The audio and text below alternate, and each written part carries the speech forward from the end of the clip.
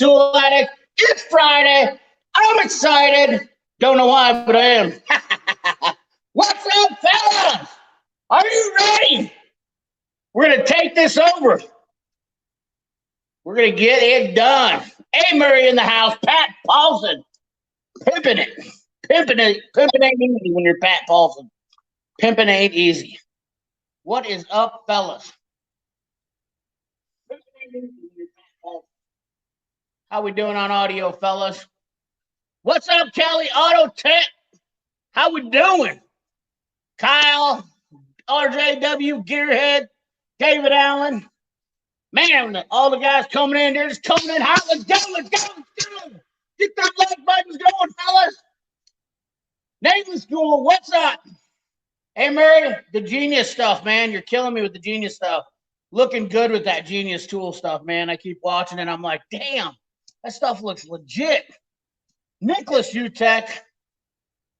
Look at him coming in. The Family Fleet DIY. Freddie Tech. What's up, fellas? Yeah. Are you guys ready? Are you guys ready? Pumped up? Let's get going. Come on. Get them thumbs up going, boys. Robert Torres, Adams, what's up? Joey Barth. Oh, there it is, man. Joey Barth, the legend. Look at all the blue wrenches. I love it. Love it, guys. Just getting excited. Smash it. Oh, we got some. Gotta get the old blue wrench in here for Robert Torres. You want a blue wrench? What you want now, buddy? Let's go. Come on. One mechanic, tool thing. Love it, guys. Bama, Bud Mud Mower coming in hot. Woo! You guys are just floating in. Woo! Love it. What is up, fellas?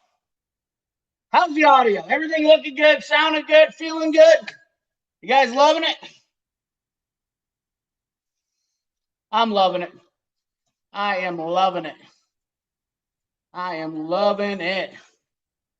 Talladega, Alabama. Roll Tide, roll.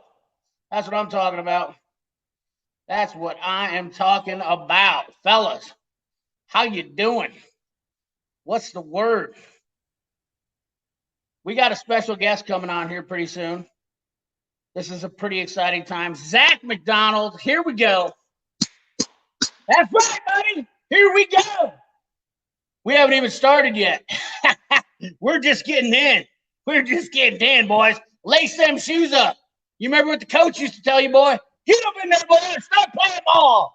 That's what we're going to do. Always look forward to hanging. Yeah, dude, I love it, man. I appreciate it. I love it. You guys get me fired up. I've had a hell of a day. Nothing great. Really going on for me good today. But you know what? When I come to the live stream, it's like I get to hang with my boys. And it just feels right. You know what I mean? Like, I just wish all you guys could be in the same spot. You know what I'm saying? That's how it is with me. I haven't even had much to drink yet. Got the tumbler. You know how we do it. The Mac Tools tumbler. Keeps them cold. Keeps them cold. Here's the deal, fellas. When this thing's gone, we're done. So I filled it all the way to the brim. She's all the way to the top. So, you know, Friday night, we got to loosen it up a little bit. Loosey-goosey. Tom Airstorm. What's up, fella? Yeah. We're going to do a giveaway tonight. We've got some subscribers that are going to get lucky and win some stuff tonight. Right here, live. Who does that? Who does that? I do that. Actually, we're going to have to thank the special guest for that. He's actually going to be the one that's setting that up. It's been a great week. It's been a good week so far. Not bad. Can't complain. You know, I mean, I wish things would have been a little better at some points. But, yeah, Pat Paulson. That's right. It's time for some whiskey. I can't read the screen. The stupid light that I got on here so you guys can see my ugly mug. Can't see my. What do I think about the Epic toolbox? It's a tool thing. You know, man, I know you're having heartaches about that cornrow box. But I mean, when you're getting into a Snap-on Epic, man, it's just such a it's a good toolbox, but man, look at the resale on some of them. That's what it kind of bothers me about them is that you go to kick something off, they're so high, they're so expensive now. The resale is what's killing. So the reason why I bought my boxes is because I wanted to prove a point. I wanted to prove a point that I could buy decent quality storage equipment and not break the bank. For all the guys, there's more guys out there that are on a budget. I could have went out and bought a Maximizer Titan, put my nuts out there, made myself look like a big baller and all that shit, But why? Why? Everybody, some of the bigger YouTube channels, that's what they do. They got big old boxes and everybody's just like, oh my God, and it's like, but the majority of the guys are legit blue collar guys. And that's what I come from. That's how I roll. So, you know what I mean? Like, that's just my thing is I'm just like, I can't do it this time, fella. I'm going to find a way to budget the way I'm buying my boxes so that I can get the most space for the best value. And I think I killed it. When these other two boxes come in that I got coming, I think you guys are going to be blown away when I show you how much space that I bought for how much I paid for. And you're going to shit your pants. Legitimately. Like literally poop them. Straight down your leg. I'm not talking, like you're going to fill them up. We're going to be a pants full of crap when we get to talking about it. So, that's what I'm saying. CP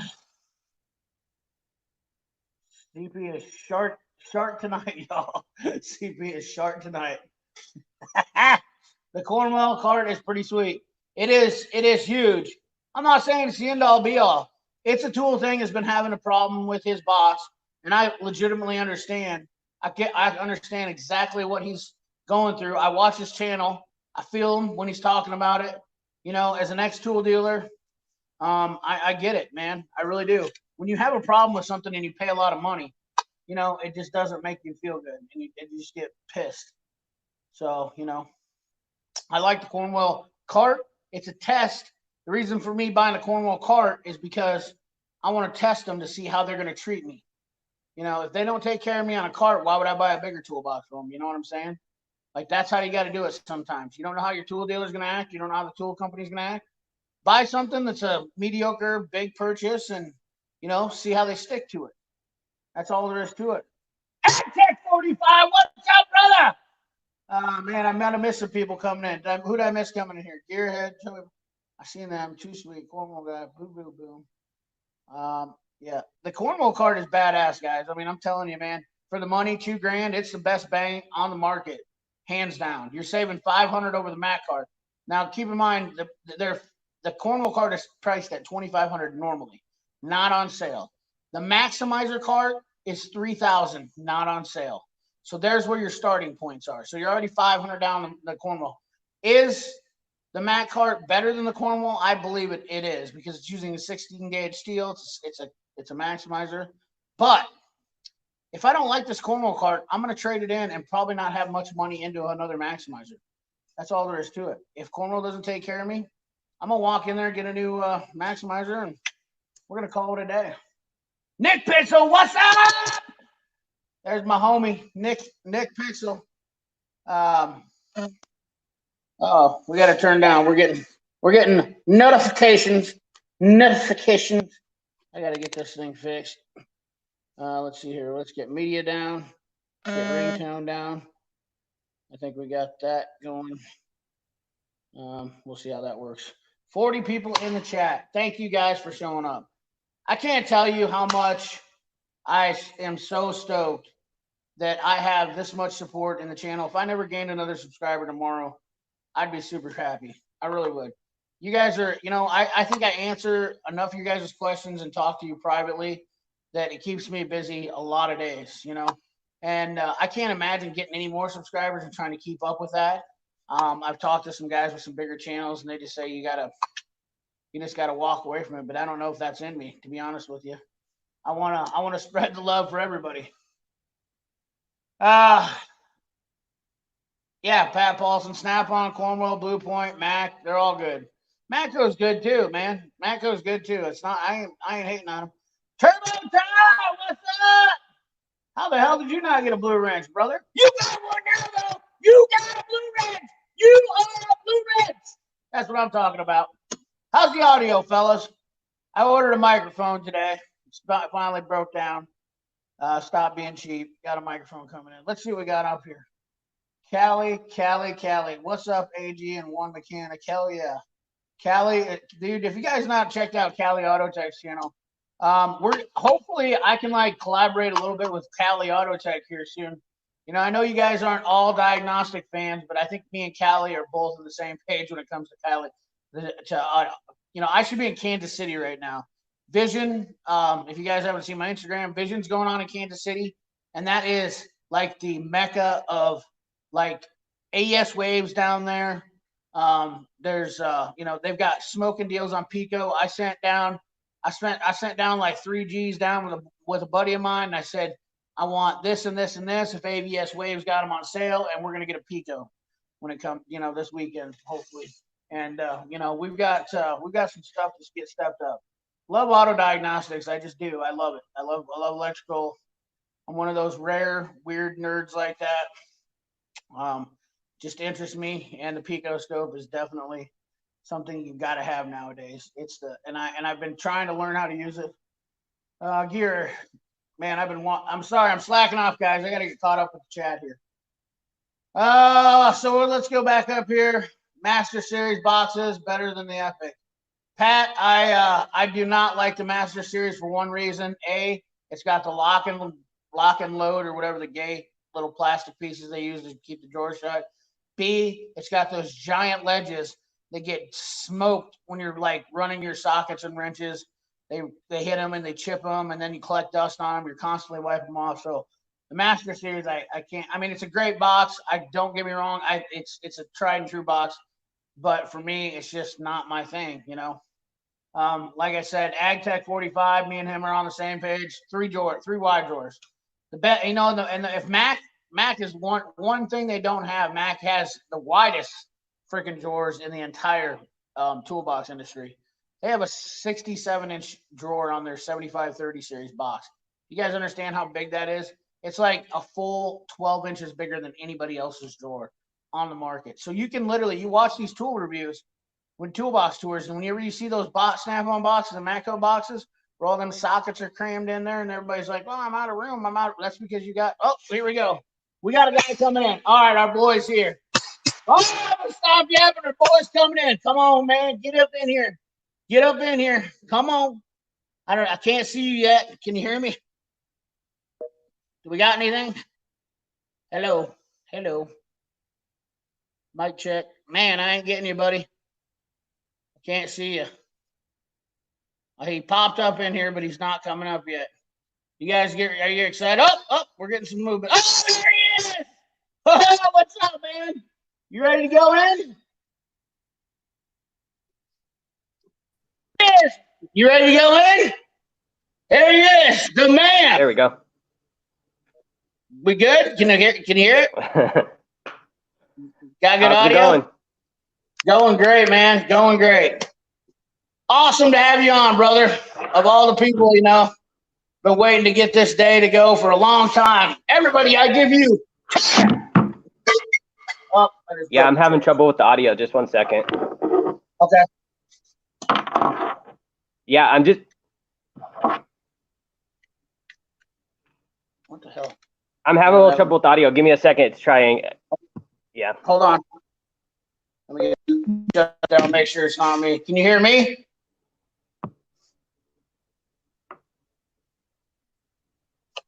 We'll get this worked out. No big deal. Hunter Skinner, what's up, buddy?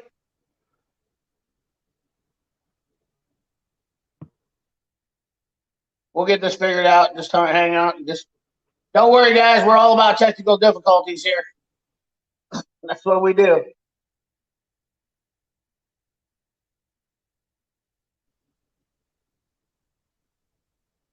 Yeah, talk louder, Nick. Talk louder. Joey, I have not looked at the U scope.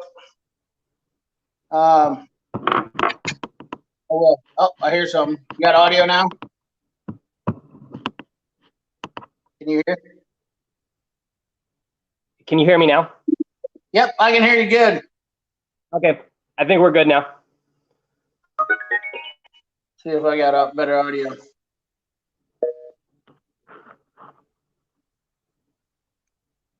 Hello?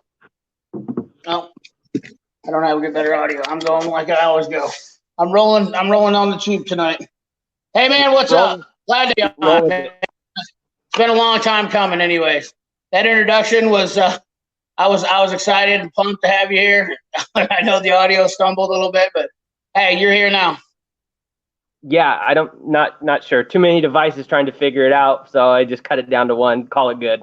Hey, this is how it goes, man. So for those of you who don't know, Tarek has been around for a long time here now on YouTube. Am I saying your name right? Yeah, so my name's pronounced like Karek with a T, so it's Tarek. Anything close, okay, I answer to. I'm not a person that gets offended. I could care less. You know, if someone pronounces my name wrong. Yeah, I'm sure I'm not the person that mispronounced it or whatnot, you know. No, so, I mean, if that's the worst thing that happens to me in a day, I'm doing pretty good. That's definitely not the worst thing that happened to me today. That's damn. Yeah, it's been a tough week in general. It seems like so. Well, we're over it now. We're over the hump now, right? Absolutely. So what's going on in your life now? Not too much. You know, I work a lot out of town. So for a lot of people that don't know, so right out of high school, going to college, I became ASE certified. I specialized in European vehicles. Did some auto body work, stuff like that. Quickly realized it was a hobby, that I didn't like dealing with customers and stuff like that. So I went the route of actually working for Factory Motor Parts and Ford Motorcraft, became a distributor, working with them for a long time. The whole sales gig wasn't for me, so I got back into what I did during high school, which was construction. So now I own a small construction company and property management, and you know, I have stuff I take care of over 4 states, and you know, it's me and 4 other guys, so you know, it keeps me on the road a lot and stuff like that. So for about the last 4 months, I was actually about 200 miles away from home. In that couple months, I came home for Christmas and Thanksgiving, and that was it. You know, it's just, I mean, sometimes that's what you got to do. So. Just getting it done. Yeah, and then so for fun, I build cars and I work on. You know, I have a fleet of over 20 vehicles of my own, whether it's for work or personal. I maintain them all. I've never got out of loving tools or the mechanic side of things. It's just I just do it for me personally. So you know, just kind of the way it ends up. So not a bad thing to do.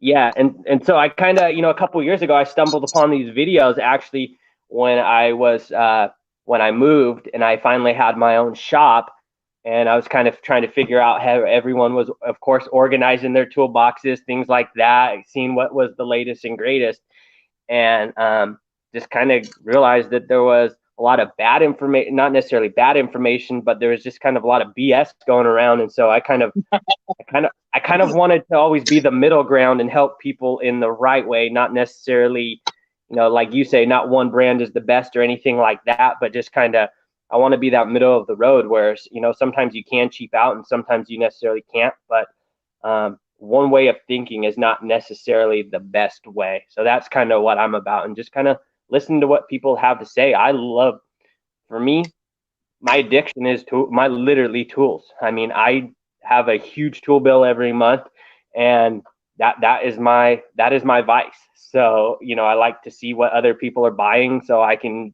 go out and mimic them and buy the same thing next week. Oh yeah. That's what I'm talking about. Yep. I'll tell you what, man, that mentality is few and far between. I'll tell you what, I've learned this week from dealing with having this video go up. So the Cornwall video wasn't too bad, but then when I did the video with the mechanics time savers, yep. I've had a lot of I get a lot of, you know, which you gotta I gotta understand. There's a lot of guys out there that get the feelings hurt right away. You show them something, and they just instantly are like, "Oh, mine's better." You know, it's the ego thing, and there's a lot of egomaniacs. You know, and you kind of gotta like. yeah, the You know? mechanics time savers, they think it's old school, that's the old train of thought. Why are you still using that stuff? Oh, the sockets didn't fit right. Why could you even call it a good product? Toolbox widget is good. The toolbox pegboard system is better. It's not. It's to each their own. If time savers is what's working for you and they're a quality product, who is anyone else to say that that's not what's working for you? You're not saying, I didn't hear in that video once that everyone should drop everything that they've already purchased and try your system. You're saying this is another avenue. They sent it to me to try it. I'm trying it. So far, what I see, I like the quality. Look, I can actually flip the sockets upside down. They're not falling off like some of the other cheaper rails. I didn't hear you trying to sway anyone. You just were trying to, like most of your other videos, throwing it out there as another avenue. And yeah, they didn't put the sockets right because most of the mechanics time savers aren't necessarily designed for impact sockets. But who cares? Who cares if you like the way they fit? Oh well, everyone's. I just know that mechanics time savers has been around. The thing about it is that a lot of people don't understand is that people have been kicking off. Like there's a lot of companies that are spinning off tools now. I mean, the reverse engineering is heavy duty right now. That's why Icon came about, is because people are reverse engineering everything right now. That's a big thing. Like China, what I hear, 80 to 90% of their manufacturing is reverse engineering right now. You know what I mean? Like it's stupid. It's just absolutely stupid because basically they just take shit and turn it inside out. That's all they're doing. And it's funny.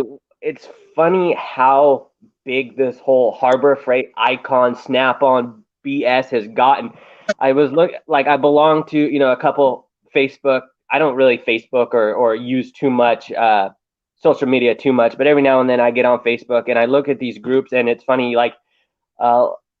Every week it seems like Icon is posting on for advertisement, and of course, since I buy tools, I see all their advertisements on Facebook, and it's like the 20% off coupon any Icon products, and it's like you read all the comments, and there's these people that are just like, yeah, Snap-on and Icon are made in the same factory, and things like that, and it's like, well, I didn't know that Snap-on moved to China. Or that there was that fake news article about Snap-on going bankrupt, and people were like, well, Icon's the new thing because Snap-on filed for bankruptcy, 2 weeks ago. It's like, no, it's this, you're just believing what everyone else is saying. Someone tried telling me that Snap-on is making cobalt for Lowe's, and it was true a long time ago that a subdivision of Snap-on owned the manufacturing plant that was making cobalt, but they've been made by Danner for a long time now. But people just think because, they just want to believe everything. So they're saying, oh, you should buy cobalt because it's actually Snap-on and you don't have to pay this. And it's like, that's not necessarily the it's not necessarily the truth. Like, you just want to believe whatever you heard. And it's like, and people need to stop just kind of, I think, spewing whatever diarrhea they think is popular, because it's not there's too much misinformation, and the real information isn't getting out to the people that actually need it. Right, exactly. Tool Guy Ty, what's up, brother? Sorry, I had to do a couple shout outs quick. I agree with you, Tarek. Me and you are on the same page. That's what I love about you. Knew it right from the start. You're the type of cat that you get it. Like, you just get it. There's a lot of people out there. There's a lot of guys in this chat right now that get it. That's the thing is that they know that you don't get sucked into this dog and pony show. Is that oh, you should buy what I'm telling you to buy because I'm the best. I have 50,000 subscribers. I obviously know what I'm talking about. I've known mechanics who are certified master techs that literally have told me to buy shit that I was like, are you fucking kidding me? Like, this shit it's garbage. It's garbage because they've been using that same, like, what do I want to call it? Post-dated mentality, for so long that they don't want to get away from it. In fact, I just recently got a guy to finally understand what the technology of a picoscope is available to him. I literally showed him how much a picoscope was going to change his way of diagnostics. This is a guy that was basically taking wires and he would feed them Like he would just power them up with a power probe and then check circuitry from end to end.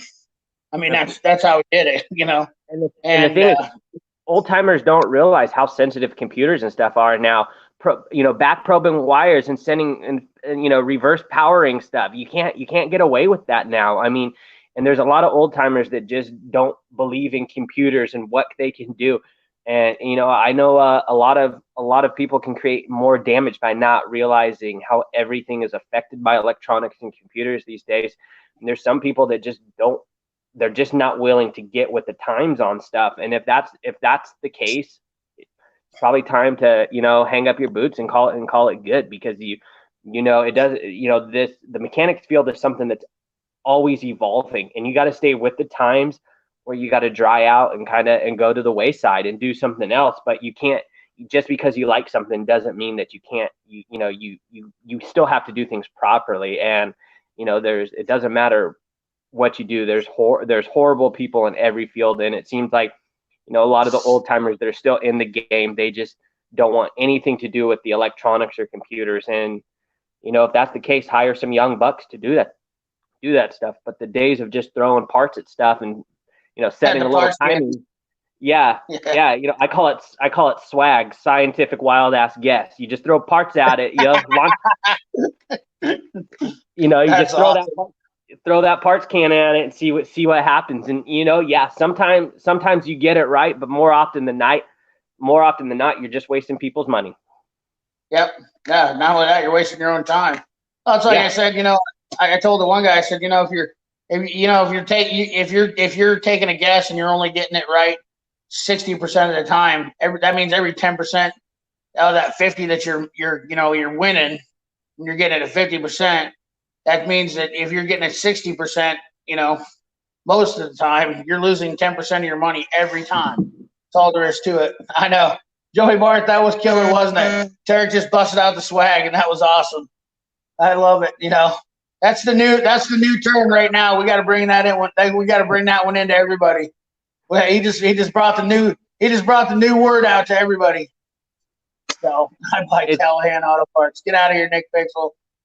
It's true though. You just see so many people do it, and the thing is, when I was a tech, I was always a responsible tech, and I can't see people charging people for crap I'm not using, and so if you on your conscience, you can charge people, especially some of the prices of parts nowadays, they're ridiculous for the smallest sensor or the smallest module, and if you can realistically on your conscience charge people hundreds of dollars for crap wasn't needed, I mean, kind of shame on you. I mean, that's bad practice, and that's in me being a small business, I'm not in the construction field.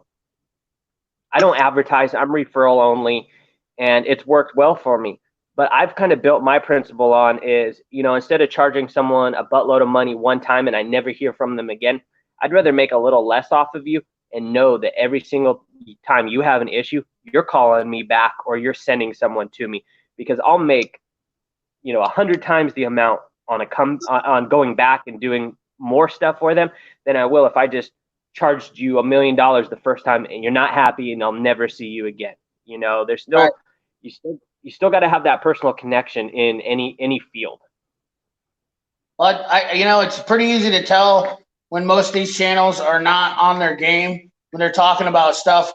They consistently are talking about sockets and wrenches and cordless impacts over and over and over and over again, because that shit is almost irrelevant when it comes to most of the biggest part of the biggest tools that you need to be worrying about is what diagnostics are you going to have.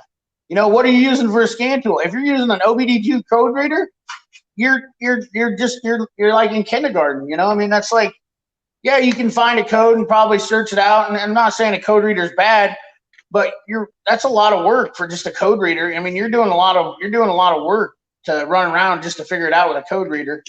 Chances are you really don't know what you're doing.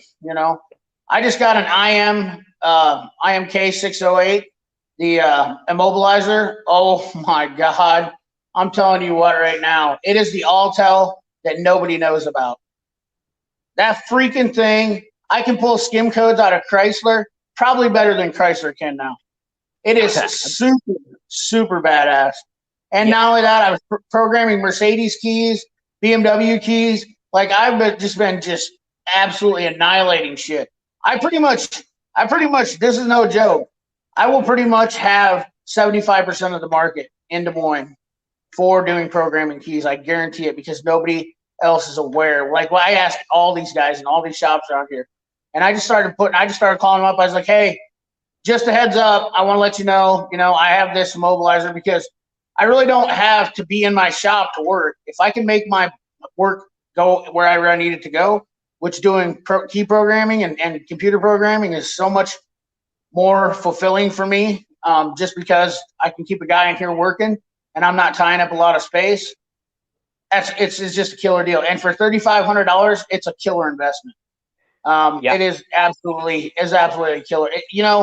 I absolutely wouldn't recommend anybody buying an Altel right now. If you're going to buy anything, I would buy the IMK 608. It is such a badass scan tool, just because, Chryslers are such a pain in the ass to get skim codes for. They're ridiculous. So I originally had the Snap-on Solus Edge, but I own a couple late model BMWs, and my Snap-on dealer, he's been in the game over 30 years, owns 2 of his own routes, awesome dude. And I told him, I said, the Snap-on sucks for the BMWs. I need something that actually works for it. And he hands down was like, I'm not gonna lie to you, anything Euro, Altel is the way to go.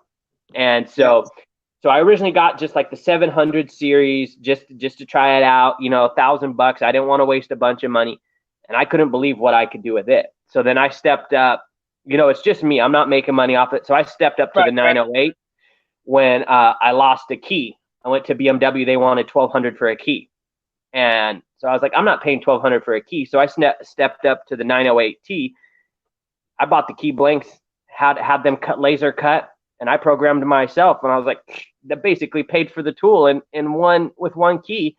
And I've been amazed, ever since what it could do. I honestly haven't used the Snap-on in a long time. I use it on the Forge just because it's a lot quicker.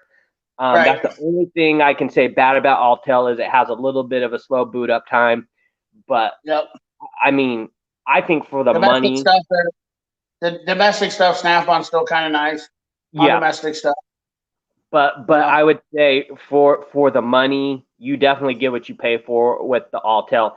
The only thing it is lacking is you really don't get much support with it. It either works or it doesn't. And, hopefully you get one that does work and you don't have issues. That is the nice thing about buying Snap-on or some of the tool truck ones, is you have support if you need it, where the Altel, you really don't get it. And I wish they would bring more American support on. So that's funny you should bring that up. So I've actually been told that too, but I will tell you from firsthand experience here lately, Altel has been kicking ass for me for support. I can't say enough good things about them. They really, I have not had one issue. When I call them, they are on it. I don't know what is going on where people get bad support, but I can promise you, it's amazing. Like when I called them about this, so I will say that I use that so that I did have to go and I'm looking into the what the hell is it? The BMW computer system. So I did have a problem. I have a 03 X3 that has a dead key, and so I had to take it over to another shop. BMW wouldn't touch it. They said it's too old. So they have the, what the hell am I thinking of? There's a system out. It's something with an A. I'm gonna have to look it up. Anyways, it's like $7,500 for it. And it will do programming a lot better. And I want to call it an Actron, but I know that's not it. I know it's not an Actron because that's like a janky scan tool. Tool. What's funny is Actron used to make some decent pocket scanners back in the day, and then they went like total like eBay, Amazon company only. Really? Let's see here. What the hell is that scan tool? I just looked into it. I'm like, yeah, I'm probably gonna end up buying that too. It's like $7,500, but it'll basically break into the major stuff for BMW. I'm getting a shit ton of BMWs. I'm not a German. I'm not a European guy. Not a big fan of doing German stuff, but yeah, Well, I mean, Cali, dude. The IM608 it's hands down. If you're looking to buy an Altel right now, if you're buying an IM608, that is the best way to go, because the one thing I did notice when I bought that IM608, they never really, I don't think I really read or saw anything, and I should do a review here. But nobody talks about the fact that the IM608 is equipped with all the full functions of the normal, Altel. So your no, 908s, it's got all the same functions, plus you have the immobilizer function. I actually think it's even faster too than the other most one. of I the, mean, like I noticed with um, the BMW, it was actually pretty quick. So I was pretty impressed with that. most of the Autel that you see advertised are the M and MK series. You don't really see the IM and some of the higher end stuff. Like the higher end stuff, you hardly ever see advertised unless you actually are searching for something you need. But most of the time, I find like what you find that Autel is advertising is really the stuff that's $2,000 and under. That's not that I think isn't really geared towards the shop. It's geared towards that weekend warrior that wants to buy some good products. Really that five to $1,800 range. But you really don't see a lot of their professional stuff advertised. Yep, that's 100% true. I actually had to search around for it. I just was like, well, I'm gonna pull the trigger on this thing because I was tired of getting skinned. I just talked to a guy and he said, dude, the IM608 really pulls out skim codes out of Dodge and Chrysler, and that's the biggest problem I have, because you try to get. I'm down to one dealership I can only get skim codes for, and the last time I got a skim code, they were like, yeah, dude, you're gonna have to call in the afternoon now because we're on hold. Well, of course, Chrysler got sued because there was like 100 Jeeps that got stolen down in Arizona because somebody was getting, they were getting skim codes and they were going in and programming keys and whatnot. So, yeah, they just they're busting them out. I gotta switch chairs. They have apparently my guys destroyed my chair and that was real nice of them. Yeah, and back to the like what I was talking about, the Altel service. The last time I had to place a call was honestly probably 6 to 8 months ago, and so their service may have really gone up since then. And hopefully it has, now that there is probably more of a domestic market for them. I wouldn't be surprised if that was, you think about within the last couple of years, Altel has really made a name for itself. 3 to 5 years ago, you didn't hear about them at all. So, the occasional person had an Altel scanner. So, hopefully that they're starting to see that there's a huge American domestic, North America market for it, and they are upping their customer service. Because I know when I had it, it sounded like I was calling Beijing directly, and the person I was talking to, I wish I could have just used like Google Translate or something, because I had no idea what they were saying. They had no idea what I was saying. About the only thing we could figure out is what model of scanner I was using. There you go.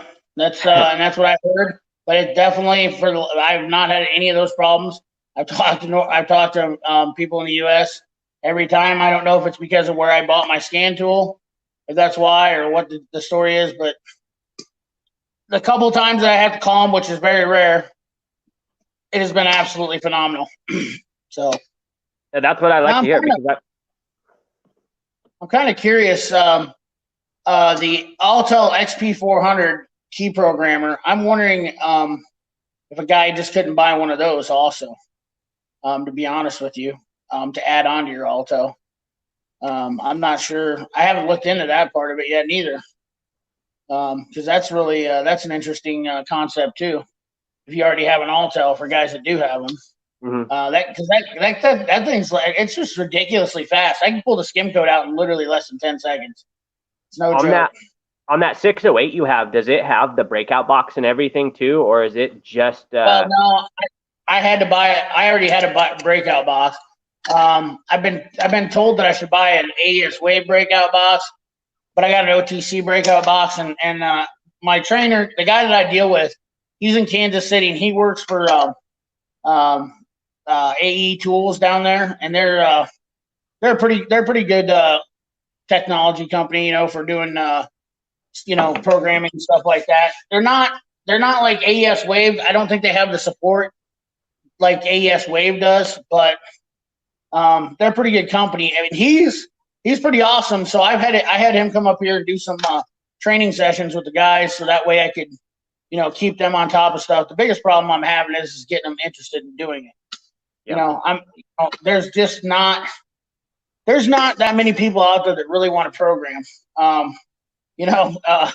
Like Cali Auto Tech, I told him, I said, maybe you should just come here to Iowa. I'll pay you. There's not that many people that want to work in general these days, No, that's a big problem right there.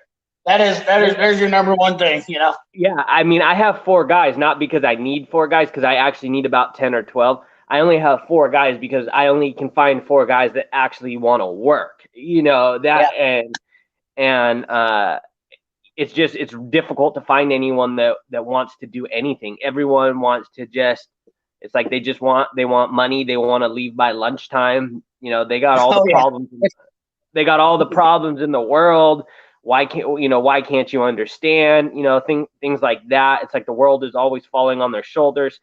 And it's just, it's like they want a break, and it's like, well, where's my break? I got to bust my butt for every penny I got. So, right. In return, it's like, you got to show me a little effort. I mean, I can't just give you something for nothing, but yeah. And I mean, I just find that it doesn't matter what trade or field you're in, just no one wants to work. I'm 35. I know even my generation seems like they're all living with their parents doing nothing.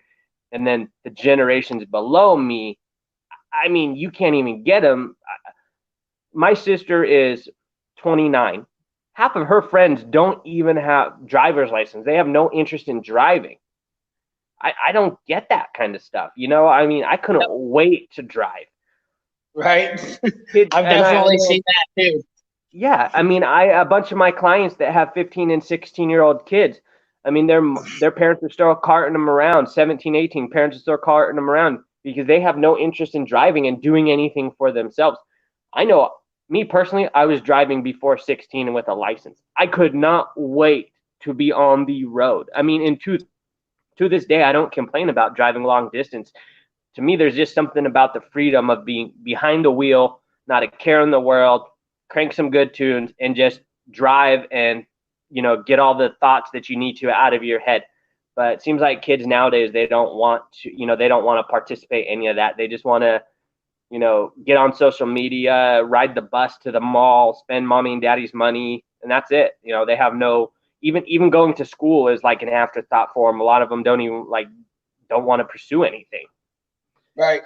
Nope. It's a damn shame, but it is what it is. Yeah. I'm definitely glad you can take a horse to water, but you can't make him to drink. You can't make him drink, and that's just it. I got guys that are, 30 years old that they act like they want to be shop owners and they want to be businessmen and do all this stuff, but you give them the reins for like a couple hours and they just fold like a deck of cards. It's just ridiculous.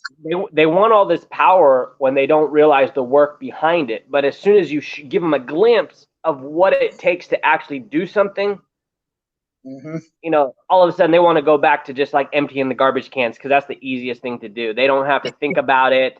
You can do it. You can do it with both eyes closed, and that's it. They just want to do kind of brainless menial tasks, but they still want to make as much as the next guy for doing nothing. That's the key is, they're important, so they need to make as much as the other guys. And oh yeah, that's another thing is why shouldn't I make as much as Boomer does? Well, Boomer stays here and works 10 hours a day. He might not be the fastest, but he does his job and he gets it done.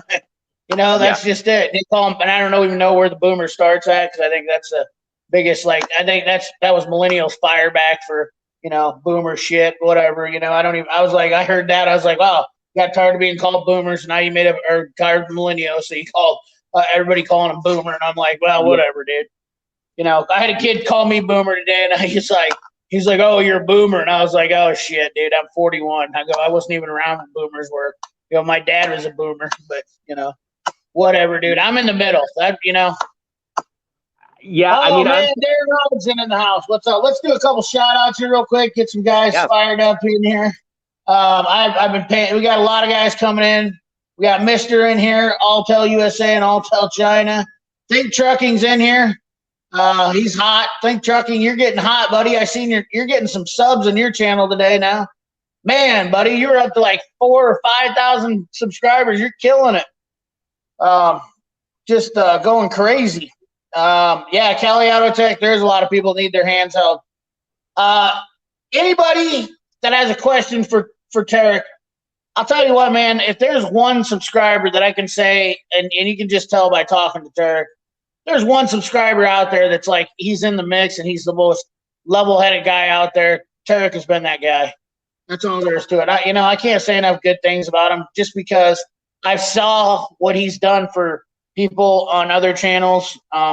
He's been there and been supported a lot of other guys, and he's not biased to anybody, which is absolutely awesome. Even if a guy has a difference of opinion, that's the kind of mentality I have, even though I'm not as reserved. A lot of times I will I call people bullshit. I get fired up.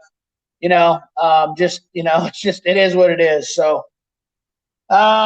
let's get, we're going to have some more people come in here. I'd like to get Cali Auto Tech on one of these days too. Cali's another great guy. I think his channel should blow up pretty quick too, just because, he's one of those guys that he's pretty level headed. He's got a good attitude. He's pretty smart. These are the guys you want to pay attention to when it comes to doing stuff in the game right now. That's just all there is to it. Building a good community that we can all have, not be like a bunch of jackasses. I understand, you always got that guy. That's me. I'm kind of outspoken, a little bit, I get a little bit passionate, heated. As an ex tool dealer, I really had to, I think my biggest problem was I sometimes felt like I didn't say enough to Cali for mayor. There you go, Freddie Tech. Cali for mayor. They need a junior union. No, we're good with union. Unions are bad in my opinion until they get their shit straight. They had a place back in the day, but the mechanics union, I think they really ruined shit, to be honest with you. But oh man, so many fucking awesome things that are going on in this world today that we need to get the techs involved. Get people, the community or the automotive repair community, just mechanics in general, are underpaid. They're underappreciated. There's a lot of misconceptions out there that I really don't like. And then, the biggest thing is I see these DIY guys that get on people's channels and they say, all this and that, blah, blah, blah. Well, you're basically not so much kind of a DIY guy, but you're a guy that has his own business and works on his own car. So, you're kind of DIY, but not, because you're trained. You've got, a mechanical background.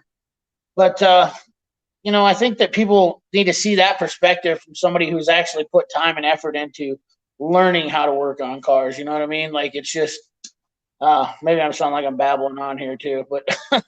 No, not at all. Because I think that, unfortunately, I think the trades in general, it doesn't matter what trade field you're in, they're kind of dying, and people don't realize.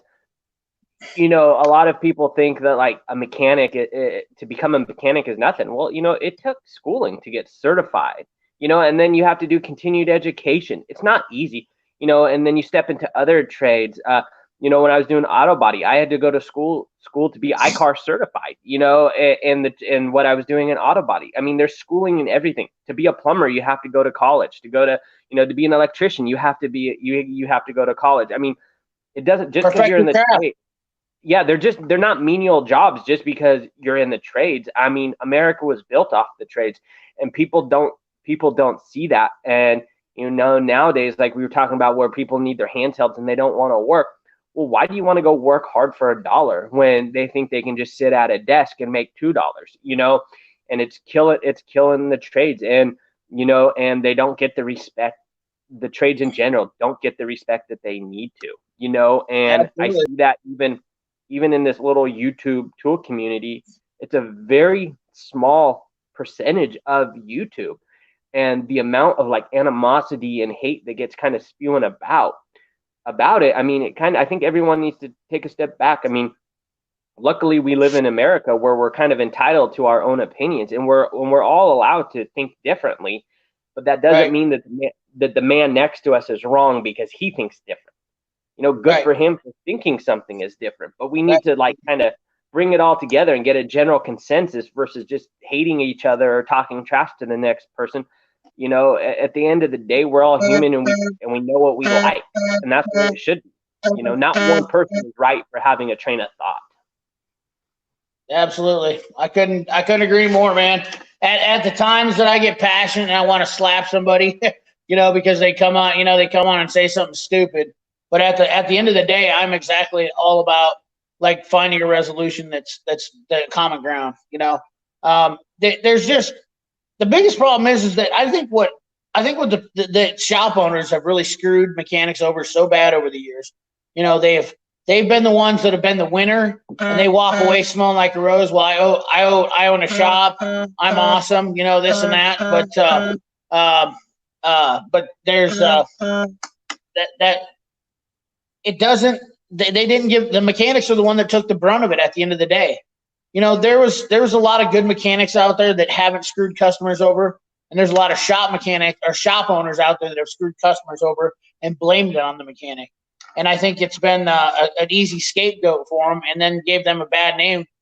And I really hate it when people give that stereotype that he's just a mechanic. Well, that means, first of all, one thing, that he has a superpower, in my opinion, because he'll do something that you won't do. And everybody that tries to look down their nose on those guys, we need to make it a prestigious profession again.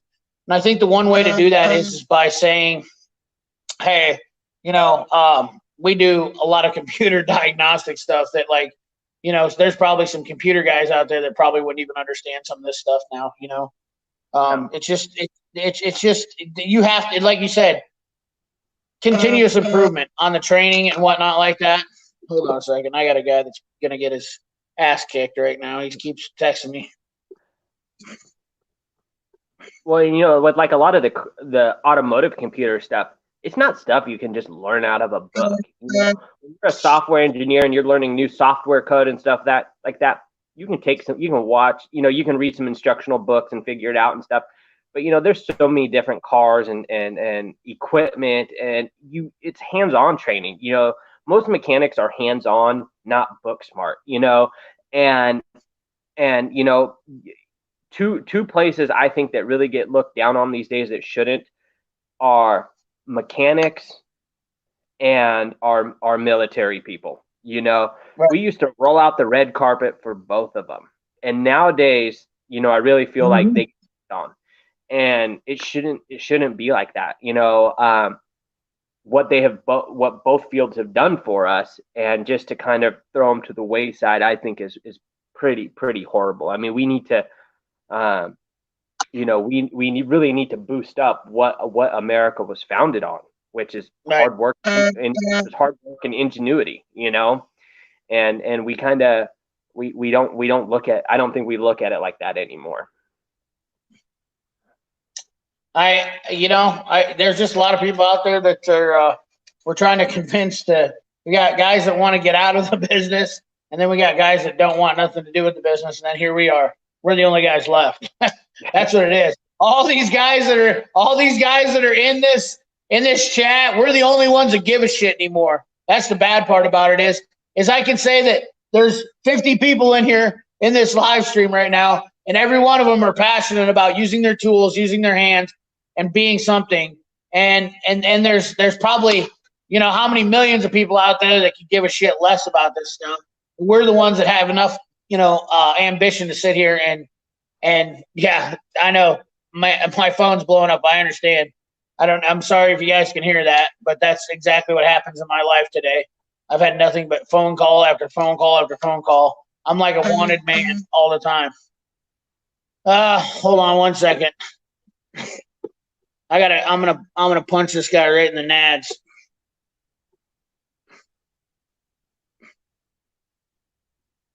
I should have never used my phone. I should have used the tablet. I might have to switch over. We'll see how that works. I don't know if that will or not. So I just don't. I've been using my phone lately, and it's seems it works better. Dominate the competition, New York. We got a new guy in here. He ain't got a blue wrench, but he's got one now. So we're adding to the blue wrench mafia. That's all. I don't even know why. I don't want to call it blue wrench mafia because that makes me think of that red wrench mafia bullshit. Those guys are coming in here. I see we've already got one fan in here. We got a thumbs down. We're only up to one thumbs down, guys. We're not doing too bad. So let's see here. CP. Do you think I'm old enough to retire? You don't have to be old enough to retire, Michael Jones. I guess if you know, that's all. Retirement is a perspective. You know, like I said before, my grandpa, when he retired, he pretty much died. So I'm scared of retirement. I actually don't look forward to retirement because I think that retirement has been a secret of the government for years, as that's a way for them to get all your money then once you retire. That's all there is to it. My grandpa died almost a year to the day of retiring. He was a machinist at Nabisco for almost 40 years. Within a year, like it was a year and a couple days within retirement, he died. Never called in sick a day of work, worked holidays, you know, worked all the overtime he needed to. And within a year of retiring, he ended up with brain cancer and died. So, you know, right. I don't see myself ever retiring unless I had to. I see myself, you know, maybe hopefully hiring someone that can run my business. But I like working. I like what I do. I like getting my hands dirty. I like the calluses on my fingers and hands. And I don't see giving up unless I have to. Hell yeah. Yep, I agree. I definitely feel like if my hands were soft and pretty. Oh, we got Nick in here. Let's throw him in here while he's setting up so we can like make him look. We'll mess with him. Nick Pixel's in the house. We got him on here. Oh, I got him on the sidebar. He doesn't even know he got thrown in here. Let's see if I can get this thing changed around here. There we go. We got to put him on the bottom. He's the. Yep, you're in. It looks like he just came running in off the street. Yes, this is a trade that you have to keep going on. Tool the tie guy. Chip Goose, you sons of bitches. Tool the tie guy. There's another good dude right there. Darren Robinson. I think that's some type of taboo or something. Yeah. Retirement is few and far between. John Gibson, he's their newest blue wrench right now. Education never stops the trade. That is exactly right. Oh, we got 3 thumbs down. Come on, fellas. That's all we got. 3 now. We got 28 thumbs up, 45 people watching. We got 3 thumbs down. We're about half to where we need to be. We need to get this thing going here. We need to get this fired. Nick's going to come in hot with some of his. He's going to tell us about his Callahan Auto Part days. What's up, guys?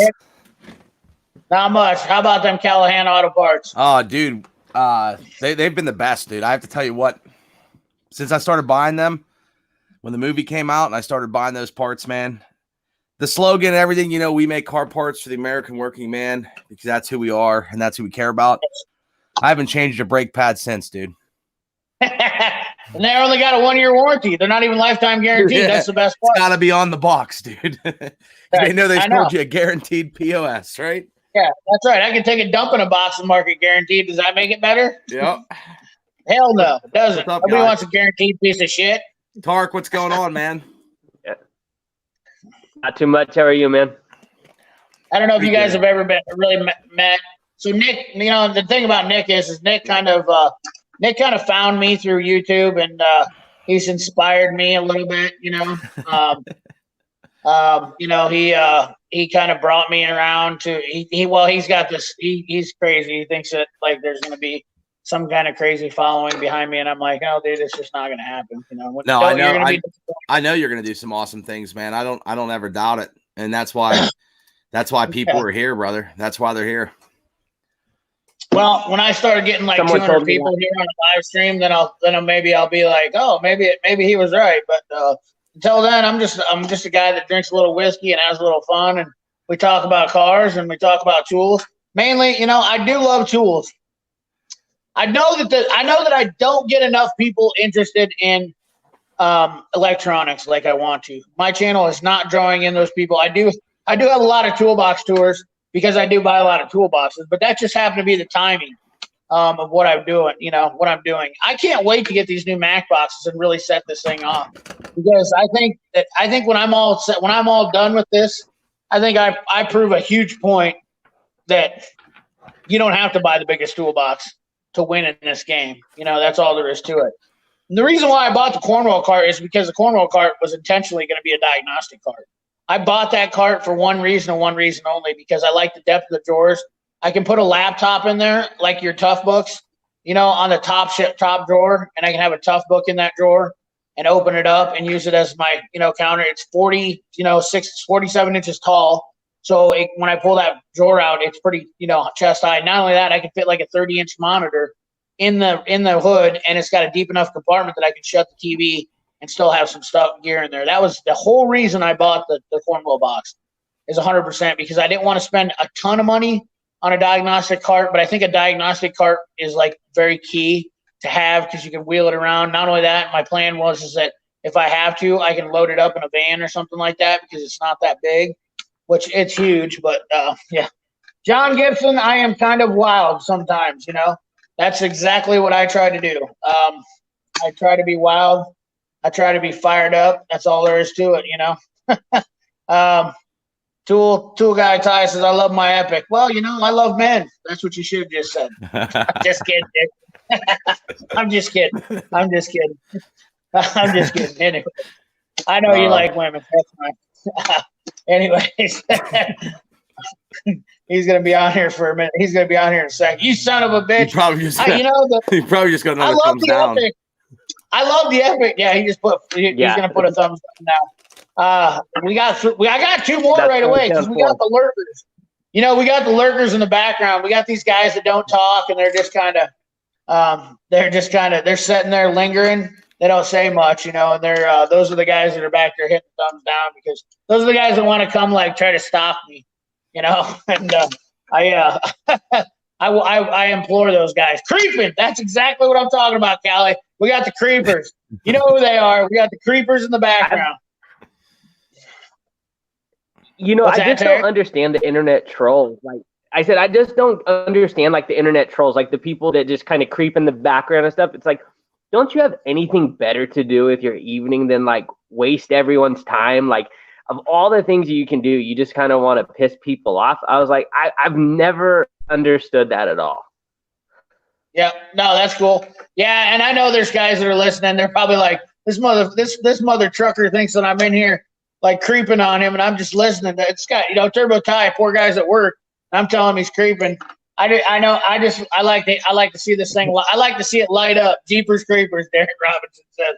Well, I've got a little fan club, and these guys, they only come on when they when they got a chance to come at you with something. So I had a few guys come in, and they were kind of they wanted to start some shit on those rails, and I get it. I understand. You're going to have differences of opinion. I didn't say that they were the best. That video didn't say they were the best. Here's the thing. Here's the number one thing about me is I will never claim to be an expert. Okay. That is the biggest thing right there. I am not an expert. An expert knows everything. And if I have not seen one mother trucker on YouTube yet that is an expert, I promise you that, that's all there is to it. There is not one, an expert knows everything. I don't know everything. But I think you can take advice from everybody. I think that's the thing is you can get a piece of advice from everybody, but I mean, there's people out there that are just forcing down like this is what you need and this is the only way, and that's and it's only because they're making a couple bucks from it. But that's dictatorship. Hitler did the same thing. When you're the guy that's saying I know everything, then you're Hitler. That's all there is to it. I mean, and look where it got that guy. You know, people died. That's all there was. I'm not saying that's going to happen if you do that, but I mean, it was obviously a little bit. You know, that's a little bit strong to say he's. You know, people are Hitler, but people do think.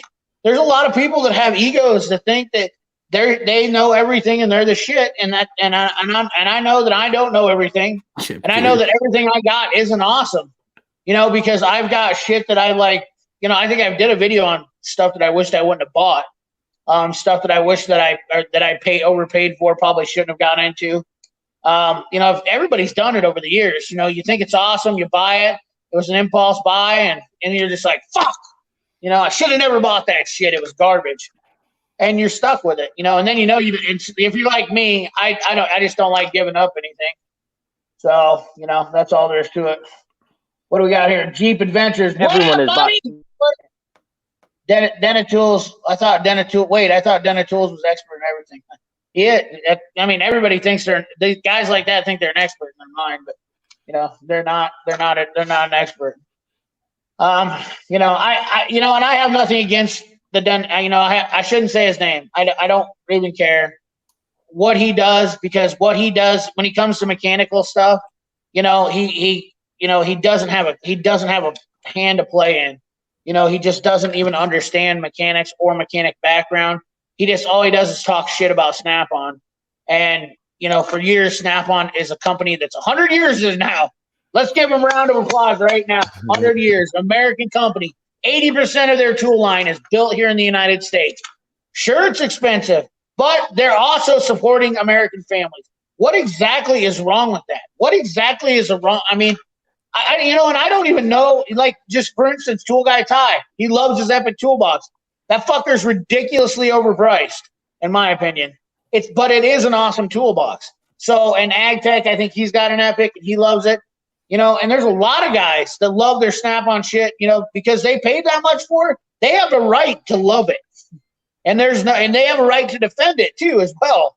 You know, so like, I don't want to step on anybody's dick when they're talking about, you know, when they bought that fucking $20,000 Snap-on box. But, you know, at the end of the day, it isn't exactly necessary to spend that money on the box. You can make better deals.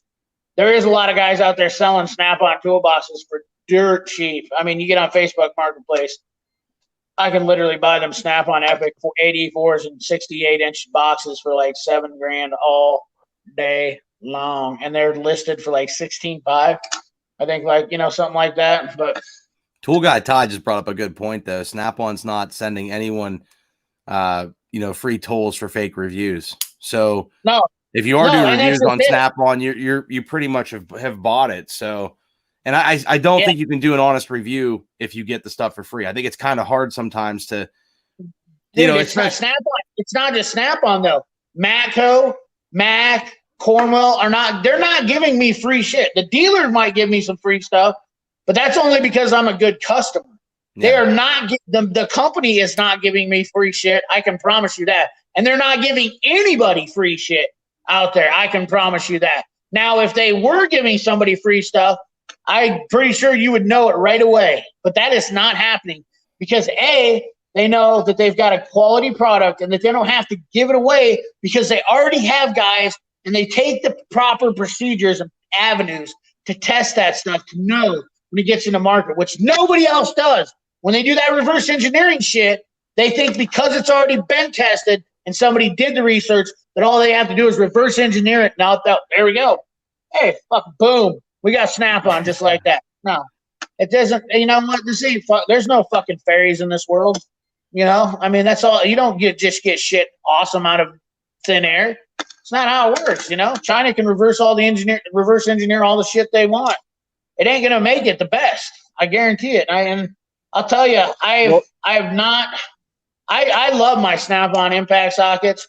I've never had any chrome Snap-ons, but I've always had chrome Max, and I love my Mac chrome sockets. But my Snap-on impact sockets, I would not fucking trade those for Pittsburgh brake sockets any day of the goddamn week. That's all there is to it, you know. Hey, gas mechanic, we got a new blue wrench. Well, look at that. Here we go. Sorry I'm late. I was admiring my new Tribers wrenches. Oh, here we go. You know, that's what I love. Everybody's got a sense of humor. You know what I mean? Try busted. Riddle me. You know this. Those fuckers disappeared. They were like Houdini. You know, all of a sudden they're gone. Poof, they vanished. Doug Yoda will be on here in 5. Automotive equipment and repair has a question for you. I think he asked that like twice. Oh, wait, who did? Automotive and equipment repair. I think he's asked this one twice. Okay. What's the best manual grease gun? Holy shit, man. Holy shit. I ain't used a manual grease. Tarek, have you used a manual grease gun in years? I really like my Lucas and Flexzilla. The Flexzilla, the newest one I got that, you know, like all the Flexzilla hose, it has a really, you know, flexible whip on it and stuff. And I love it. And you can pick them up at like O'Reilly's for like $30.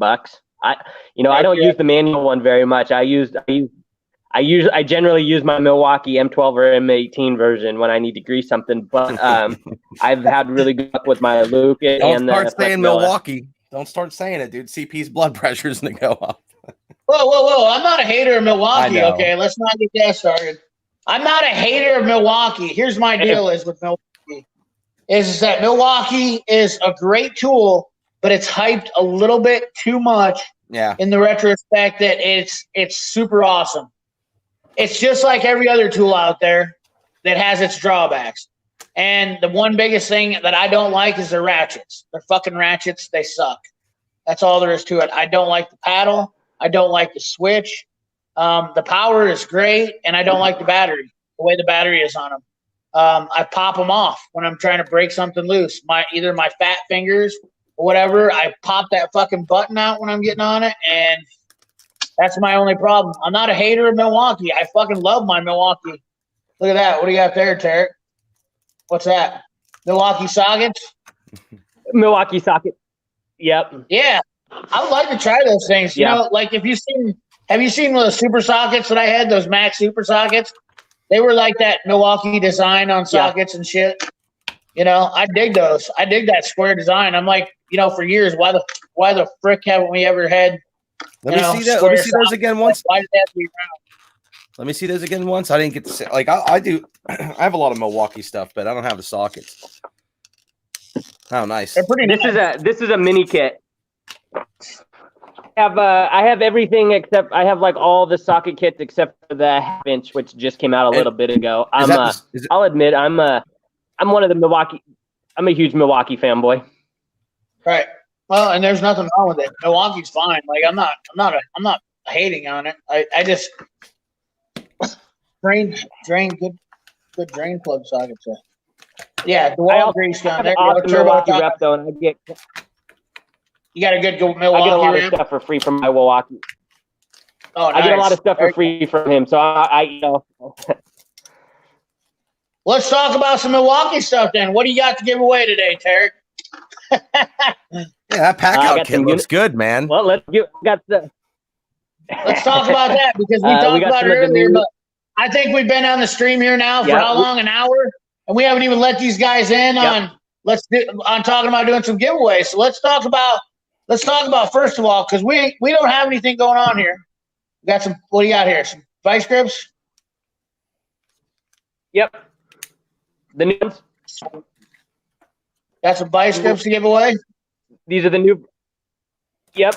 We'll start with those. Okay. All right. So let's think of what we're gonna do and how we're gonna. Let's do some random giveaway stuff here. Since this was Tarek's idea, he came up with this, and Tarek is a very giving dude. He's an awesome guy. I can't even say enough good things about that. You know, like I'll keep talking about that all night long. But Tarek, are you gonna start your channel, get it fired up? Yeah. So I have. Yeah, Tarek's feet. Sitting next to me is probably. Yeah, I know. It just kind of slowed up on me real quick. I'm not sure what's going on. Yeah.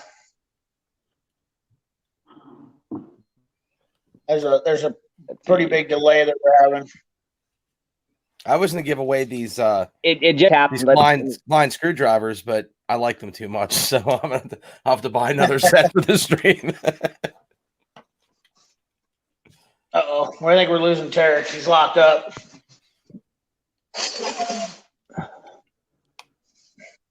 You there? Is that better? Let's see. Yep. Yeah, I think we're good. Yeah, I think we got it in there now. How does overalls not get me the W, dude? Overalls might get him the dub, dude. What's that? Total tie guy said, "How does overalls?" Are we still running slow? Get him the dub? No, I think you're good, aren't you? You seem like you picked right up. I look better on my side. Okay. Okay. Yeah. So let's talk about this giveaway deal. We got a couple things to give away that Tarek, he said, he messaged me and he said, I'm looking to, I got a few things. He said he would give away some stuff. So he was kind enough to do this. So let's talk about what we should do here. Cause this is on the fly. Other than Tarek saying he was going to do some giveaway stuff, let's do this on the fly. And, let's figure out some way that we're going to do a random giveaway. Maybe we should do God, what could be fair here? I was going to say maybe we'd have the first person to come up with an answer to a question. But let's see. You can do something about your channel. Like, do you have a video that's specific in mind where you had mentioned something or, whatever else that somebody that's a loyal follower that has watched a lot would know? Yeah. We could do that. We'll have guys leaving here real quick to go start watching videos. I'm thinking of a number between 1 and 1 million. Yeah. Jeopardy. Yeah. Well, I'm not sure how to do a live stream giveaway with this. I like not planning shit. This is how I am. Like Nick texted me earlier. Callie says 69. He's on it. We need to get this live stream fired up. That's what we need to do first off. We need to get some guys in here. Who wants some stuff? Who wants it? Come on. We need people coming in right now. You guys want some stuff? We need to get people going. We only got 46 people in here. I want 100 people in this live stream, damn it. Go get your buddies. Get them over here. We're about to do some giveaways. I had like 70 people over here the other night. Now I can't even break 50. It can happen, dude. It can happen. Guys, come on. Who wants it? We all do. Well, come on. How bad do you want it? Good God, guys. Dude. Come on. Get fired up. It's only 10 o'clock Central. You're on your cell phone. If you're on the East Coast, it's like 11. You should go live on your Instagram page and be like, listen, jump over real quick. But you're Tools for the twins, cool guy Ty. Pick me. I can do some trivia. You got Rouge Doug. Show me that. I know that. What the heck? There was. I know some people use like a random generator. I'm too new to know about any of how any of that stuff works. Yeah. Maybe Nick knows how that works. A random. I think you should do it for the. I think you should do it for the people that are in the chat because a lot of these people here support for a long time. They're fun dudes. They've come over to my channel. They've supported pretty much everybody. You guys have all been I just think that you and I talked about this the other day, man. There's loyal people that always support. They take their time out of their day. I feel like you should do something that's in the chat and interact with the chat. Spam the chat with some numbers or something for the heck of it, just because you got to get that chat rolling. But all right, so Tarek, I want you to think of a number. First of all, we're gonna start. We got 44 people in the chat right now, so we're gonna lock it down at 44. So we're gonna pick a number between 1 and 44. Tarek, I want you to text me that number so I know on my screen. Just text that number to me, and then we're gonna get that number, and whoever gets the closest to it, we're gonna give it a time limit of a couple minutes. Whoever gets close to that number, I'm going to call it out on the screen. That way it's legit. I know the number. Tarek knows the number. We're both in sync then. What do you think about that? I think that's pretty cool. Yeah, here they come. They're coming. And then we could text you. We'll put it in the chat. Stop whenever you see the number. Let me get till 10:10 Central Time right now. We're going to give it 6 minutes. So, yeah, there we go, boys. Fired up. 1 to 44. Tarek's going to text me the number. When the guy gets the number, he's going to be the winner. I think that's a pretty good way. I think this is pretty awesome. You know what I'm saying? I like it. I dig it. This is going to be a good deal. Look at that. The numbers came flying in. So if we get a tie, then we're going to do a tiebreaker. One of you guys pick this. Oh, those numbers are all over the place, dude. I'm seeing. No, I love it. That's gonna be your job to find it. I know, dude. I'm looking, dude. I know. I'm gonna have to because we got 44 people coming in hot. Now we got 48. Hey, I don't even know. The number is 1 to 44. Whoa, Joseph Benjamin, you're gonna be automatically disqualified. You can't do 3 numbers. I'm gonna look for doubles. You only get paid for 1 time. Did you guys get the number? Fair. Do you know the number yet? No, I do not know the number yet. Oh, so hey, we'll start. All right, let's clear the chat for a second. Let Tarek, let him show what all he has or whatever. But this could be fun, man. We should do something. If you guys have entered more than 1 time, your first one counts, and that's it. That's all there is to it. I'm telling you right now. I will check and see if you entered twice. I'm going to go down the list from when the first number started. Well, since now we could start it again. We could start running numbers again. But listen, keep the chat rolling. Just keep the chat rolling, and then we'll clear it out with a bunch of thumbs up. And then after the thumbs up, I'll throw a bunch of thumbs up in there and clear it out. We got more stuff to give away, boys. Don't just think this is the first one. Tarek's coming in big, man. He said he's give away. We're going to give away a Snap-on Epic by the end of this live chat. Dude, I'll tell you one thing. I'll tell you one thing. Your channel. By the end of this chat. When your I'm channel, just kidding. That's complete bullshit. That's the whiskey. I was not. I'm sorry. While we're here though, does everybody in this chat? Does anybody in this chat also feel like this is the channel that's going to be a fun, like exciting place to be that has the potential to go to the top? Is anybody else feeling that like in the chat? I mean, that's where I think it could get to that, man. See, dude, chat, I'm telling you, I believe in you. You got fun people in here. I really believe that, you know, look out because he's coming. Look out. We're just going to take it as it goes, man. Did you get the text? No, I didn't. Oh, holy shit. You just came in like Houdini. You were sitting there and you just came in. Holy shit. That was crazy. Did you get I the did text? not get the text. I did not get it. Okay, I sent it.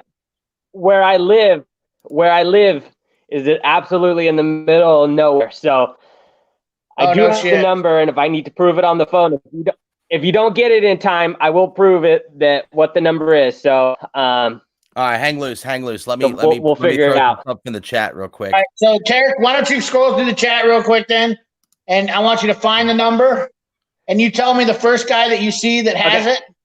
You want to do that, or you want to let him run it again? You want to let him run the numbers again? No, I think we're gonna go with. Well, we got more. He's got more stuff to give away. Oh, okay, all right, that's cool. More stuff to give away. We'll perfect this as we go. As we go. I just wanted to number so I could scroll through this. Dude, your people are freaking fun, man. Oh yeah, Tool Guy Ty. I want to put him on my right now. I think I've already entered. The whiskey's almost gone, fellas. I lied. The whiskey's gone, but I'm not gonna quit. I'm not gonna stop.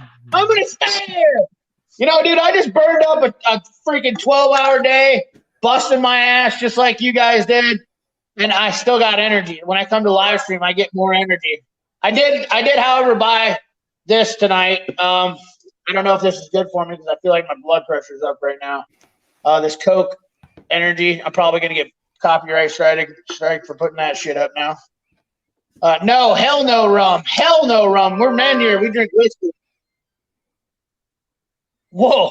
Tarek just popped in again. Dude, he popped in and his stream's like frozen, dude. Like he's there he is. He's smiling. He's smiling though. He's gonna be like he's smiling this time.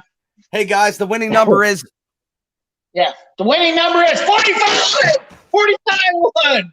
Oh wait, I didn't even say 45. I'm just kidding. They actually No one actually guessed it. Shut the front door. Round two. Shut Smash the them numbers. front door. 44 people and we couldn't get one people to guess the number? Shut the front door. Close, but no donut. Close, but no donut. All right, we got BSS came in with a number. All right, so all right, stop, guys. Stop guessing numbers. You're done. Stop guessing numbers. Stop it right now, okay? We're going to do it again. We're going to do 1 to 45 again, okay? We got 51 people. And remember to look. You only get to enter one time, okay? We're going to try this one more time. And after that, then I'm going to just start randomly picking people. I'm going to just scroll through shit and just stop on there. But all right, 1 to 45. When I say go, listen, fella, stop it, tool guy tie. Will Adams, stop. I didn't say go yet. Okay, right after Greg Blue, listen, okay. It's tool guy tie. Listen, Charles Abbott. Oh, you guys are killing me. You guys are freaking killing me. They're still wrong. You guys are freaking killing me. Stop doing the numbers. Stop it. Just let them run the numbers until Tarek says stop. Okay, that's fine. No more numbers. Okay. They're still not guessing. They're still wrong. They're still not guessing. All right, go. Yeah. Right now. Go. First person to guess it, you tell them to stop, Tarek. Let's go. Come on. Keep guessing numbers, fellas. This is a train wreck. Joey Barth. I'm all about a train wreck. There we go. We got a new one in here. Blue Ranch. Here we go. Look at them coming. Fire away, fellas. Fire away. When we get a winner, we stop. Come on. Look at them coming, dude. Wow. It is hot. Yeah, YouTube's going to see that chat. They're going to be like, this is fire right Look here. at that. Huh? Look at them firing away. This is insane. Tarek, can you even see this shit? Matthew Shaw. Huh? Matthew Shaw. Matthew Shaw. Matthew Stop. Shaw. Matthew Shaw got it. The number is 36. 36 is our winner, Matthew Shaw. Stop. BSS said 0. He had enough of it. He said, this is bullshit. He said 0. Matthew Shaw is the winner. Matthew Shaw. Matthew Shaw, you need to contact me, Dad XR650, and I will get your information to Tarek, and we're going to ship you out. What are we shipping him? Sounds good. Show me what he wants. That was nuts. It was fun, though, wasn't it, Scott Seidel? It was fun. You guys know it was fun. I don't care what they say. Train wrecks are always fun. Best train ever. What did he get? He got a pair of Milwaukee Vice grips. All right, man. That is awesome. This is awesome. That was good. That was actually fun, guys. I don't give a shit what anybody says. That was fun as hell. I was digging that, man. Should we do another this one? all night long. Yeah, this is awesome. Matthew Shaw, you have a brand new set of Milwaukee Vice grips, and it will be mailed to you. Winner, chicken dinner. All right, let's look at the next item up on the list. How many items do we have to give away tonight, Tarek? Quite a few. Quite a few. Oh, we better get going, haven't we? We're an hour and a half in. Show us what we got. Oh, we got a Home Depot $25 gift card. $25. Yep, $25 Home Depot gift card. All right. So let's think of something different we're going to do for this. I'm going to do like Nick said. We're going to do loyal subscriber following, okay? And I'm going to think of something random here. Let me think of something on a channel, on something I said. No live streams. This is going to be a video of mine. Then I'm going to think of something that's been pretty notable, something that I've had something. Let's see here. What should I do here? Oh, okay. I got a good one. The first person that can tell me how many screwdriver sets that I own, they're going to win the $25 Home Depot gift card. The first person who can tell me how many screwdriver sets I own Here we go with the numbers again. And you could only win once. You can only win once. So Matthew Shaw, you were disqualified. Filling your grill with man butter. That guy kills me right there.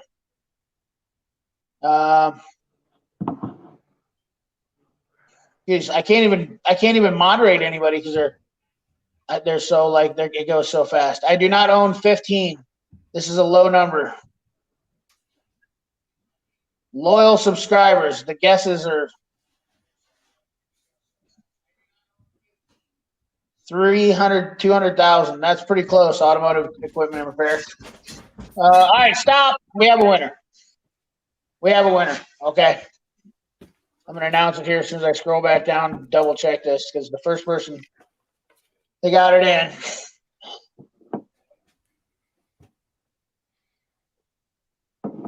This one we can't help you with, dude, because I don't even know how many screwdriver sets you own. Well, if you watch my channel, I guess I'm not that loyal either. I know. Not that loyal either. You probably bought 4 more sets today, so I don't know. Now I didn't buy 4 more sets. A full set. You have a full set. If you watch my toolbox tours and whatnot, you would have seen how many I had. Dude, I can't remember what I did an hour ago. Yeah, loading. I was too busy hating on the mechanic time savers. Right, there you go. Okay. I know I got the Mac and Cornwell. You're 100% right, Doug Yoda. But I got to see here 1 million. BSS small engine said 1 million. That was very close. That was a good guess. That was very close. Are you counting your Harbor Freight sets or no? What's that? Are you counting those Harbor Freight sets or no? You're gonna die. Yes, we do have a winner. The first winner is I do own 9 sets of screwdrivers. Joseph Benjamin Severa. I don't know if that was a lucky guess, but that is how many sets of screwdrivers I own. Eventually, one of these days, those screwdrivers will be giving away though to other people because I realized I was a fool for having them. I have 2 sets of Macos. I have 2 sets of Macs. I have a set of S&Ks. I have a set of Snap-ons. I have a set of Cornwells. I have a set of Napas. And I have a random set of Stanleys, I think it is. So it's 9 sets is how many screwdrivers I have. If you watch my channel, you would know that I had the Napas down in the basement on my workbench because I showed those in a tool review. I've showed all my screwdrivers basically in all my toolbox tours.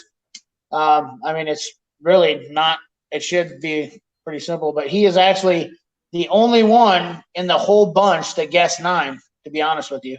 So either he's very low. Oh, no, sorry. Greg Blau, he guessed 9 too, but he was the first one to guess 9. So, yes, we're going to give it to him first. So where's he at here? Hopefully he's on here. Hopefully he comes in here. Did I say? Yeah. Joseph Benjamin Severa. Joseph Benjamin Severa. You are the winner. He wasn't the only one to say it. Greg Blau said it, and also Dakota Holtkamp said 9. So, but like I said, Joseph Benjamin was the first.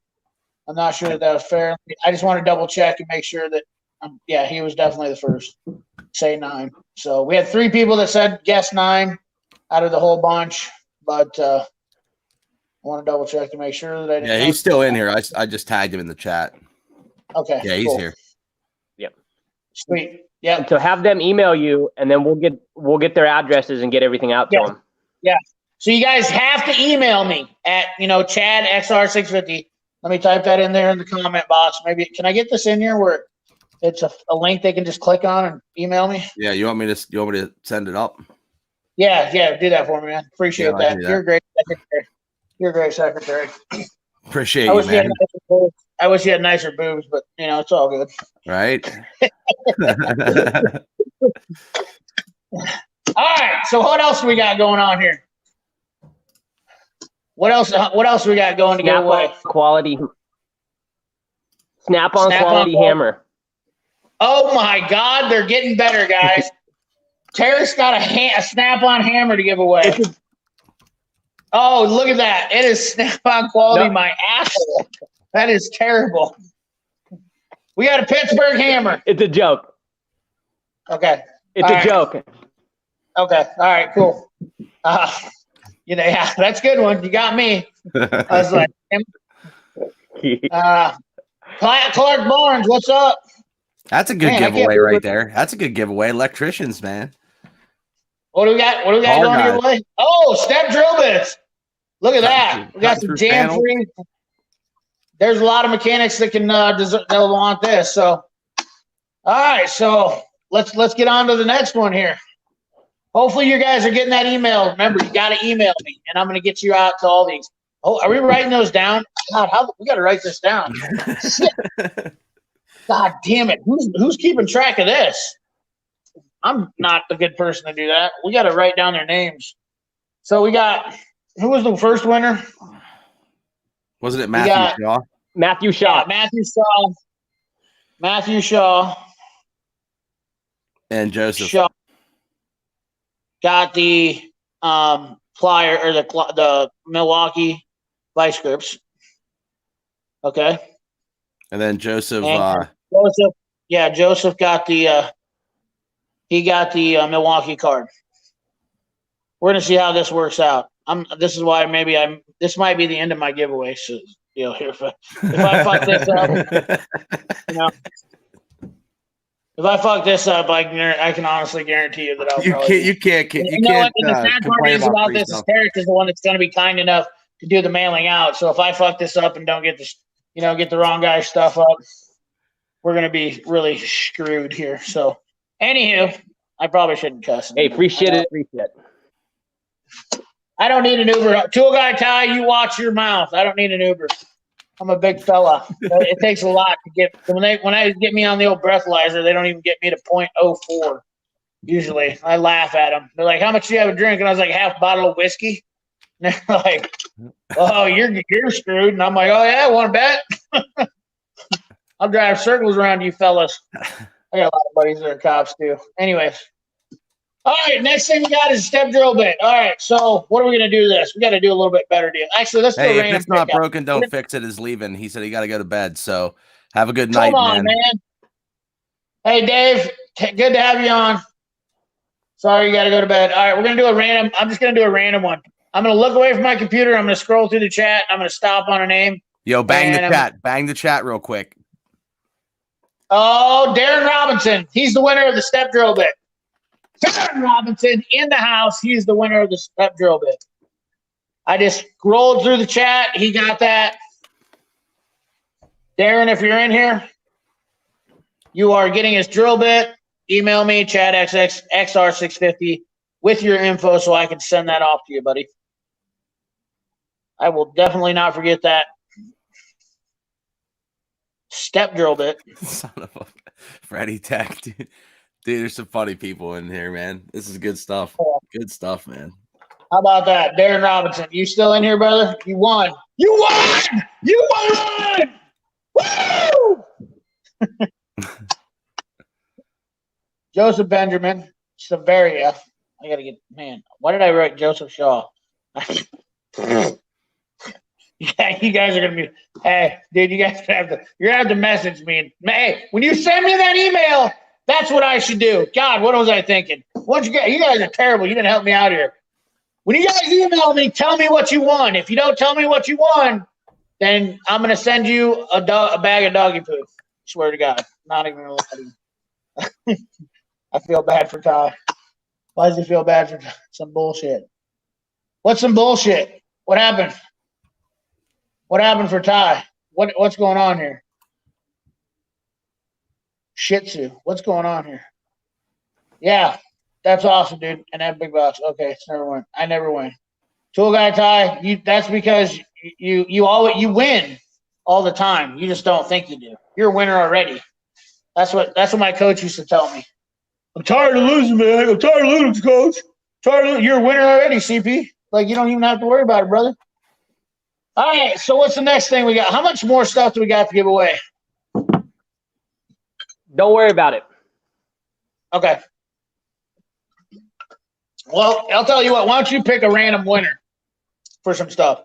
We'll do that. You pick up a random winner for the next winner. I'm gonna scroll through the chats. Send me a bag of doggy bones, and I will feed them to the ex-wife, Gas the mechanic. Tarek's gonna pick some winners from here on out. So if Tarek calls out your name randomly, it's because he thought you deserve something, because he's a good man, and I'm gonna let him do that, and then I'm gonna back him up. 42 more things to see. CP the life coach. I'm a winner every day because of Chip Goose, man. I'm a winner every day because of Chip Goose. That's right. You came up with a name, brother. You know. Gaston, what's up, brother? Greg Blau.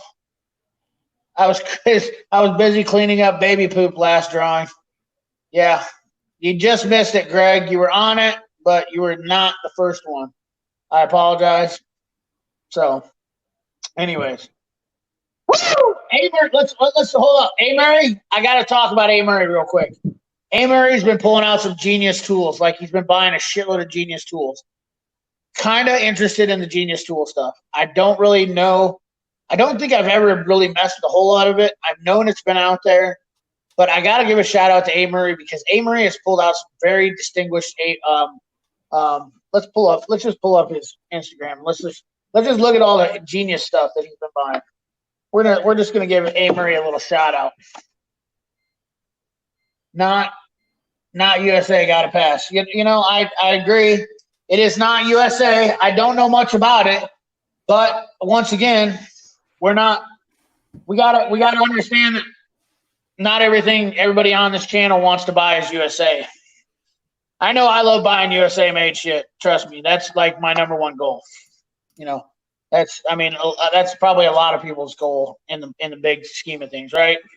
I mean, that's why I switched over to buying Mac tools, DeWalt stuff, because they actually, I know they've got some internal guts that aren't US made, but they're still assembling them in the US, and that's why I bought them.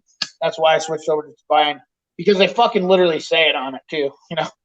I mean, you can't lie about that shit. I mean, it might say, that's another thing. I didn't see a huge discussion. If you guys follow any Mac pages or whatnot like that, I really love this, and somebody made a comment on my toolbox. Yeah, Cornwell made with U.S. global parts.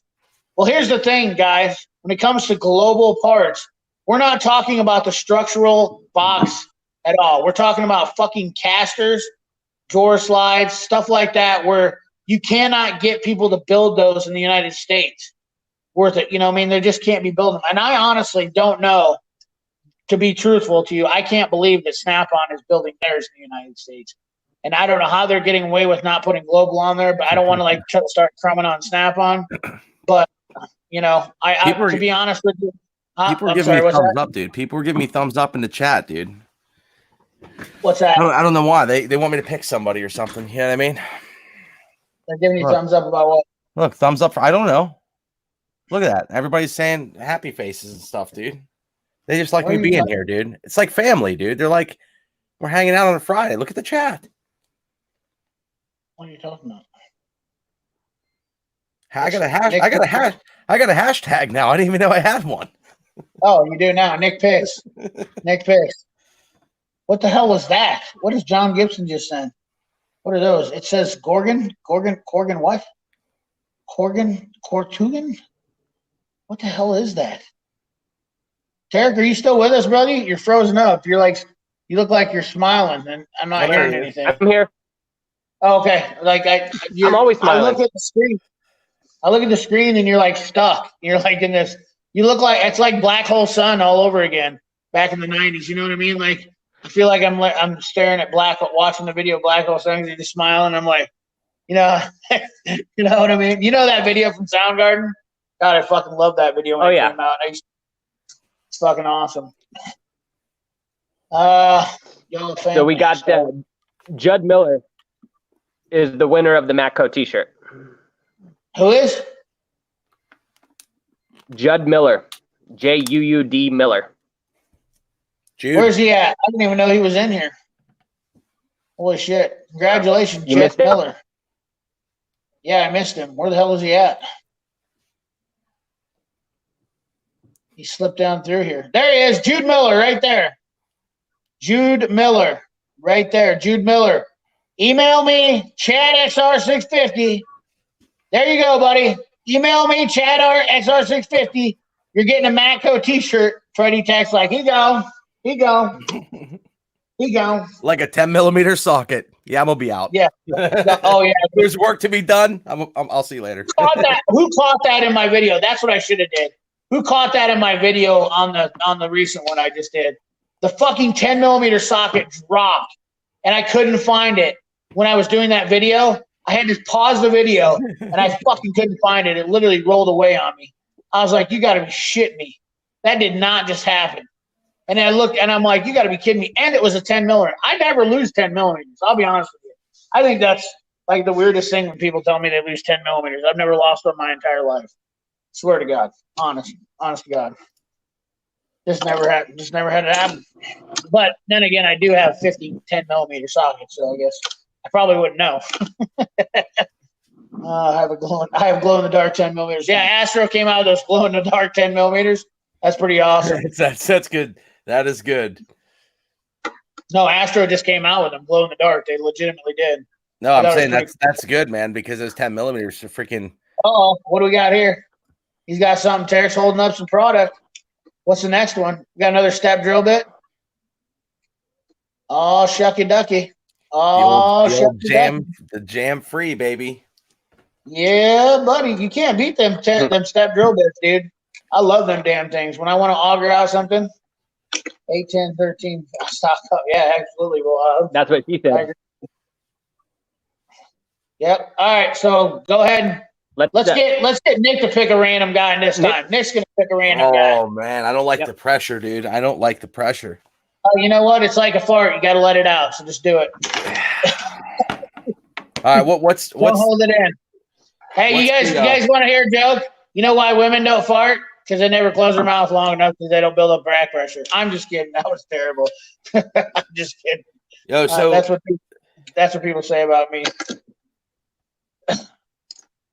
I'm a random guy. So everybody's pick me. No, pick me. I'm random. Pick me. I'm random. Random guys. Pick me. I'm random.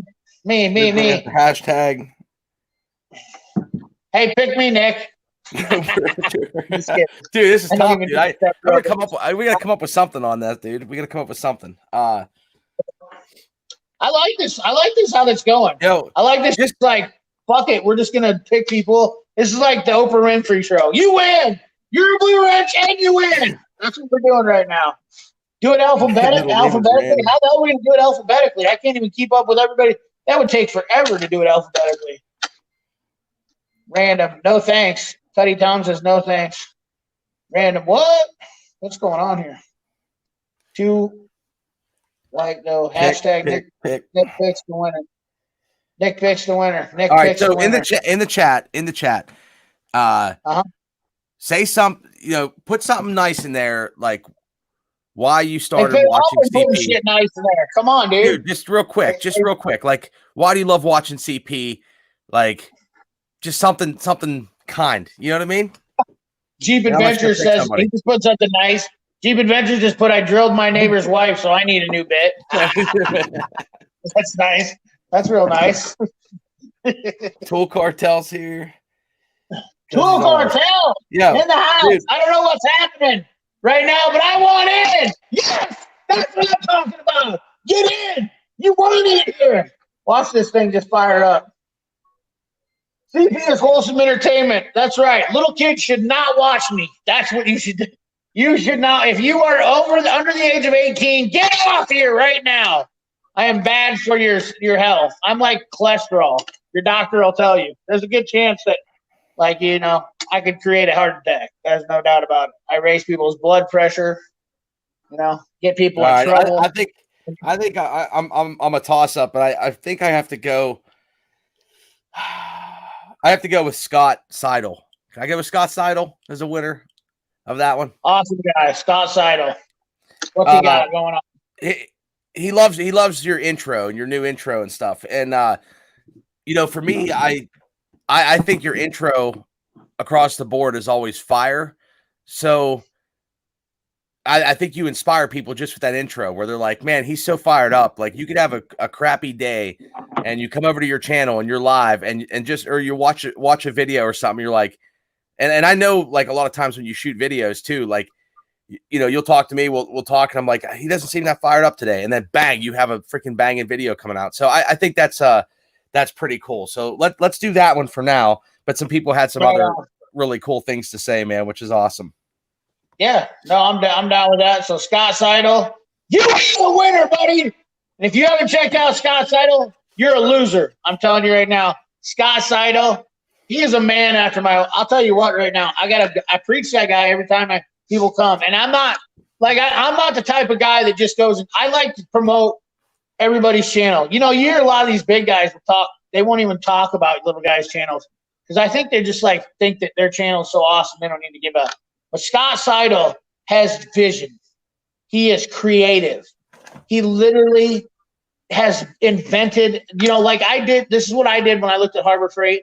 I was like, whatever they build is shit and it needs to be better. And Scott took a U.S. General box and made it perfection, in my opinion. Not like, I mean, it's pretty good. I don't know if it's like perfection. Some people might disagree, but it is pretty badass. Scott Seidel has thought of everything. I love doing custom toolboxes. I've been doing this for years. So I bought a Waterloo years ago, and I made my own hutch for it. Okay? And I made – so, like, you know how the new DeWalt boxes and stuff like – so I had a top box, and I didn't like it because it wouldn't close. You know, like I wanted to use the top. You know, the old 41-inch boxes used to be. They were like 19 inches deep, and they weren't very – but they were just tall enough to where you could, like – they would be, like, just right about chest high. And you could look over the top, but then you had that stupid lid, and they weren't really giving you enough depth in the top, so I wanted more depth. So I made it so I could close the lid and still keep it, you know, have a lot of depth in the top. I customized the top lid of the box. It was awesome. Yeah, so Scott Seidel has taken a U.S. General, though, and he has called he's made have you seen it, Tarek? Have you looked at his channel yet? It's just absolutely fascinating. I love it. It's like, you know. Yeah, and I didn't actually see his. I didn't know he had a channel, so I'll have to. Yeah, dude, it's cool. Right he's awesome. You know what? He's the type of guy that I love. That he's just like, I don't give a fuck what people think. I'm gonna do what I like, and that's what I like about him. You know, people would probably say you're dumb. Why would you buy a box, cut it up, make all this shit? But the thing about it is, what's cool about it is that it's awesome. That's all there is to it. He did something that nobody else would do. You know, people think that you have to have a brand new hutch. He made his own. People thought you had to have a fancy locker. He made his own. And everything that he did, that custom shit is awesome. So, Scott, send me a message. Hey, Cali Auto Tech, thanks for stopping by. Scott, I picked up your channel too, brother. I picked it up, so I'll check it out. Yeah, Matthew Shaw, I think that I think you should check it out. I honestly do. If you guys haven't checked it out, I just like Scott. He's a good dude. You know, I like it because he's not out here trying to I'll definitely buy people's subscriptions. He just shows what he does. That's how I started this. That's how I started YouTube. If any of you guys know, that's how I started YouTube. Look at my first video. My first video was about my U.S. General custom tool cart. I did what nobody else did. I took a fucking 5-drawer tool cart and I just stacked it up. And everybody told me when I did this that I was an idiot. Everybody told me that. They said my very first video I had this idea that I was like, I want a tool cart that goes all the way to the bottom because that bottom of the tool cart's a waste of space. So I bought a 4-drawer U.S. General World tool cart and I bought a 5-drawer U.S. General tool cart. I think I had like $300 in the total setup, and all I did was cut everything out with a die grinder, do some metal work, and stack them on top of each other. That's right, cart under the cart. I mean, Harbor Freight will probably end up making one, and they should have to pay me for that idea because it's obviously I'm getting 20,000 views on. I'm still getting a shitload of views on that cart every day because it's still the most. There's no cart out there. I was the first one to do it. There ain't a single person on YouTube that did it. There's anybody out there that did it. I can honestly say I know that I was the proprietary person of that. Now, granted, I hate Harbor Freight, but, you know, I did it. The car didn't last worth a shit. I beat it up. and it started falling apart. But I did sell it for what I had it into it because nobody could buy that cart, and Harbor Freight could make a killing. I might be a little bit cocky about it, but I did make it.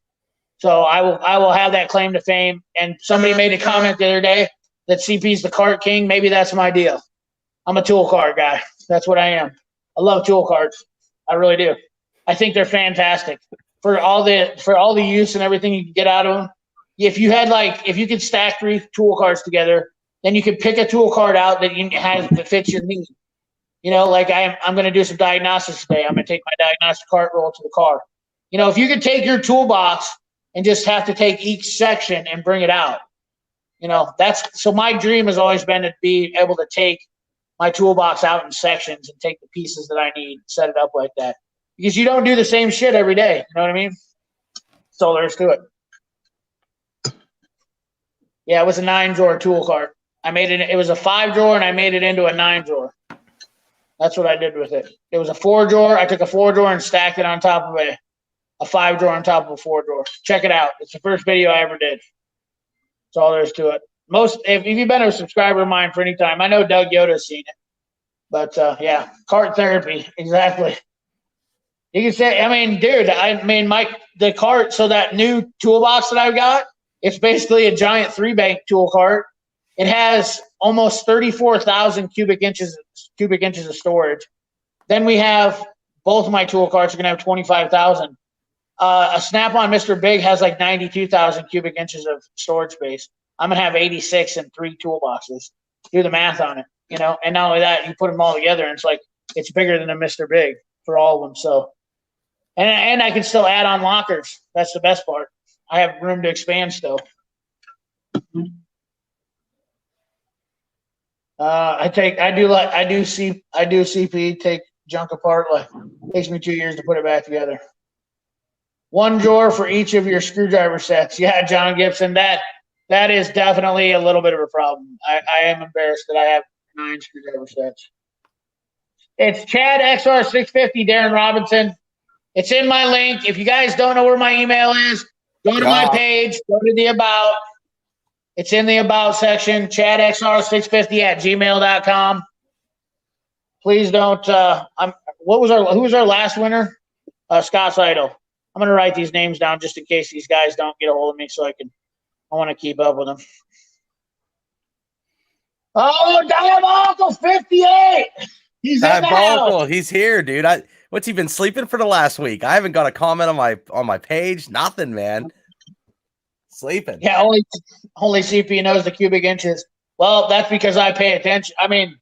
Honestly, when it comes down to brass tacks, when you're looking at a toolbox, that's the best way to tell what you're getting your money for, honestly. Tarek, I don't know if you look at that stuff when you're buying. Oh, shit, he froze up again. Are you there? No, I'm here. Oh, okay. Yep. Shit. Dude, I get scared. I look at the screen. I'm like, oh, fuck, he's locked up. He went catatonic. I don't know how you feel about it, Tarek. I've been talking a lot here. No, obviously, as you know, I'm always looking for new toolboxes and stuff, and I'm in the market for a new large toolbox myself. And I always look at like the cubic inches, obviously width, height, all of that kind of stuff. It all makes a big difference. I'm not just buying a box because it's a pretty color. I want to know what I can fit in it. I know what space I currently have, and it's not enough. So why would I buy something just because it appears bigger? I want to know that it's actually physically bigger and that it's usable, because a lot of these boxes, like we were talking about last week, they just have a million drawers, but you don't get any more space out of them. They just say that people just assume they're bigger because they have 36 drawers versus the one you have is 9. All they did was give you a bunch of little shitty drawers, and then all of a sudden people are like, oh no, but it has 36 drawers, so it's got to be better than what I have now. When, long story short, no, the box is just a piece of shit, and they just want to claim a million drawers so you think you're buying a better product. Right. That has been, and I'm not trying to bag on Snap-on, but the Epic has changed that. They've turned the corner with the Epic because they realized that shit's not selling. But the old Master Series boxes they gave you a shitload of little drawers, and that's exactly one of the things why I've never been a Snap-on box fan, because it's like, I fucking get tired of all the little drawers. I hate little drawers. They're worthless. Like, how much little shit you just end up cramming little shit in little drawers that you never open. You know what I mean? You'll always got like 2 or 3 drawers you never use when you get little drawers. There's a difference between square inches and cubic inches. Cubic inches is if you filled the entire box up with water. And the reason I look at and toolbox footage, I understand that, but I still use cubic inches over square inches because square inches is only what you fill up in depth, and cubic inches is the entire space. Well, if you look at my tool cart, you'll know that I use every cubic inch of my toolbox. So that's why I look at cubic inches, because I literally use every cubic inch. You know what I mean? That's why square inches is good for a guy if you only want to look at, flat line space. So. Yeah. But how many of us are storing paper in our box? Right, so we need to know what the cubic space is. But I know, like, for me personally, like, looking at the toolboxes now, of course I want to buy a tool truck brand, but, for me, it's not the price of the box. It's the price of the accessories. It's the accessories that show you the top box, the hutch, lockers. So that's kind of why I've stepped aside and looked at like Strictly and Tool Vault and some of these other boxes where you can get some, more quality products with more of an economical price. But all of their larger, like 72 and 84-inch boxes, they have the worst drawer layout ever. So I'm kind of stuck right now where I want to pay the extra money, or do I kind of just want to put up with a shitty drawer layout? Yeah, and that's exactly. I think we talked about the other day. I think it was AgTech brought up Striker toolboxes. Have you looked at those things yet? Those Striker toolboxes are probably the best aftermarket Strike I think you might have not been on last live stream we had. The Strike Industries, they're in Canada. No, I got to tell you, these guys are probably fucking. I'm sorry, what was that?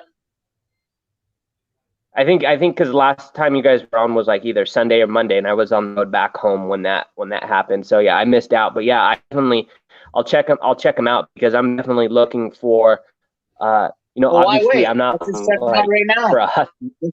Let's just check them out right now. What do you think about that? How do you feel? Huh? No, it looks like a piece of shit. Looks like a piece of shit. Does it? So these are made in Canada. But look at that. Yeah, look at like the locker. I like the locker because it's got, these shelves. But look at this. Power in both lockers. That is pretty awesome. Power in both. I like the power strip being vertical here too. I don't know why. Maybe I do, but the hutch. But guess what, dude? This box, dirt cheap. And you know what? The drawer layout, you get 3 long drawers, which, I agree. I was gonna say, I like the 3 long drawers. Yep. Look at this. Toolbox, $44.50. This is Canadian, keep in mind. So it's like $3,300, and then you got shipping, and then the hutch is $2,150. Lockers are $2,400, so they're about $1,000 difference. So they're talking like maybe like $1,300 for the hutch, $3,350 for the toolbox, and then each locker is like $1,250. It's a pretty dope deal. I'm telling you right now. And look at this.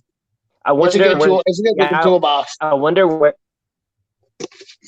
If I can have it to the border and pick it up myself versus shipping and pay tariffs over the border. Dude, you might be onto something. I'm in Oregon, so I'm Oregon, so I'm pretty close to the Canadian border. Well, let's see. Where these are made. Let's see. Let's see where these are made. I can't remember. It's like I'm sure AgTech's about ready to pop in here. He's probably screaming at the screen right now. And I know I'm promoting Strike when I really love my Mac boxes, because I really do love the Macs. I'm just, I really wanted to get a Maximizer. I just couldn't swing the space right now. That's my biggest problem with my Macs, with having an 8827. I couldn't do it. It would have killed me. They are made in Red Deer, Alberta. You know where that's at? Grand Prairie, Alberta. Yeah, so Alberta is more of like the New York side. So but they might have a distributor, close to like British Columbia. Yeah, but I mean, it'd be worth checking out. And a lot of times you can have stuff shipped to the border where you can pick it up at at customs versus having it over the border. So, I mean, if there's a will, there's a way. Well, dude, the best part is too is that, I don't know if you've seen that with the hutch, but they have a pegboard built into the hutch. No bullshit dots and slots or anything like how weird. The whole box looks super clean. So I'm definitely when we're done here, I'm definitely going to check them out and see, Yeah, dude, see how hard it is to hold of them, because some of that stuff is actually really hard to get here if there's not distributors and stuff like that. So, if it is obtainable, it looks like an actual option worth looking into. Yeah, I wanted to contact them and see, if there's any chance of them looking for a distributorship in the States, because I would have took on that venture of selling the toolboxes here. Distributing from the central United States would have been perfect for them. They ship them here to Des Moines. I would have bought a warehouse them for them, and distributed for them if they wanted me to. But they got pegboards in all their lockers. They got pegboard in all their lockers. Pegboard on the locker doors. Pegboard in the back of it, and it's metal pegboard, mind you. So I mean, you literally have tons of options for. I mean, it's really, really, to me, it's one of the best boxes I've seen aftermarket. I'm really not a fan of the Montezumas, all the other ones. I just didn't like the layout of them. This is I'm not a super huge fan of this layout either. I'd rather see all long drawers, but it's better because it's got two double deep doors in the bottom, and then it's got like 3 big 6-inch doors, and it keeps it pretty minimal on your little drawers. You got like 1, 2, 3, 4, 5, 6 little drawers. That's not bad. It's kind of like my 1080. Look at all the other. If you look at all the other big aftermarket brands, though, look, you're lucky to get one long drawer, and then the rest are split little drawers. So the fact that it has 3 long drawers, that's already a huge step above the rest. Right. And I wish some of these other companies like Montezuma and Strictly, I wish they gave you an option to customize to a box where you could customize your layout, and get, because my ultimate box is nothing but long drawers. I could, I have so much of basically every tool that I want, maybe like files, punches. I would only need a couple little drawers. I don't need 500 little drawers. I really want, my ultimate box would just be nothing but long drawers, where right now I have 3 fire drawers and 4 wrench drawers. It's like I'm tired of spreading shit out. I want it all condensed into one. And if I had all long drawers, but that's also the price you pay when you're not willing to pay the tool truck price for stuff where you can't customize it. So, it is what it is, and you got to make do with what's available. And well, I know where there's an 8827 right now for $8,000. It's blue with all long drawers. I passed it up. It was tough, but I had to pass it up. The guy wanted to sell it to me. He wanted to sell it to me for like $7,000 cash is what he wanted, which is a steal considering that box list for $4,500. Is it near you? Yeah, it is near me. But I can have it shipped for almost probably $500. Yeah, I was gonna say it's about $500 to $1,000 to have it shipped. I can get it shipped for $500. I'm gonna be a bitch. I'm gonna be a little bitch on this next box because I really want either orange and black with black trim or green with black trim, and so I'm gonna just stick it out and get what I actually want versus just buying something because it's a deal. Yep. No, I agree. That's kind of where I was at too. And I don't disagree with that. I knew that. So my first box was that I bought a bunch of boxes because I was kind of like that too. Honestly, I honestly have a hard time buying boxes, period. Just for the simple fact is that every time I go to buy them, I never get exactly what I want. And not only that, nobody wants to step up and give me the deal. What really killed me this time is it's a tool thing. He started telling me that he was having problems with his Cornwell box. I was about to pull a trigger on the Platinum series because you can literally get a smoking deal on one of the Platinum series boxes. They're like they're like 10,000, and then a hutch is like $4,000, and it's an 84-inch box, 30 inches deep. he said he was having drawers drag. I really love the box. The biggest problem I have is the with the Cornwell and the Snap-on and the Matcos, the fucking top drawer is only so wide. The Matco is the narrowest of all of them. Their drawers, and that strike's probably the same width. And I know the Matco guys are probably going to just go crazy here in a second, but the Matco boxes they use the same wide drawer on every platform they have. Okay, it's like 51 inches wide. That's it. And if you look at everybody's toolbox tour, they're all the same. The fucking top drawer is crammed because you can basically get your metric and standard sockets all in there, and that's it. And then people are like, they're so happy about that. But I'm like, I don't want my sockets on top of each other. If I'm going to spend that kind of money on a box, I want them open. Mac's the only one that builds a drawer. They're like literally like they're 66 inch. The drawer, like their 59 inch, I think is their smallest one. Their 59 inch maximizer. Which, granted, I'm a hypocrite right now because I bought another 1080 or basically a 6627. But I bought it because the top has a 66 inch wide open top. That's why I did that. But back to my point, the Mac, the smallest top drawer box they got is like 57 inches wide, which is basically the biggest Snap-on drawer. That's about what Snap-on has for their width. So after that, Mac just like walks away from everybody.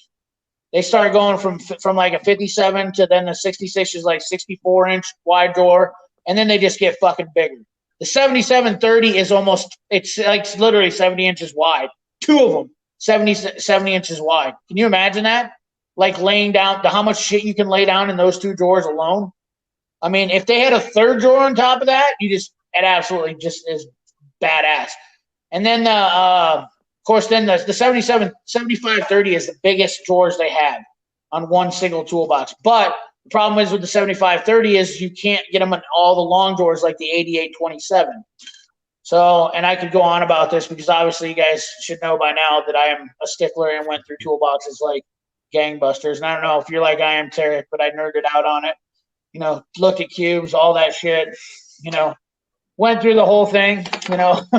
But frontwards, backwards, and I've done all the research. Yeah. But I mean, so my boxes that I came down with was the 8827 was what I wanted because it had the widest drawers at like 50. I forgot now because I gave up on everything because I've already made my choice for what I did. And then I ended up settling, I guess, kind of for the 44 inch drawers of the Maximum or the Tech Series Mac box, but that's only because I was limited to space. So, and I really felt like with both my toolboxes, it wasn't going to make a big deal because I basically had 66 inches of space on the top of that 6625, where I'm going to have 66 inches of room in one solid top box. So that means I'm going to be able to get my sockets all spread out that I need, but I'm going to have a tool cart. So I'm not going to have all my sockets in that top box. So that means I'm going to get my pry bars and my sockets and my ratchets in that top box. Then I'm going to have my pliers and screwdrivers in the next two drawers. And then I'll have punches and hammers and all that shit in the next one. And should be good to go. You know what I mean? That's why I went this route. And see, I've thought about getting a tool cart like a Jamestown just because I can get them pretty cheap and stuff, just to open some space up in the box. Because like for me, I'm not carting my stuff around a shop. I mean, I'm in my own shop doing my own thing. So it's not like I have to move around.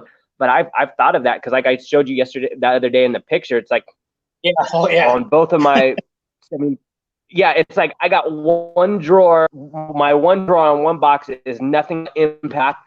And then I got my other box, which is absolutely crammed full of my chrome stuff. And so it's like that's what I'm trying to get rid of. It's like I want a place where I can have all my stuff together. But so I've thought about getting a cart just to put my every time use stuff in, because it's getting kind of ridiculous where it's like you said, we got to have stuff stacked on stuff, and it doesn't make your productivity anymore. And half the time I feel like I just go buy shit over again because I'm tired of looking for it. Right. Absolutely. Yep. And dude, that does kill you. I mean, I'm just as inefficient as you right now, but once I get these other two in, game over. I'm gonna have my shit in check then. I'll have everything squared away. I'll be pretty good, and I'm gonna limit, like what I'm buying for what.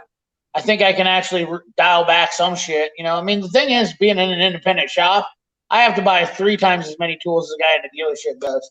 Some of these guys that buy tools in dealerships, I'm like, what the fuck do you even use these things for? Like once when that random car comes in, you don't have to deal with the shit like I do. It's not even like, you know. Uh, Scott, wait a second. My son X is No, I mean,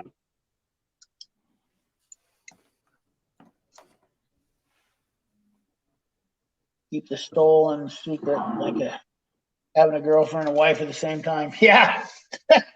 Toolbox footage. That's exactly right. I looked at the 68-inch Maximizer, and I don't think there's anything close to that well built. No, I mean, I'll be honest with you guys. And I'm going to sound very partial. Matco claims they build a great box, and I'm not dogging on Matco. They do build a great box. But I know how well the Maximizer holds up. I can go down here to my my ex-partner's shop. His Maximizer literally has been going strong, been beat up, used for almost 15 years now. And that fucking thing is legit. Not only that, I know that Matco was a spinoff. They built toolboxes for Mac, but the thing about it is half the people that came from Mac or that built Mac toolboxes were Matco employees.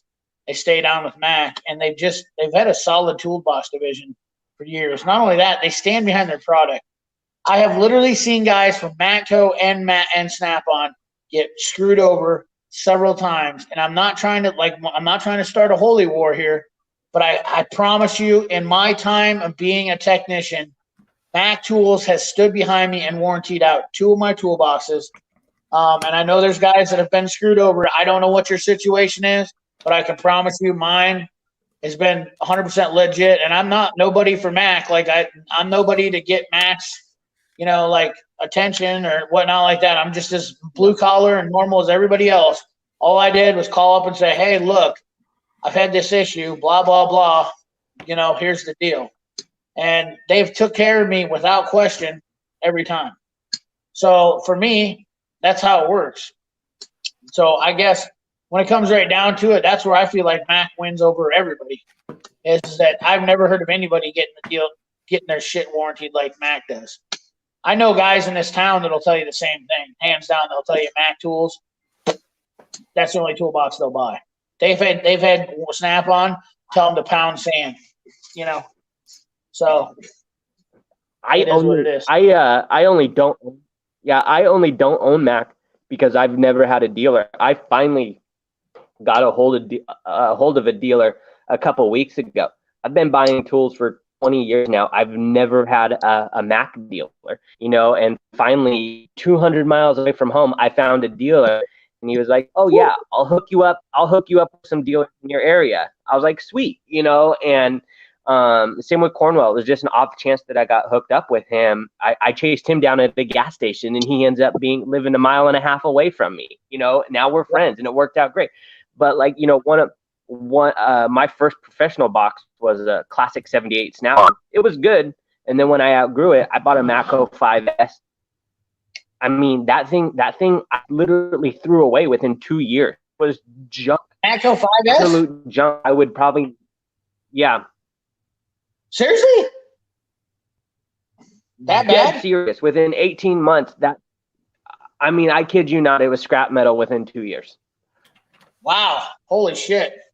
Wow, dude. I've never, my buddy's got a Matco. I swear to God, it's a 5S. I thought it was okay. The thing I don't like about my Jamestown cart, I'll tell you, that's why I got rid of it. Because the Matco guy said I said, this is your top of the line cart. And he said, yes. So I bought the Matco Jamestown cart, and then 3 years out of warranty, and he's like, yeah, we don't warranty anything. And I'm like, and so I hear guys say, oh, my dealer warranties it. Well, then, if that's the problem that I have to worry about, that one guy's going to warranty it, the next guy isn't, well, fuck it, I'm out. I'm not going to mess with it. And that's just it. That's why I went with Cornwall, because I said, I actually talked to the district manager, and I said, I don't want to hear this guy did this or this guy does that. I want to know what Cornwall does. And he said Cornwall stands behind their product. So, that's what it's going to be. It is what it is. So he's claiming that Cornwell's going to stand behind it. Now, the reason why I bought a cart was because that's exactly why. If they don't fucking take care of me and I have a problem with this cart, I will literally never buy a Cornwell toolbox ever again. So that's a test. That's all that is. That's the reason why I bought that, because I've always dug Cornwell's latching handle. And their old one was kind of shitty. I'll be honest with you. Whoops. We got a dead light. Might have to go get another light here, but see if we're losing. Nope, we're still got battery too on my phone. But their old toolboxes were made by Waterloo, and Waterloo had a good latching system, but they weren't as good as their new latching system. Cornwell patented their new latching system, and it is a lot better. Now, It's a Tool Thing is the guy to talk to for Cornwell Toolbox, because he knows what he's talking about, and like he says right there, my old Maximizer was a 66-inch. A 1350 was an awesome box, which their new 6627, that's the same box as a 1350. It was longer and deeper than my newer Cornwell Platinum and never had an issue in 20 years. There you go. The guy's not any – if you haven't checked out It's a Tool Things channel, the guy doesn't – I don't think he bullshits anybody about anything. He's not here to win friends, or that's what I like about guys like that is he's not gonna bullshit you about stuff. So I gotta do my 15-minute check-in, dude. Just to. Were you gone? No. Freddie asked if I was still awake. I'm still awake. I smashed. Apparently, I broke my phone. I found out when I was shooting a video. It's all like shattered on the back. So no way. Your new one? No, not the new one. This is the one that I got last week, right before I went to Detroit. And if I don't send this one back, they're going to bill me. So I got to set it up, even though I'm probably going to get another one anyway. I'm probably going to upgrade to the latest iPhone. But I got to get it set up. So that takes like 6 hours of my life away. So I might as well do it while I'm on this stream. Yeah. And then I'm going to pack stuff up tomorrow. I'm filming tomorrow for most of the day. So I'm just hanging out. I'm just listening to you guys talk about boxes, man. You guys almost all have me convinced that I need a toolbox that I don't really need. You know what I mean? Well, toolboxes are every mechanic. We're gonna walk over here to the Cornwell box. We're gonna give a little short toolbox tour here, since nobody's really got to see what's going on because my light died. So we got one bay in the shop empty. I'm like that, dude. When you guys talk toolboxes, I'm like that with all my camera stuff and everything else. So I have to have cases and freaking like the right setup. I only have a small toolbox that I bought when I worked as a welder, and just a single row. We got rid of the videos, but yeah, I like the box. Cases. we got some of them going down. I gotta take some of that shit home. We'll throw some of that on the press. This is just this drawer up here. This top side of this box just makes me happy whenever I see it, because it's just so. I don't know if you guys can see it. Is that a good shot? I need to be in there, but is that a good shot of the top drawer of that? You guys see all that? Sometimes I just stare at mine. Ty, tool guy Ty, dude. We have some good ideas. It'll happen. It'll happen. I mean, does everybody see that good? Can you see the top of this thing? Like it's glorious. It's glorious. Just take a minute, pay homage to the strategic setup on this. These fucking snap-on rails right here. I don't ever think I've talked about these things that much. You guys see these things? They're wrench holders and socket holders. Obviously, you can see I got my shittiest standard Pittsburgh impact swivels that I never really use because I don't use standard shit. But I mean, it's just 9 cents a screwdriver. Will Adams says, "Would you just look at it? Would you just look at it? Look at how many lights are. I mean, I've got fucking stupid amounts of lights. It's just ridiculous. I love the fact that I've got all my ADV quarter-inch shit in here now. I got my metric and standard ADV quarter-inch stuff. Finally got my magnetic ones in here. I'm telling you guys, I really do dig these mechanics time savers. I'm not just stroking them off. I'm not a big fan of this Cornwell fucking locking thing for the drawer locks. I think that's pretty Dumb. But and I obviously hid the entire Cornwell logo on the back of the box. Now you can't see any of that, but that's just the latching system on here is just the amount of wrenches that I got in this one door right here. I don't think I've ever really talked. I haven't even showed what's. It's all metal underneath here too. These are aluminum door pulls on this, but this I like how the box. It's not too bad. It slams a little bit weird. You just kind of got to get used to the push on it. You can get it to where you can almost get it to go in, and not get too crazy with it. I don't know. I love the textured paint on this box. You can tell that there's, like this little edge right here. They definitely screwed up on their pry bar holes on this. You guys still here? Is everybody just watching? Nobody saying anything? It's just boring. This is what they do when they watch your videos, dude. They're just like, everybody shut up. Let me watch this. I got to watch. Yeah. It's the one thing Cornwell did screw up on is the where they put the pry bars. But I didn't buy this toolbox for the pry bar holders. Obviously, but I got my Mac one in here. It sticks out, but I wasn't intending on shutting this lid with the way this is set up. I plan on doing this differently once I get my maximizer. Obviously, that maximizer is going to be my cart I work out of technically. And this is going to be more of my, this is going to be more of my diagnostic cart type deal, but there's no shit on shelves in here. This is the only few things that I have left now that aren't in the toolbox. They're just stacked up here on the press. Are these things, but all these cases have been emptied. I do have some RBT stuff. This store is kind of a mess right now, but I love this Cornwell mat too. That's pretty nice. Tyler Tool Guy's trying to liven up the chat, dude. We gotta bring the fire back. I deadened it up. I got rid of everybody. Did everybody leave yet? No, I don't know. I'm updating my phone, dude, so I can't do anything right now. 32 people. Yeah, I got rid of people. They all left. They got tired of listening to me show my toolbox. It was not that interesting. I get it. Apologize, guys. I just wanted to talk about it for a second. It's one of those things. I like organization. I like doing organization. I actually like setting up a toolbox. It is toolbox therapy. That's the biggest thing that I really, I guess, was enjoying about doing this whole project. It sucks when you're setting up a new toolbox. It does really suck. It isn't fun. But at the same time, it's rewarding because you get to change shit up.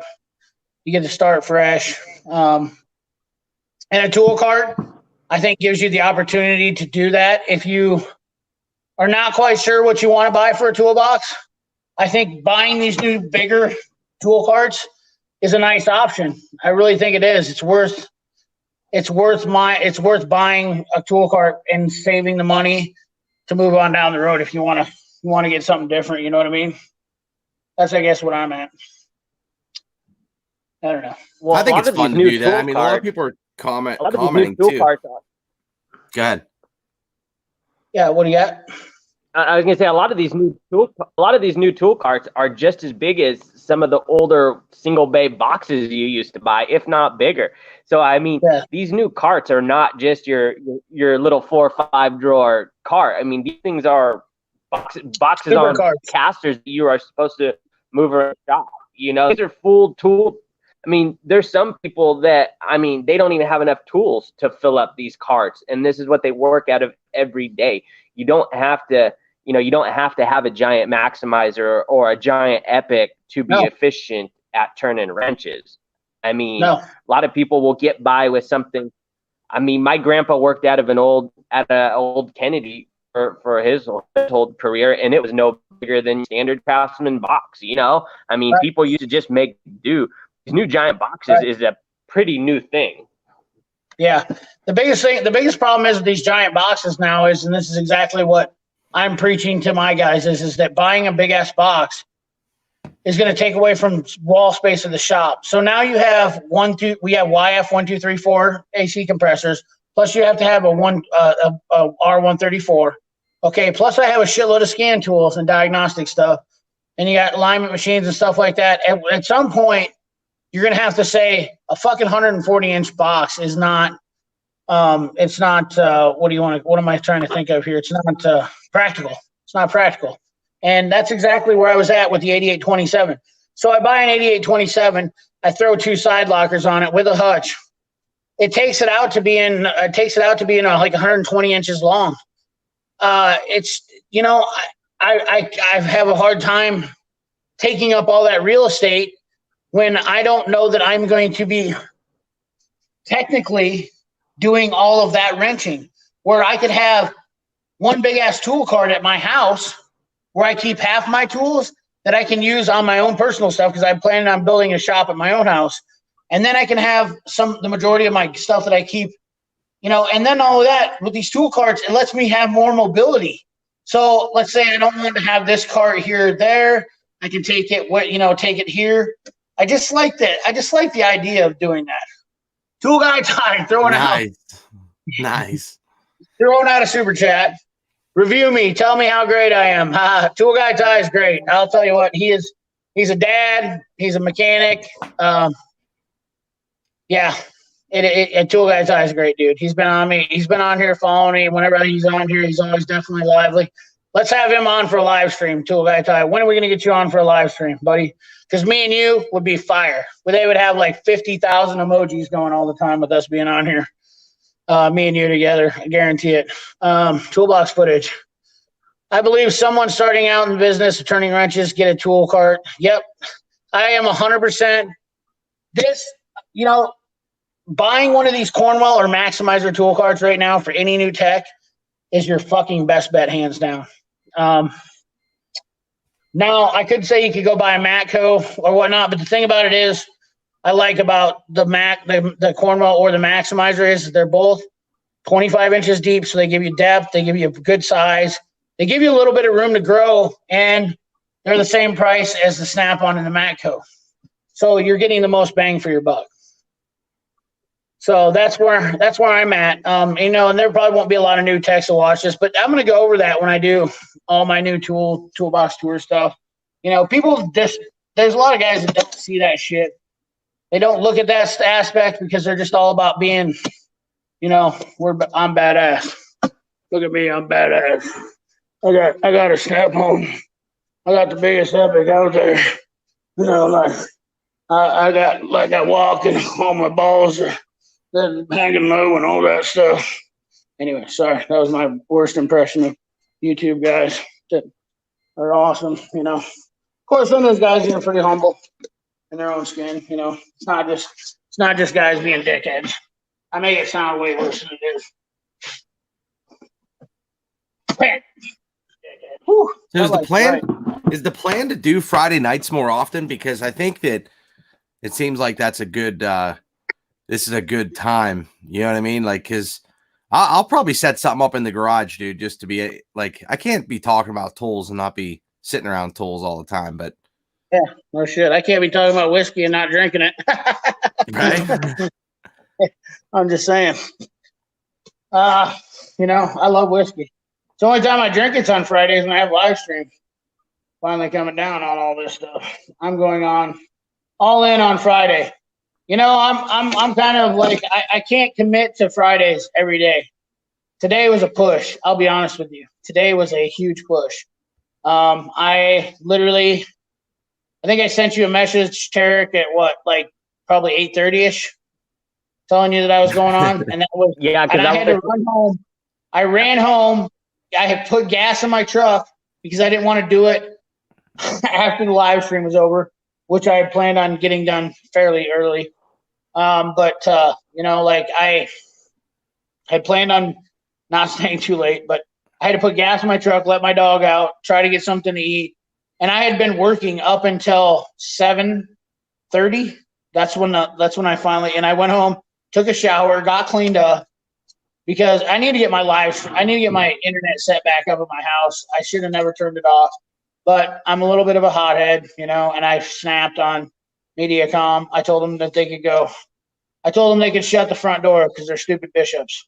You know, I just said, I'm out. I said, they charged me $179 one month. And I said, you can take your shit and shove it. I don't work here no more. You know the how it all goes. But, yeah, Tool Guy Ty. I mean, there's a lot of guys that prefer a smaller group. I don't know how it's going to happen. When we had 70 people in here that one night, I don't know. You know, I might be maxed out. I think I hit the ceiling. You know, oh my God, dude! You always say that, and then all of a sudden, things. I don't think. I just want to stay humble. Yeah, 179. Yeah, no, dude. I really don't. I really don't think that. I really don't think that I'm going to get too much. I'm just not. I don't think that I've. Oh, Tarek, come on, buddy. Tarek's throwing in super chat money. He's on the live stream. Look at him. Dude, you're not supposed to pay. You're not supposed to spend money. Thanks, Tarek. I appreciate you. That's what I'm saying. Tarek's a good guy. He is, dude. He is. We did that the last time, dude. I was like, I literally, I'm gonna. When you get your channel going and you get monetized, you watch. I'm gonna show up one day and just drop $500. Be like, there you go, sucker. And YouTube's gonna take 200 of it. Yeah, and then YouTube's gonna take 250 of it. They're gonna say, how about that, sucker? Like they do me right now. There's really no money in YouTube. I mean, the only way I've figured it out. The only way you can have money in YouTube is to make 1,000 videos. That's all there is to it.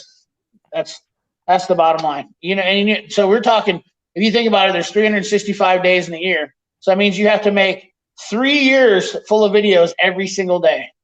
Isn't that ridiculous? That is insane. That is insane. Just to get that. Dude, we could do a nightly live stream. I say we do it, dude. Every night. Any chance of getting Justin? Absolutely not. In case you guys don't know, Justin Dow is not. I'm not a fan of Justin Dow. I'm just gonna put that out there right now. The guy, you know, I don't like to bring up people's name on here, but I'm just not. I'm not a fan of him. He's not a technician, in my opinion. He's a parts hanger. The guy. I'm not here to bag on anybody. His channel, I don't watch his channel. I don't know what he's got going on, but he promotes a lot of stuff that I think is just like he's blowing smoke. That's CP got a fuck. He got. You know, no, actually, I don't. The girlfriend and me are done. I'm single again. So, hey, woo, woo. Yeah, I'm single for now, anyways. Yeah, sorry, Geared Uploaded TV. I don't want to offend anybody. He's just not my guy. You know what I mean? Like, I had my differences with him. You know, there's 3 people that I had problems with when I started doing this, and it's 3 people that really didn't deserve what they got. There's a lot of people out there that deserve a lot more stuff, I thought, and those 3 people I went head to head with. I don't know if that's how I started my channel, but I definitely seen faults in what they did, and I didn't like it.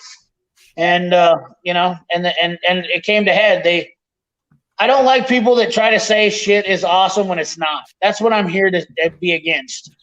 You know, I'm with you on that one. I'm with you on that one in MySpace too, brother. Like, yeah, MySpace. You got MySpace? I do too. Yeah, I got MySpace. That's why you have so many people tonight. I posted on the stream, brother. Yeah, dude, I'm all about MySpace. I don't know what's going on with it. It's dead now. People don't use MySpace anymore. My thing is I just don't like it when people just automatically jump on that bandwagon. They're just like, oh, it's awesome. It's great. I know that I promote stuff to be awesome when I talk about it, but the thing about it is that I have experience with, you know, I'm not saying my cornwall cart is awesome. I show the flaws. I show the negativities in it. I show the downsides of it, but I have a method to all my madness. That's just it. Everybody has an opinion. I'm not trying to be egotistical about it. Like Tarek said earlier in the chat, I just want to come to a common ground. And when I tried to ask them questions about that, they basically took offense to it. I know they were getting ganged up on and whatnot, but, you know, I mean, it is what it is. I just, you know, where are they at now? That's what I got to say. Where's all the Icon shit now? You know, all the guys that stuck up for it. Where's that now? It's gone. It pittered away, and everything that they said was exactly false. The shit was garbage. It is garbage.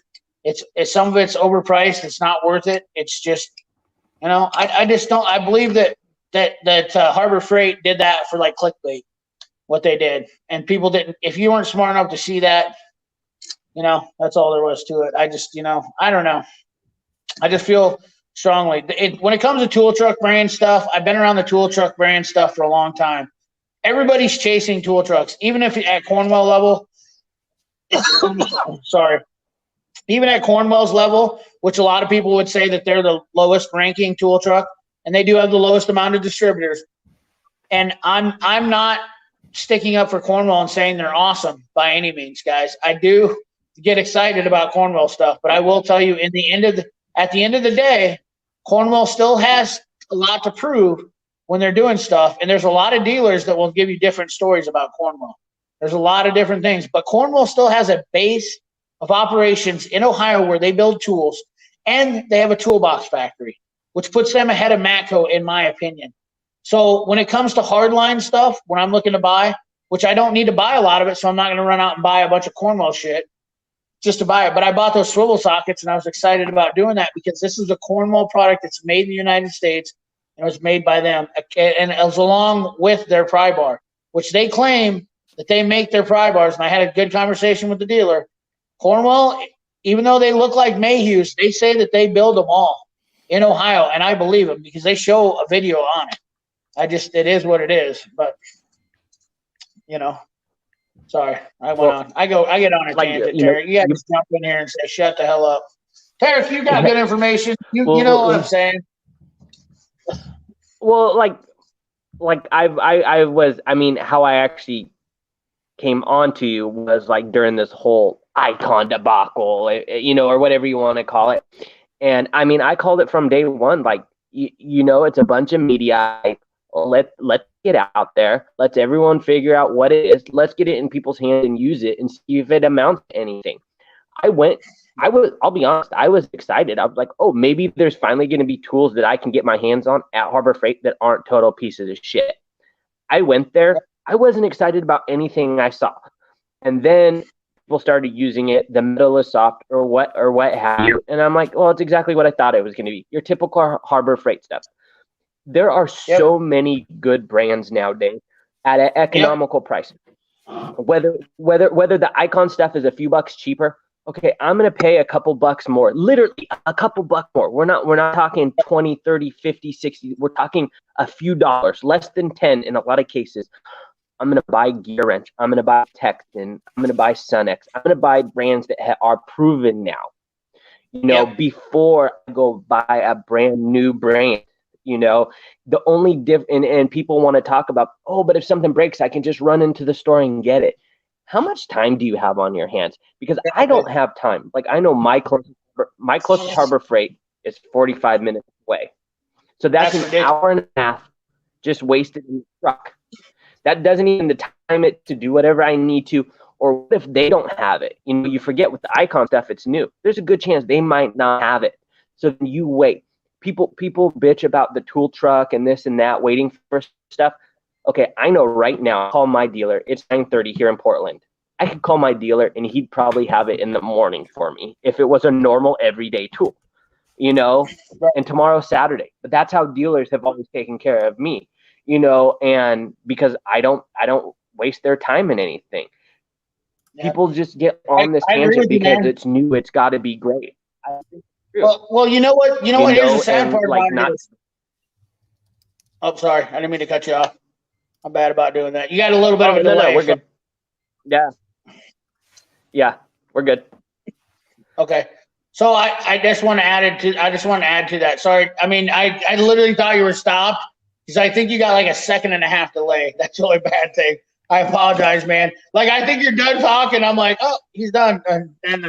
But the thing about it is, you're exactly right. But here's the thing: is back when that Icon shit was going on, I was right with you on this. I said, "What the fuck, Icon? There's so many other companies out there for just a fraction more. Like, we're talking $1 or $2 more, literally, that are better than Icon and proven. And so why is everybody jumping on the bandwagon for fucking ratchets and sockets that everybody has? That's the sad part that I don't even understand is they haven't even came out with anything that's been innovative, because they come out with bullshit. No, you know what they could have done if they really wanted to? Make their own shit in the United States. Be ingenuitive, and fuck it. Let's change our name as Harbor Freight. We've got all this buying power now. We've got all this money we make. I mean, the guy's got the guy's literally got 3 fucking yachts, and yet he can't come up with a factory in the United States. And people are supporting this ass bag because he gives money to tech schools and all this and that. The guy's a grade A fucking company corporate asshole. And I want to press on one thing because I hate getting on Harbor Freight topic because I know there's guys that like Harbor Freight and they get mad at me when I nag on it. I don't give a shit if you buy Harbor Freight. I understand, like, dude, it's cool. Buy some U.S. General toolboxes. Stack them deep. Buy 50 of them. I don't care. If it works for you, it works for you. At the end of the day, I don't give a shit. If you're getting along with it, that's fine. I know that the Pittsburgh sockets, I gave them a fair shake, and they didn't make it 6 months. I had studs they wouldn't fit through because the holes are too centered. They're too small. The shit it's annoying to me. Like, if I'm going to buy a tool, that's why I pay the good money for the shit because I know I'm not going to have to think about it twice. I know that it'll break eventually, but not near as fast as what, but the Harbor Freight shit always has problems. I always got to work around some kind of issue with the Harbor Freight shit. Always. It's just absolutely annoying. Every time I give that fucking place a chance, it screws me over. And I want to go back to one little thing I seen Tool Guy Ty said. He said, I like Autobahn Dan, but he gets lots of free stuff. Here's the thing, though. Autobahn Dan is a real mechanic, and he is a smart mechanic. And I will stick up for Autobahn because I talked to him, and the guy is intelligent, he's smart, and I love Autobahn Dan. I think he's a great guy. He stays pretty neutral in the game. I'm obviously not able to keep my mouth shut and stay neutral. But I do appreciate guys like Autobahn Dan. And the reason why they're getting free tools is because they're a good technician and they're very smart. And if that's the case, I'm going to be in trouble because I've had several tool companies already contacting me, and I am going to be getting some more stuff for review. Like everything that I review, though, I'm not gonna weigh in and say that this is the cat's ass right away. Everything that I get is gonna say, because I had the same problem when I said that I started this channel. I had this notion that people were probably gonna send me stuff because I do have the ability to sniff out bullshit. I know when there's a bad tool. I've been seeing enough of them over the years now.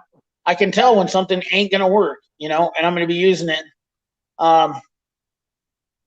Well, and I don't want to horse shit out neither, Tool Guy Ty, but let's be honest here. How are we ever going to get an honest opinion if we don't get it in guys' hands? And here's the thing is, I'm more than happy to send the tools that I get. If people think I'm whoring them out, I will send those tools to you and let you use them and let you keep them. I'm not in it to get free tools. That's just it. I'm only in it to help people from getting screwed over. Tool Guy says, oh no, TV is going to go down. No, I'm not going to go down, dude, because I will give the shit away. Why do I need 6 of the same wrenches? I don't need 6 cents. I bought 9 sets of screwdrivers. Some of my head, I know it's foolish, but I did like screwdrivers. I had a small screwdriver fetish. Every guy's got that. Tarek, what do you have for a fetish? Pliers? I have a lot of pliers too. I have about 120. I heard you say you had 3 drawers. Pliers, screwdrivers, and hammers. Yeah, there you go. Me too. Me and you we're brothers. That's all right. We're brothers from another mother. I have fuckloads of hammers too. I think I have like 35 hammers. I have 120 different pairs of pliers. Yeah, I don't think I have 3 drawers, but I definitely have 2 full drawers of pliers. You just seen my cart. I have 1 full drawer that's 33 inches across with full of pliers. Like that's most guys, like they don't even have that many. So yeah, so like I have to break my pliers up by crimpers, needle nose pliers, channel lock style, and then I have like the PWZs and vice grips, but all of them have their own drawer. because I have too many of all of them. And anytime I see a shiny new pair of pliers, it seems like I have to buy them. Even if I have 5 sets, what's one more going to hurt you? I probably used maybe 10 of them. Right. Exactly. If you guys watched my video, sorry, and I agree, I love that, Tarek. I just wanted to probe on Yoda Doug's tool collecting channel. What he said right there. If you looked at my Mechanics Time Savers video, I notated the things that were bad about them, and I didn't say anything I said good things and I said bad things. That's called constructive criticism. And if any tool company can't handle that, then it's not me. Like, I'm not going to take like something and bash it into the ground. I even will give the company. Here's my thing right now. If something's a real piece of shit, you'll never see it on my channel. And so, like in the Tribus instance, I won't show a video of me destroying a tool ever. I will send the video to the company, let them review it, and talk to them about it, because that shit doesn't need to start. We don't need that drama. We don't need that in this. Tool reviewing is hard enough as it is, and I can understand why a lot of good technicians that are on YouTube don't do them. For instance, Eric O. I'll put his name right out there.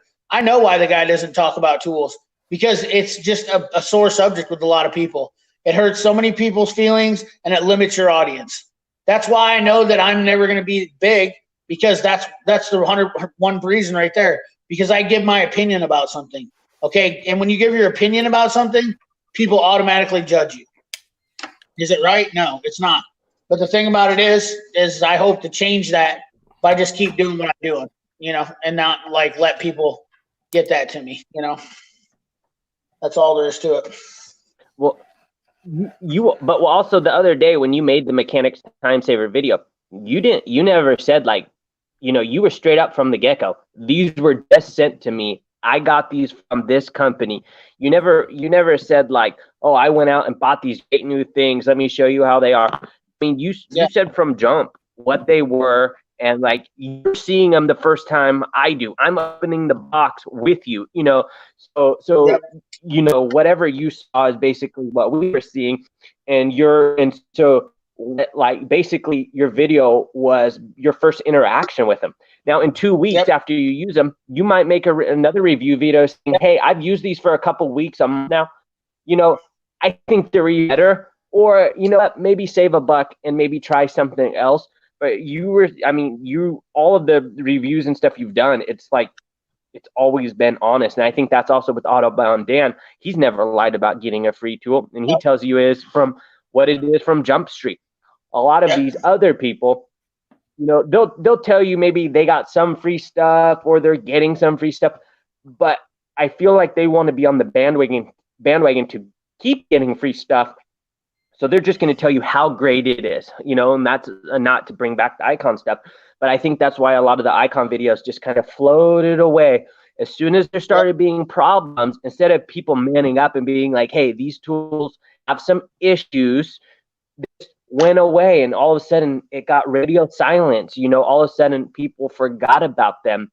And, and again, with Harbor Freight and all of the stuff going on with them, you talked about building a plant in the U.S. and all that. How about investing a little more in R&D, making sure that the tools actually work before putting them to market? Yeah, send them to guys that are maybe something as simple as that. Yeah, no, I agree. You're 100% right. I straight up had a conversation with Mechanics Time Savers. I said, look, guys, I've been using your shit for years. If you look on my toolbox, the Magna panel, that's Mechanics Time Savers.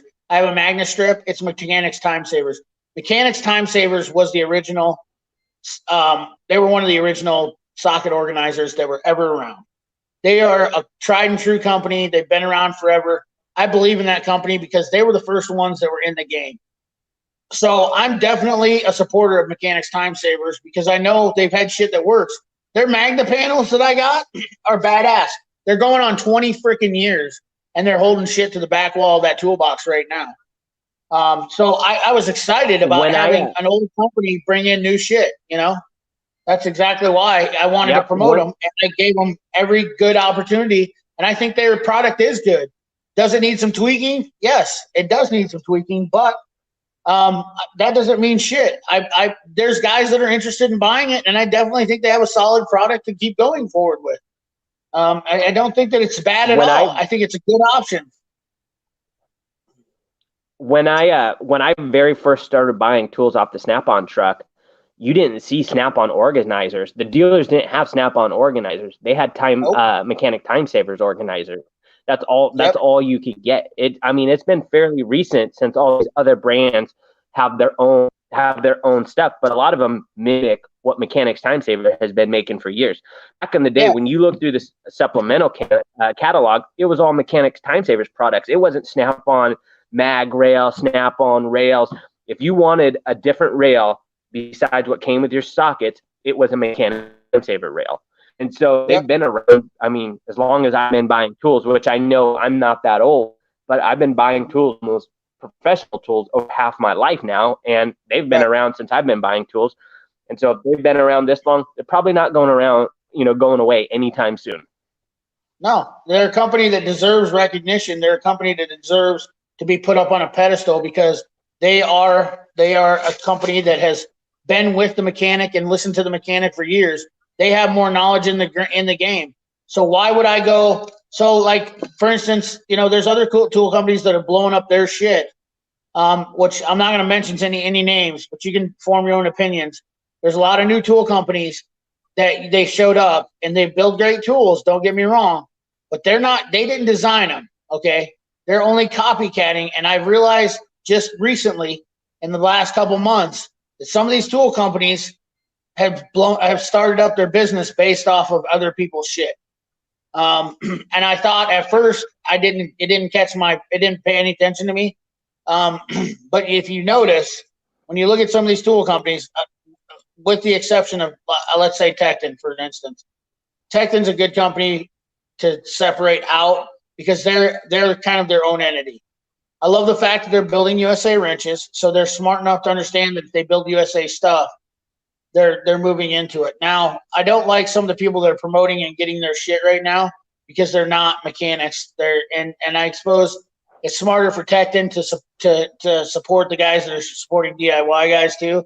So that because Tecton's going to get a bigger market in the DIY. Let's face it. At the end of the day, people once again have a bad notion about what mechanics are. But the sad part about it is mechanics are the first front line when it comes to good tools. The best tools come from mechanics. That's all there's to it. Mechanics use the best tools. They're the most prestigious end of tools in the industry, hands down. Anybody who wants to argue with that, I will take them to the bank any day of the week. You cannot beat repetitive use of a tool. Repetitive use. Everybody uses a 10 millimeter in a mechanics industry every day. A DIY guy does not use a 10 millimeter every day. So it's easier to find a DIY guy that is not going to beat a tool up like a mechanic will. And you can't recreate that scenario with a DIY guy like you can a mechanic. So if you want to find out if shit's tough, give it to a mechanic. You're right, Doug Yoda. They're about making the quick, cheap buck because they have the technology to do that now. Reverse engineering is a epidemic. Sorry, let me adjust here.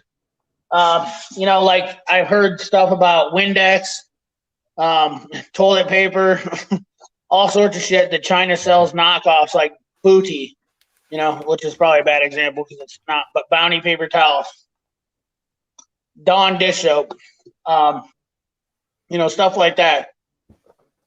That stuff's being reverse engineered over there in China. They're using different labels that look similar to sell it for marketing purposes, but you're being fooled. Nick, why are you running away? I was just going to bring him into the conversation because he made a good point the other night on his live stream about cameras and about why he sticks with GoPro, because GoPro is the proprietor of action cameras. And there's a good reason why GoPro is ahead of everybody in the market of it, because they've got better technology than everybody else. Yes, it's more expensive.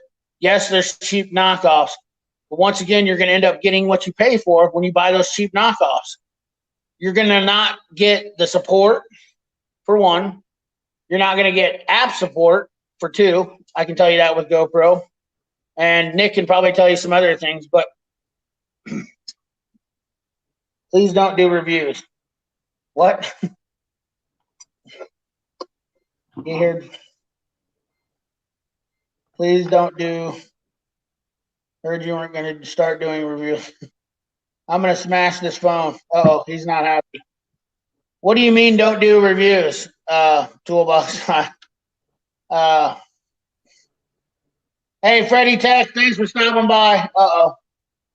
He's got to work in 5 hours. I wore him out. Thanks for stopping by, Freddie Tech. I know it's getting late, guys, and I know I've been rambling on. You know, it is a good discussion that I really think this doesn't get worked out enough. You know, there's a lot of people that I think that they just don't quite understand what's going on. The tool business is cutthroat. And we need to support the tool industry the best we can as mechanics in, you know, in keeping these good products and these good companies in business. That's all there is to it.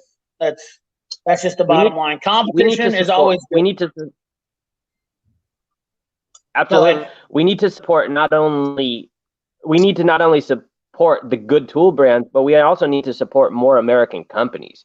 You know, we need to stop giving our money to these Chinese or offshore brands. I mean, I know that everyone has tools and stuff that are manufactured offshore, but we need to stop giving money to companies that are solely based in other countries. We need to keep some of that money home, and we need to kind of build up our stuff again, and stop. I mean, so much money is just given away to these other companies to make these cheap tools. And, a copy is a copy is a copy. I don't want the copy. I want the real thing. You can get away with some cheap tools. Don't get me wrong. There's some cheap tools that work. Okay. I'm no longer turning wrenches as a professional.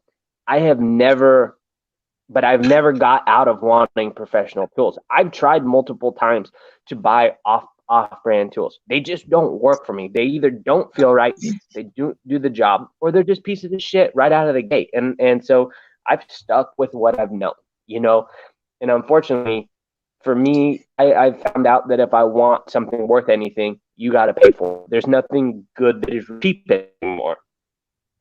Nope, you're exactly right. That's exactly the bottom line. We got to stop being Jay Danner. Welcome to the chat. I don't think I've seen you in here before, but you're exactly right, Tarek.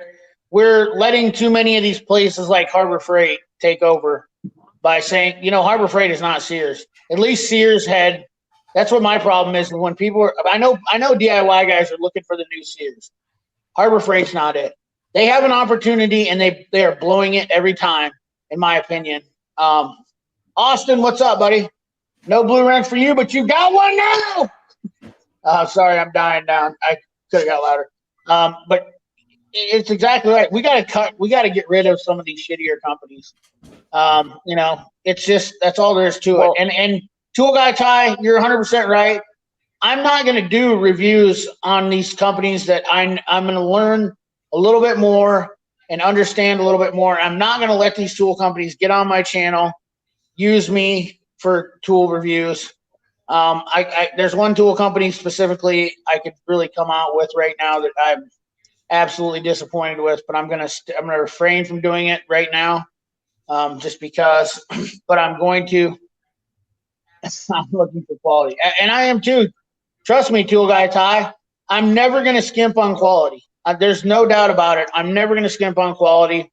I love Snap-on. I love Mac. They're the two top companies in my heart at all retrospects.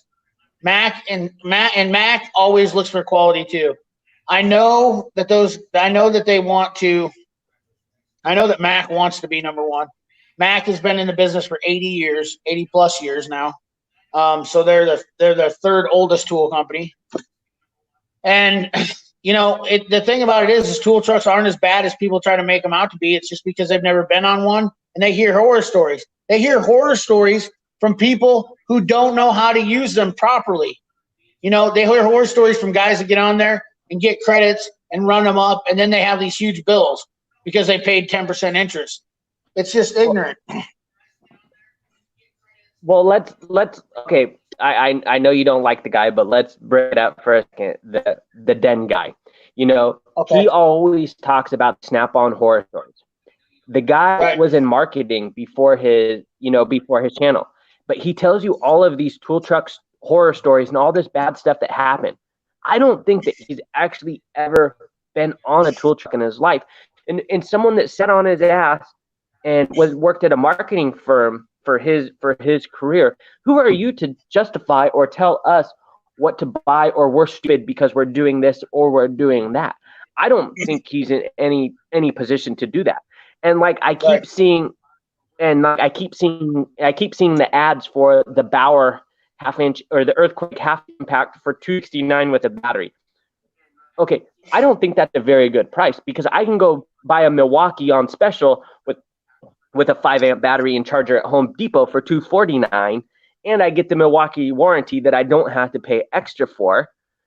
You know, and it's like I've just noticed that all the prices are getting jacked up to professional, the same price as Milwaukee or other brands, but they're not at that level.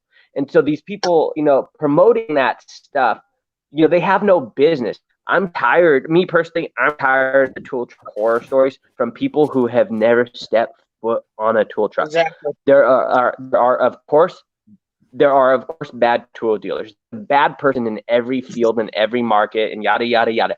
But how many of these people that claim all these bad stories have actually had a bad experience? Or is it a stupid game of telephone where they heard from a person that heard from a person that heard from a person, and by the time you spew it out of your mouth, it's been blown way out of proportion, when really is what if the real story was a guy missed his payment, all of a sudden he had late fees, but it's the tool truck dealer's fault because he wouldn't give him a break. That's what the real story was, but that's not what you hear. You hear what an asshole the dealer was, how much you owe in interest, and this and that. If you can't afford it, you shouldn't buy it. Right. Bottom line. But it's no one else's fault, their own. Right, exactly. You're right. The game of telephone is exactly played a lot. And I'll tell you what, that's the biggest number one thing why I started my YouTube channel, is because first reason why is because I heard a guy, and I just don't like bringing up people's names, but I heard a guy say the YouTube community for mechanics is small and it's dumb. But I can tell you this right now. You go to every major mechanics tool channel that has out there, and every good mechanic that has a lot of follower always is going to have Snap-on, Mac, Matco. You can almost guarantee those three are going to be in there for sure. Cornwell maybe, but you're always going to see Snap-on, and a lot of times you'll see Mac. They've been around doing this for a long time, and they use those tools. And the only reason they do that is because they got tired of buying cheap shit, and they've tried buying cheap shit, because to no mechanic, it's not cheap being a mechanic. So every once in a while you get weak and you're like, oh, this looks good. I'm going to give it a shot. Next thing you know, you regret it, and that's just it. But when you call the YouTube channel or the YouTube community small and ignorant, because they're mechanics. Okay. I understand there's not as many mechanics as there's DIY guys, but you're calling the guys that fix shit every day, who are out there busting their backs, the blue-collar guys, the guys that literally know how to fix this stuff. You're calling everybody in that community ignorant because they buy from Snap-on and whatnot. That literally tells me that you probably really don't have that much intelligence in your mind anyways, because what exactly did they do to you? Other than because they buy Snap-on? You're jealous because you can't afford it. That's what it all boils down to. Guys work their asses off to have nice tools because they don't want to fuck around. I can't tell you how many times this is when I first started doing this that I tried getting away with cheap tools. It was ridiculous. It got old. It breaks, and you're in the middle of a job. You have to stop and get it borrow a tool, go get a tool. It takes time and it takes money out of your pocket because every shop owner wants to pay you flat rate. What are you supposed to do? You're putting a corner. You have no idea about the industry as a whole. You know, I mean, these guys, you got shop owners and customers breathing down your neck. 2 people breathing down your neck. Nobody wants to pay for car repairs anyways. I mean, like literally they bring their car to the shop and they're just like, oh, I want to spend $1,000. When have you ever heard a customer say that? When have you ever heard a customer say that? You know, that's the reason why DIY guys do their own shit, because they don't want to pay $1,000. You know, they can tout about saying that mechanics are they're shitty and all this and that, but the problem is that they're going to try to fix their own stuff, and 9 times out of 10, half the DIY guys aren't going to do it because they don't have the knowledge like you do, Tarek. They don't put in the effort to understand stuff, and so they just try to throw shit together. Now you got these guys, they gang up on you, nine guys to every 1 mechanic in DIY world that say, oh, you know, well, you know, you're a mechanic, you know, you use professional tools, you waste money buying professional tools. Oh, okay, well, you know, why does the military only buy Snap-on and Mac? Why do they only buy them? That's weird. Our government buys them. But also, what happened to choices? It's our choice to buy what we want. Who gives a shit? I want to buy this, you want to buy that. It's our choice. Bottom line, it's our choice. And some of us are fortunate enough to be able to afford it. You can't afford it. That no shame on you. No hate. Right. I can afford it. Who gives a shit? You know, no hate. And also, on what authority are you to tell me that I'm an idiot or I'm stupid for the way I spend my money? Because I'm sure you spend money in ways I think is stupid, like going to Starbucks every morning or painting your dog's fucking toenails or something. But that's your money to choose how to spend it. You know, don't tell me how to spend my money or why I'm stupid for what I want to do. And also, I don't buy tools as an investment to sell down the road. All these people that are like, oh, you know, I buy it because in 6 months it's going to be worth this or it's going to worth that. I've never once sold a tool that I bought off a tool truck or anywhere else. I guess call me a hoarder, but I've never been like, if I buy this hammer today, I can trade it in for 8% of value in a year. I'm like, when it's for a new hammer, it's like, I'm going to buy a new hammer. Right. You know, that's the other thing. You know, that's the other thing you never hear those guys talk about. You never hear them talk about trade-ins. Yep. Like the fact that the tool truck is a good avenue or resource for you to take tools that you want to upgrade, and you trade them in and you get value out of them. You don't go and do that at Harbor Freight. You basically buy that shit and you're stuck with it for life. That's all there is to it. Or you can try to sell it on Craigslist for a fraction of the cost. You know, which we all know what that goes for. Nobody's buying your shit on Craigslist. Yeah, and we know, and like everyone knows that tool toolboxes are really expensive. But you know, we can't walk into Harbor Freight with our grandpa's old Craftsman and get a trade-in value for it. But you know, we give it to our Snap-on or Cornwell guy. He'll give us more than it was ever worth just because he's a good guy and wants to help us out. You know, you know, things like that. And you know, you can't get that service anywhere else. I'll give my Snap-on guy a broken air ratchet that probably hasn't ran in 10 years, and he'll be like, oh, I'll give you $150 for it, even though it's going straight to the scrap bin, because he knows I'm gonna buy something way more expensive from him there. You know, a lot of times they'll take care of you. And also, I know my feet were barely getting wet. I had no money to spend anywhere. Who was the only person that would give me tools? The tool. Right. Let me take them for, you know, $20 to $50, didn't pay any interest on it. I gave him a couple bucks every week and I could build my collection that way. You couldn't walk into Sears without credit. Harbor Freight didn't even have credit at the time. You had to have cash to buy even cheap tools. Well, sometimes the expensive route is the way to go, because that is actually what you can afford, even though it sounds crazy, because you can afford $50, $60 a week, but you don't have $500-$600, you know, all one fell swoop. You know, and when you're 18, you don't have money, you don't have the credit for credit cards and stuff like that. So there's just a lot of things that people forget about, you know, that your tool truck guy will really help you out with, and, you know, and further your career. And they'll also let you demo tools. You want to try a new air, or you want to try a new impact? Here's a demo model for a week. Tell me how you like it. You know, you can't walk into any store and be like, hey, you got a demo I can use for a week? Right. No, I'll tell you. There's a JP, lot of. There's a lot of. I gotta jump off, brother. Oh, okay. Your phone's giving you. Well, yeah, I gotta finish the phone, and then I gotta load up a kit. I gotta be filming, and I gotta leave in like 6 hours. So I'm gonna be freaking beat. But I appreciate you guys, dude. That was fun tonight. Thanks to everybody in the chat. Maybe we'll get Froggy do something tomorrow night. But when I get back, I'm hoping to be back by like 6, 7 o'clock. I'm hoping my Eastern. But sounds good. Tarek, that was freaking awesome. You guys are the best. Have a good night, Nick. Yeah, man. We'll catch up, dude. Thank you. CP, love you, brother. I'll see you guys. Diabolical, see you. Take care, everyone. See you tomorrow. Yeah. Yeah, it is a very limited, and I hate like thinking, I hate like talking like I'm picking on DIY guys.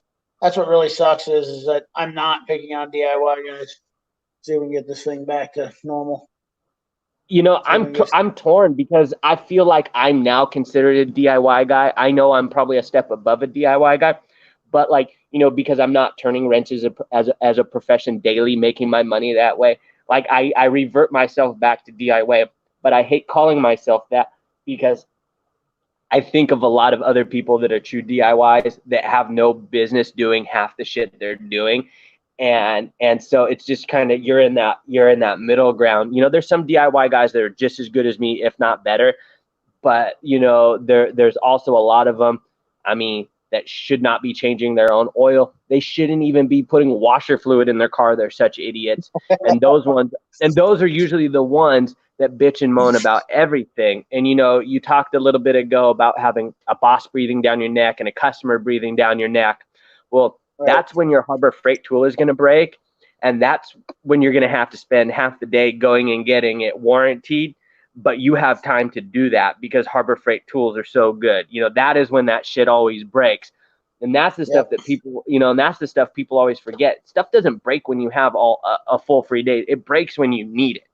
And, you know, for people to always say like, oh, it's so easy to just go down to the store and deal with it. I personally don't have time to deal with it during the day. I'll wait the few days to see my guy and have him deal with it, or call him and generally have it the next day. Right. Like I'm sure you could call if you broke something on a Monday, you could call your dealer and he would find a way to get it to you in the next couple days, whether he came to you or you met him at a shop down the road on his route. He would figure out how to get you taken care of. I don't know of many dealers that are just going to shit on you and say, oh, you got to wait, you know, a week and a half for me to see you again. Yep. I agree, man. It's sad but true. And it is also, it's a tough market for me to like bid because I really don't, it has nothing to do with me not liking DIY guys. I love DIY guys. I always want to help them out. You know, I think there's plenty of work to go around. There's no doubt about it. I'm not out here bidding against DIY guys.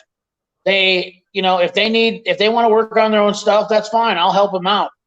I have plenty of work. I don't have any loss of work. DIY guys, but I think that when they go to channels that have no idea about what they're looking for or what kind of knowledge they need, it's just like listening to the neighbor who thinks that he's awesome with, you know, fixing cars and he literally knows shit. He gives bad advice. He solicits advice that is, you know, just him trying to pretend like he knows something. Yeah. You know, and because you have some kind of background in, you know, whatever, that doesn't make you an expert. In your opinion, it's just your opinion. Yeah. You're just, you know, you're giving an opinion. And if you can't own up to giving an opinion and say, hey, I'm not really sure about this, but this is my opinion, instead of saying, well, this is what it is and this is how it is, this is what you should take it for, then you're going to lose out. Eventually, these guys are going to go away with more guys like me on YouTube, more guys like you on YouTube, bringing this stuff out. I mean, there's going to be a lot of people that will say that's not going to happen, but Toolbox Footage, thanks for stopping by, buddy. I appreciate you coming by. I know everybody's getting tired of listening to us harp on this stuff. It is a plaguing problem in this community of people on YouTube. It's the whole reason I got on this. You know, and I know it's just like a daunting subject that everybody gets tired of hearing. It's almost like politics. But the thing about it is that people need to know their boundaries. You know, if you're there's different levels of mechanics. If a guy's a suspension guy, he's not going to tell me how to diagnose a car. You know, I am a true, and I don't have all my SE certifications. I'm not a master tech, and I'm going to change that because I have the ability to do it.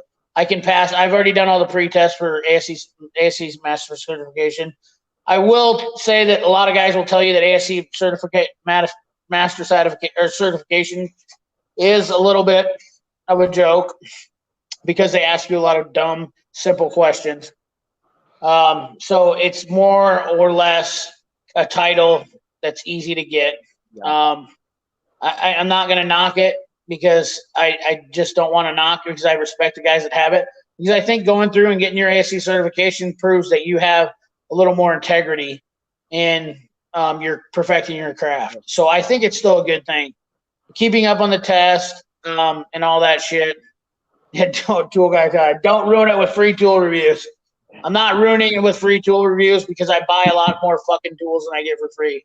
I promise you, Tool Guy Ty, there's not going to be a ton of people that are going to give me free tools all the time because of, you know, but I also want to give good advice out there for DIY guys who want tools.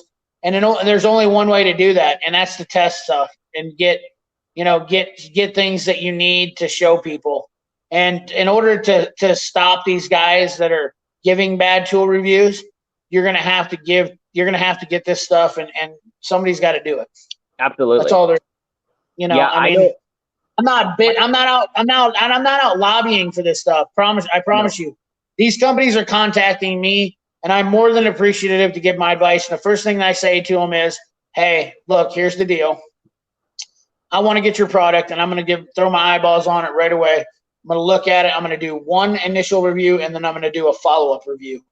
You get two of them for the price of one with me every time. That's the deal. That's the bottom line. I want to use it. I want to get it, and then I want to use it, and then I want to come back to it. Because you can't always tell. I remember, so I'll be honest with you, just like when people talk about gear wrench. So when gear wrench came out, I thought it was a cat's ass. After years of using it, I hate the shit now.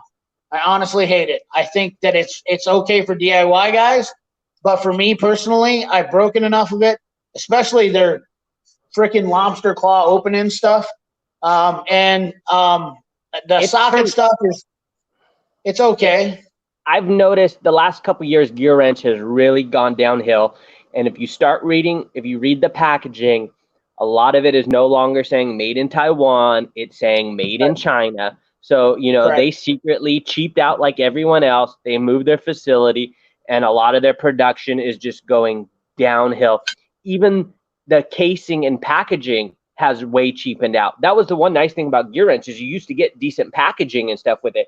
Even now, it's just your cheap, flimsy plastic, no longer nice cases and stuff like that with a lot of the stuff. And unfortunately, I think they're doing that so they can stay competitive with a lot of their other stuff. I used to like most gear wrench tools. The only thing I don't use any of their socket wrenches. I have some of their impact sockets and some chrome sockets. That's about it. I like their pinless design on some of the stuff, but that's all I'm using. I'm no longer using tools and pliers and shit that can break. I'm going back to the trusted and true stuff, and then getting back to like where you're talking about helping people, that's kind of why I thought I wanted to get into YouTube. I want to help the people that want to be helped. I'm not here to fight with people and all of that. There are people that are actually looking for help. I want to be that voice of reason. I kind of want to be that voice of reason in that middle ground. Yeah, I'm not a tech anymore, but I know I know that avenue, and I kind of just want to give people that road. And like, I know when I went for my ASE certs, I'm considered a drivability tech. That was my game. And so you know, the computer diagnostics, why is your car actually running like shit, that kind of stuff. I was never, you know, I never did like a lot of, which I'm capable of doing, but I didn't do a lot of like the full engine tear downs and stuff like that. And then when I went to move to the auto body end, I got into a lot of suspension and framework. So then I got my ASA certs and ICAR certifications in suspension and body and frame.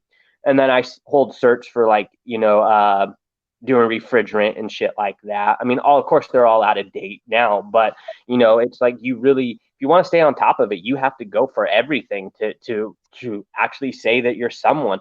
Now, a lot of it, I think you can get away with on the job training, but nowadays everyone wants it. You know, it seems like they want that piece of paper and that credential to prove that you're somebody. Where back in the day, it was like, oh, I worked in Grandpappy's shop for 20 years, and now we just know what we're doing. That doesn't fly anymore. Now you got to have a stamped piece of paper that says I'm this and I did that and I paid to do that. You know. Right. Let me just throw it out here right now. YMAR 1 VMAX is a master certified tech. So what he just said is coming straight out of the horse's mouth too. I know that for a fact. I know who that guy is 100%. He just said ASE testing is the way for a technician to show integrity and commitment for his and hers trade. And that's about 100%. You know, that's spot on. That's pretty spot on. Absolutely. You know, but at the end of the day, it doesn't make you a great technician. It just makes you. But it does. There's a lot of guys that don't follow up with it anymore. Just like my SEs are all expired too, and I haven't kept on them. But that's the problem. Is a lot of people have let them lapse, but or whatnot because nobody cared, and that's what we need to bring back in. Maybe even change it and get a little bit harder ASE testing and whatnot. You know, give some more hands-on stuff. You know, it's also not cheap to keep up on it. You know, for the continued education, it wasn't cheap to do it every couple of years. And when you shit. Yeah, and if you're barely eking out a living as it is, you don't have a couple grand every couple of years. And a lot of times shops aren't paying for your continued education. And most of the time you have to travel for it. You know, it's not like I'm lucky where I have a community college where we have the ASE stuff we can do right in town. But a lot of cities don't have that. And you got to go to the next state and then you got to pay for travel and you got to pay for hotel stay and all that. So, I mean, that gets expensive quick, you know, and yeah, I mean, it is what it is. And like I said, a lot of shop owners aren't paying for your continued education, which I think, you know, it's hard as a shop owner because you might not always have the money. But if you have a good tech, I have always believed that it's probably worth paying for it because it kind of shows loyalty on both ends. Right. I agree. I agree. There's just a different type of the world and the technician right now is it's in a changing situation. Absolutely. We're in a transition period. Technicians are about to become prestigious, in my opinion. There's a lot of technicians out there that have not been given the right that they need and that what they deserve for what they do. And that's going to change because people are going to have to start paying and they're going to have to deal with it. That's all there is to it. The day of the customer coming in and whining about how much their it costs to get fixed, they're going to have to deal with it. If you don't like it, then don't have a car. You're going to have to start riding the bus. Now, what that's going to mean for the automotive industry, I have no idea. But I can promise you that that at the end of the day, there's going to be a change. It's coming. It's in the making. You can tell by the guys. Everybody in this chat is all over the world, all over the United States and Canada. Everybody all over here has they're seeing the same things. And because the internet has made everybody's neighborhood smaller, that information is getting out. Okay. And that's all there is to it. Well, I know I hear people bitch about like shop rates all the time.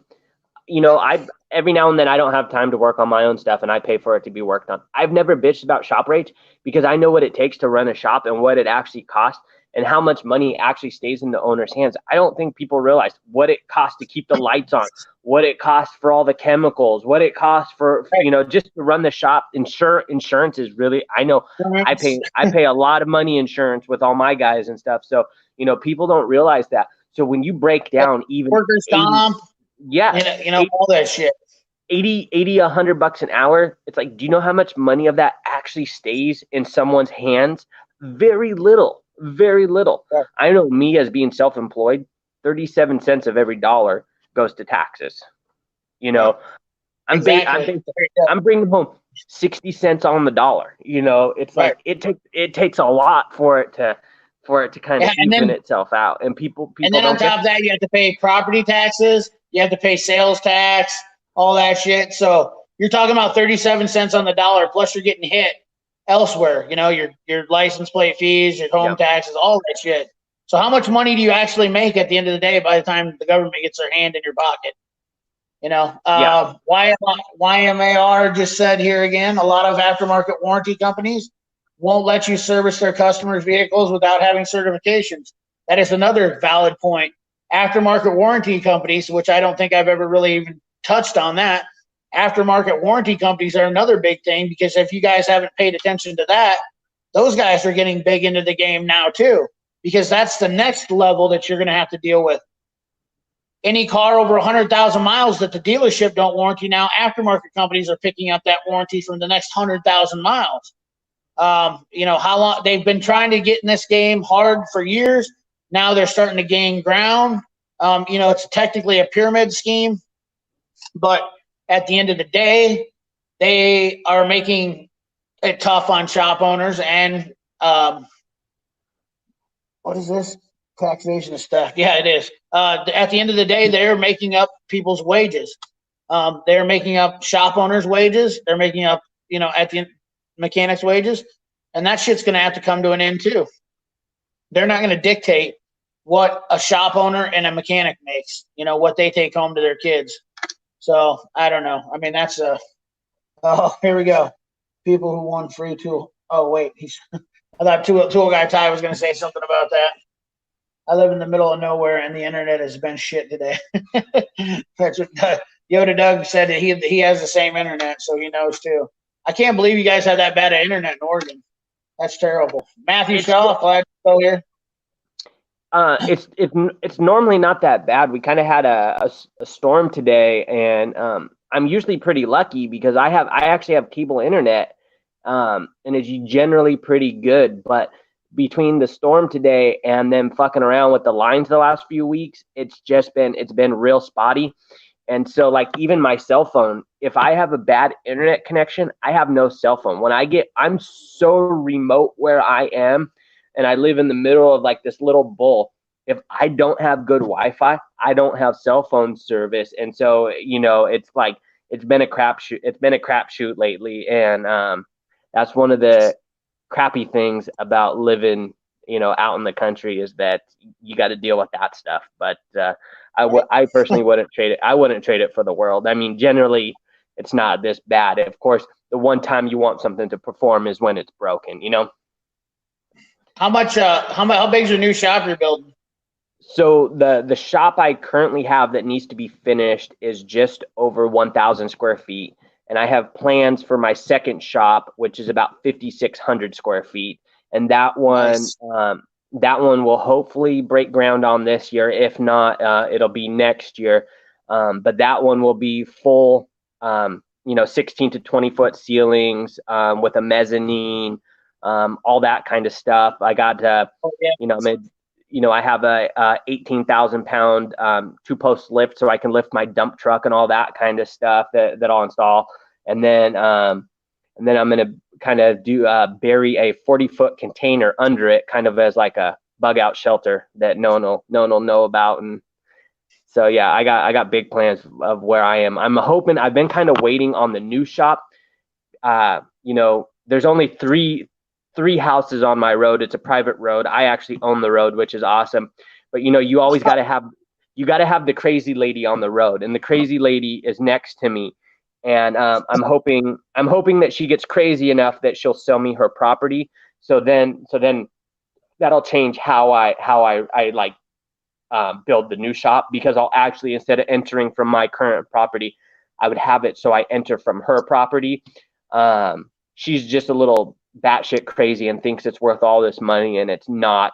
So I've been kind of waiting for something to happen, not something bad, just something in general to happen. Either she needs money, or something happens where she needs to live in a home and she needs cash, and then I'll buy it off of her.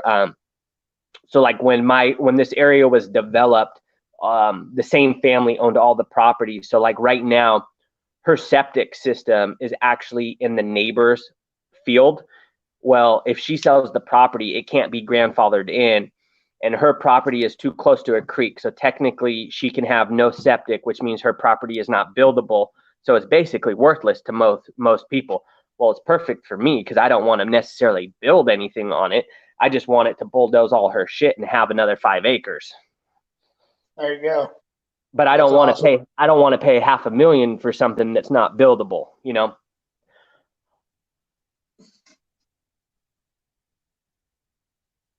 I'm just looking here before I get. I have Scott Seidel and Judd Miller. Judd won a T-shirt. I wanted to catch this before we get going here. I see a couple of people still in here. I don't have Darren Robinson sending me an email, or Matthew Shaw. I don't have you in here. Nope, I don't have an email from you, Matthew Shaw. I still see you in here. But I do have Scott, and so I have 2 of the 5 winners. I need Darren Robinson, Joseph, and Matthew Shaw. Yeah, Matthew Shaw is still here. I just seen him. You need to send me an email with what you won, which is the vice grips for Matthew Shaw. Yep. I will just have it. Okay, good deal. But Darren Robinson, I know I'll get a hold of Darren on his channel if he didn't. He won a step drill bit. And then Joseph won the gift card for $25 to Home Depot. So I'm gonna keep that paper. Actually, I need to take a picture of that. I don't write anything down anymore. I take pictures of it. I don't know how you guys are. That's how I do it. It's funny because I usually have a Sharpie in my pocket, and when people started winning, I wanted to start writing stuff down, but I forgot that it leaked all over my pants, so I took it out. And then I was like, oh shit, what are we gonna do? Because I got nothing to write with. So I'm glad someone kept track. I'm a YouTube certified master automotive technician as long as I have you guys around, right? Well, yep. Joseph. Yep, Joseph, is he around? I don't know if Joseph's still in here. Joseph, what the hell was Joseph's last name? Joseph. It was like 3 names. It was like something. Yeah. Now I'm so far gone. I know the last name started. I know the last name started with an S. It was Matthew Shaw, and then it was Joseph something Sigler. That's what it was. Yeah. Seigel, no, let's see. Something, yeah. Yeah. Hopefully he'll get a hold of me, because I can't get a hold of Matthew Shaw and Joseph, but Matthew's gonna take care of us. I wish I found you before my brother got fucked van repair. Yeah. Well, I don't. Severio. Yeah. Severio. Exactly. Thank you, Yoda Doug. He's on it. That's what you always got to appreciate, Yoda Doug. That guy does not miss a beat. That's for damn sure. If it's happened on YouTube, Yoda Doug sees it all. He's like the YouTube guru. He sees everything. It's funny that he only lives like 30 minutes from me. Right? Yeah, he was like one of my. I was looking back. He was one of the first people that commented on my deal the other night. I felt bad after I said, I think somebody else has been with me forever, but Yoda Doug was like one of the first people that commented on one of my videos. Looking back, I'm get a black and green. I'm gonna get some apparel Guys, just to let you know, that's a plan. I actually had thought about getting this Mac hat, and then I was going to talk to Mac about getting this Mac hat. I've been talking to Mac Tools. Of course, there's no surprise there. I mean, with all the RBRT stuff, I literally kind of got, I'm not going to say that I started tool reviews for Mac Tool, but I will tell you this: before I came along, there was a lot of people that weren't on here doing tool reviews on Mac Tools. It was a forgotten company. And I think that I looked around a lot, and I was disappointed with the amount of shit out there that was out there for Mac. And I couldn't believe that people were supporting Matco, who was basically rebranding a bunch of shit. And they didn't have a ton of stuff that was really, they don't have anything that's their own. I mean, that's just it. It's disappointing. But I don't hate Matco because I do like their stuff. Their hyperstep drill bits are made by Astro, but they locked down these agreements with them for a couple of years, and then they have them just like they did with Tool Grid and whatnot. Yeah, I want to say it. Chip Goose. I'm back. I want the shirt on with the fake overalls on it like a swimsuit shirt. Tool Guy Ty, what are you going to do, man, when I do tool reviews because people gave me stuff? I think with the Mac stuff, I think a big reason you're not seeing a lot of reviews is you're not seeing a lot of Mac dealers out there. We have hardly any out on the West Coast. And so I think a lot of people just aren't getting their hands on the products anymore, so I think it's a lot harder to come by. Yeah, I think their products are great, and I've always wanted to try them. So I'm excited to get my hands on some of them. And I'm glad that you are reviewing this stuff because I think it should, it's just as good. I mean, like I know I've used Proto forever because, my grandpa being a machinist, that's what he grew up on. And I know all the Proto I have is good. And so I can only imagine that the Mac is just as good, if not better, so. Well, they're the same. They're technically the same. I mean, the Proto ratchets were designed, or the Axis ratchets were designed by Proto. No hiding it, no bullshit it. Mac puts their spin on it, which is cool. Mac and Proto are the same. And here's the thing about it is like people used to knock on Mac because they were part of Stanley Black & Decker. And all I got to say to that is Stanley Black & Decker is the #1 tool company in the world. Like, what's up? Yeah. So what better person to have on your side? And Stanley is, to me, is now I'm not too thrilled about the new Craftsman shit. Just because I think that it sucks that they're taking away from U.S. manufacturing. But I honestly don't think, and I promise you keep your eyes on them because Stanley's not dumb. They're a smart tool company. They've been around for years. I would not be surprised if you watch Craftsman come back to the United States. They're building the line back up because Craftsman has been torn down for quite some years. And I think Stanley has a good shot at killing Harbor Freight with Craftsman. I think don't kid yourself. I believe, I don't remember if it's Texas or where, but Stanley's building a new plant in the U.S. and I believe it's Texas. And from what, this is just speculation, but from what I've understood, that it is to start bringing some of the Craftsman stuff back to America. So, I know for a fact they're building a new plant. What they decide to do with it, I don't know. But from what I understand is that a lot of that was supposed to be to bring Craftsman back to America. And, people want to dog on Stanley. Who doesn't have a Stanley kit though? Who doesn't have a Stanley kit? I actually have some pretty cool stuff. I actually have full sets of New Britain, which was the original Stanley that my great grandpa had like in the Korean War and stuff like that, which is pretty awesome because a lot of people don't even know what New Britain is, but that's where Stanley originally came from, New Britain, Connecticut. So, but they've been around. They're the first like hardware and tool company. They've been around for.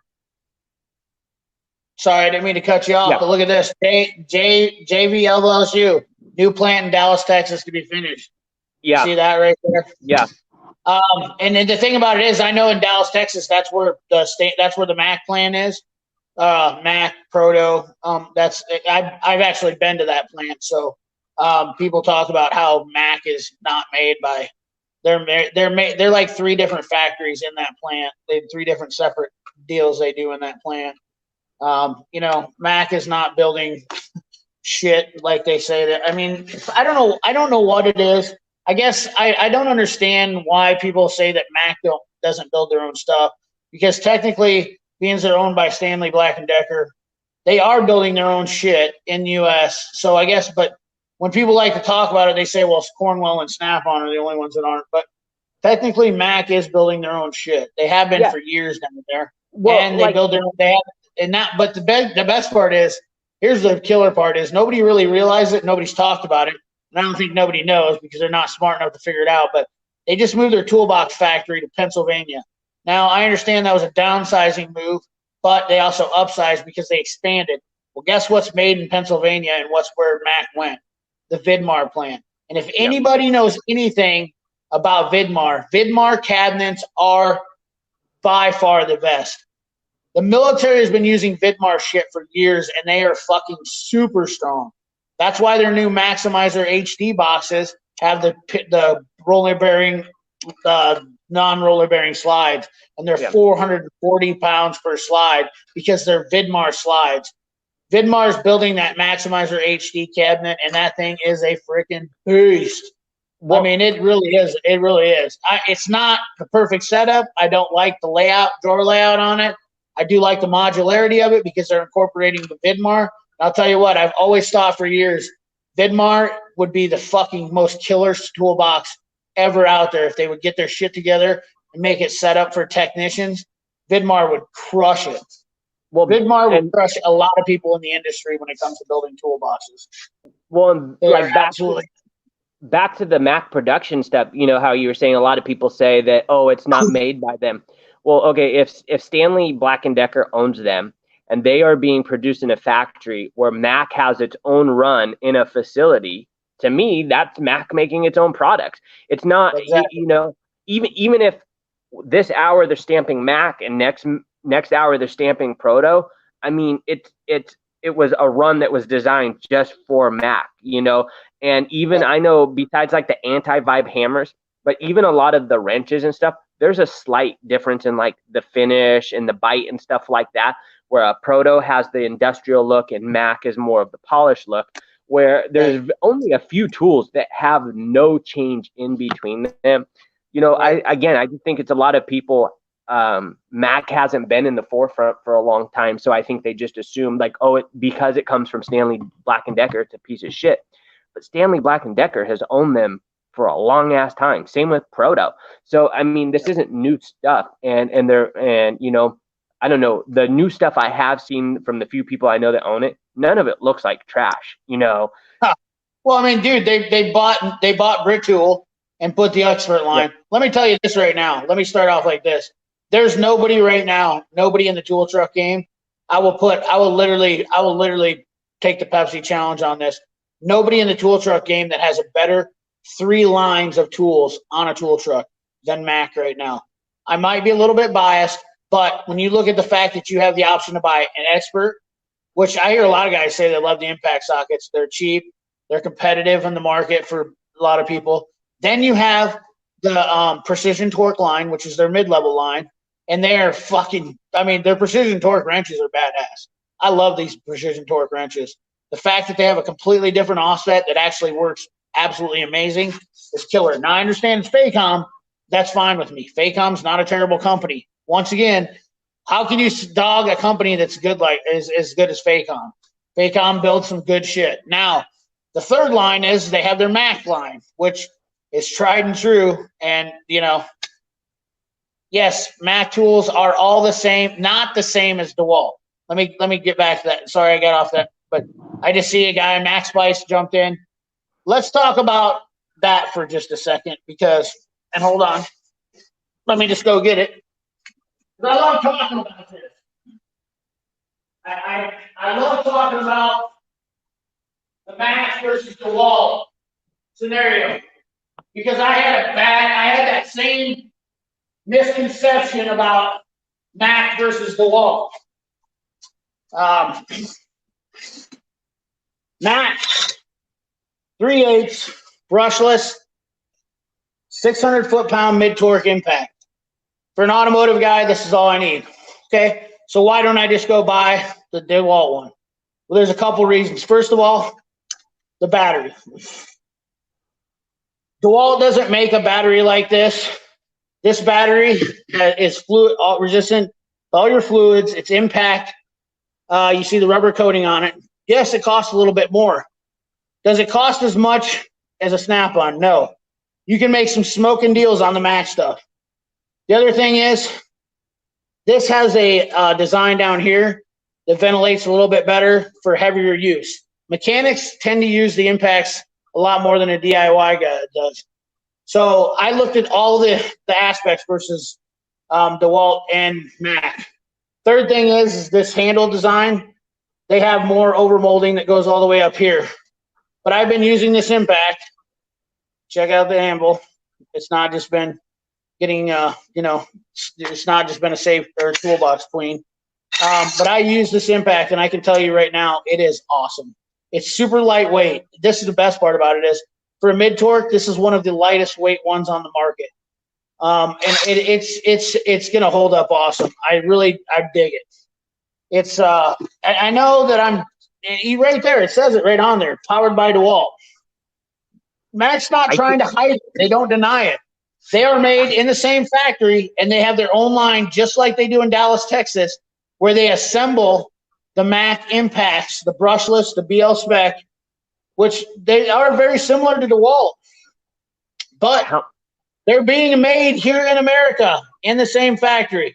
They're being assembled. There's people getting paid. So that's a good thing to me, which I think the Snap-on is too. I'm not sure. But Snap-on's quite a bit more money. Plus, you got a 3-year warranty with this. And I'll tell you right now, I know guys that have had DeWalt shit for well over a decade, and it's holding up absolutely, phenomenal. How much of the 20-volt stuff do you have? I have a bunch of, I don't use DeWalt products, but I have a shit ton of 20-volt batteries. So if you need some extra batteries, I'll send them your way. Oh, dude, that'd be awesome. Yeah. I'll definitely be down with that. I have a few products that use DeWalt batteries. They're not DeWalt products, but I don't use the DeWalt batteries. I got you can get an adapter so I can use my Milwaukee batteries, because I have shit tons of Milwaukee batteries because that's what I use. So I have all these extra DeWalt batteries and chargers I have no use for. So I'll send them your way if you got a use for them. Yeah, no, the biggest thing is I love these batteries for the mechanic. Yeah. The DeWalt batteries are obviously plastic, and I've heard horror stories about them in mechanics fields, but I also know guys that use them in the mechanics field and they love them. But just as some extras, it wouldn't hurt. No, yeah, absolutely. Well, I'm going to buy. So I'm actually the couple things I'm going to buy is I'm going to buy probably the bigger version of this. I was going to go Milwaukee, but after looking at stuff, my biggest number one reason why I'm going with DeWalt for the bigger impacts is the weight. They are extremely lightweight. This thing is absolutely ridiculously lightweight compared to a mid-torque. It's about a pound lighter, I think. If you want to play with one of the big boy Milwaukee half-inch ones, I'll send you one because I have 5 of them. I'll send you one to play with for a while if you want to see how you like it. I played with them. I've had one to play with. I actually didn't like it. That's why I went with the mid-torque, to be honest with you. That's because I was using a 20-volt Milwaukee or 18-volt Milwaukee half-inch, and I realized I didn't need all that, because the problem was I found with the half-inch for auto repair stuff is that it didn't have enough power it was always just slightly underpowered when it came to doing what I needed to do, and it was too big and heavy to do what I wanted, and I wanted a mid-torque. For heavy-duty guys, I could see them using a half-inch all the time for heavy-duty stuff. It's great for taking tires and wheels off, but I don't always do tires and wheels, No, I'll be honest. I generally use either the half-inch stubby, the half-inch or the 3/8 stubby, or the full-size 3/8, or one of my mid-torques. Unless I'm doing wheels and tires on like the trailers or the dually or the big trucks, I really break out the big guns because it's too heavy. Even changing over 4 tires, it gets heavy in your hand. And so I don't use it very often. And I'm also an asshole to myself, and I use like everything with 9 and 12 amp hour batteries. So that's like an extra 15 pounds on each tool Right. itself too. So you Yep. know, and I've always just used the big ass batteries because it's like the last thing I want is to have to worry about charging it. So but yeah, I definitely get that they're not light, but they work. Yeah, it's I did just notice. I did notice one other thing too about these versus the Milwaukee is that the noise reduction. I know it's not a big deal because it's not air, but these things actually sound super quiet when they're yeah. impacting. People. I think people actually would mistake in these things for not having very much power because they're so quiet. They just run super smooth.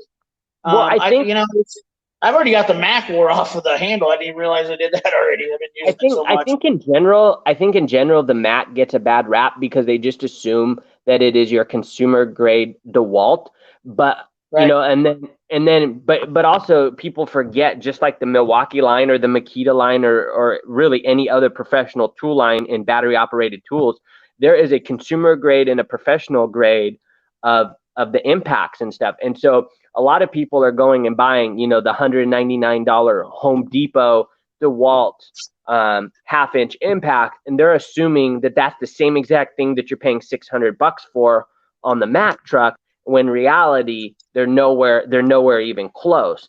But they hear that, oh, you know, because they're owned by the same company and maybe they're made in the same factory, that there's the same tool, and you just threw away $400 for a red case, you know, for a red impact and a little extra rubber versus a yellow and black one that just came in plastic, when in reality it's not true. Like you said, you know, in the automotive field, they get extra holes for extra breathing. You got the extra overmold on everything. And generally, I think they're built to just a little tighter tolerance. And again, it's preference. If that's what works for you, who cares? And like you said, you get 3-year warranty. I'm not a fan of I've never been a huge fan of the Snap-on stuff. I used to have the old 18-volt stuff, and I hated it. And you know, the thing the thing I couldn't stand is a 1-year warranty. Like you want to charge $1,000 for an impact, and you're only going to give me 1 year on it. I mean, come on. Like, well, and that's another discussion I have about that stuff though too. Even that's kind of overrated.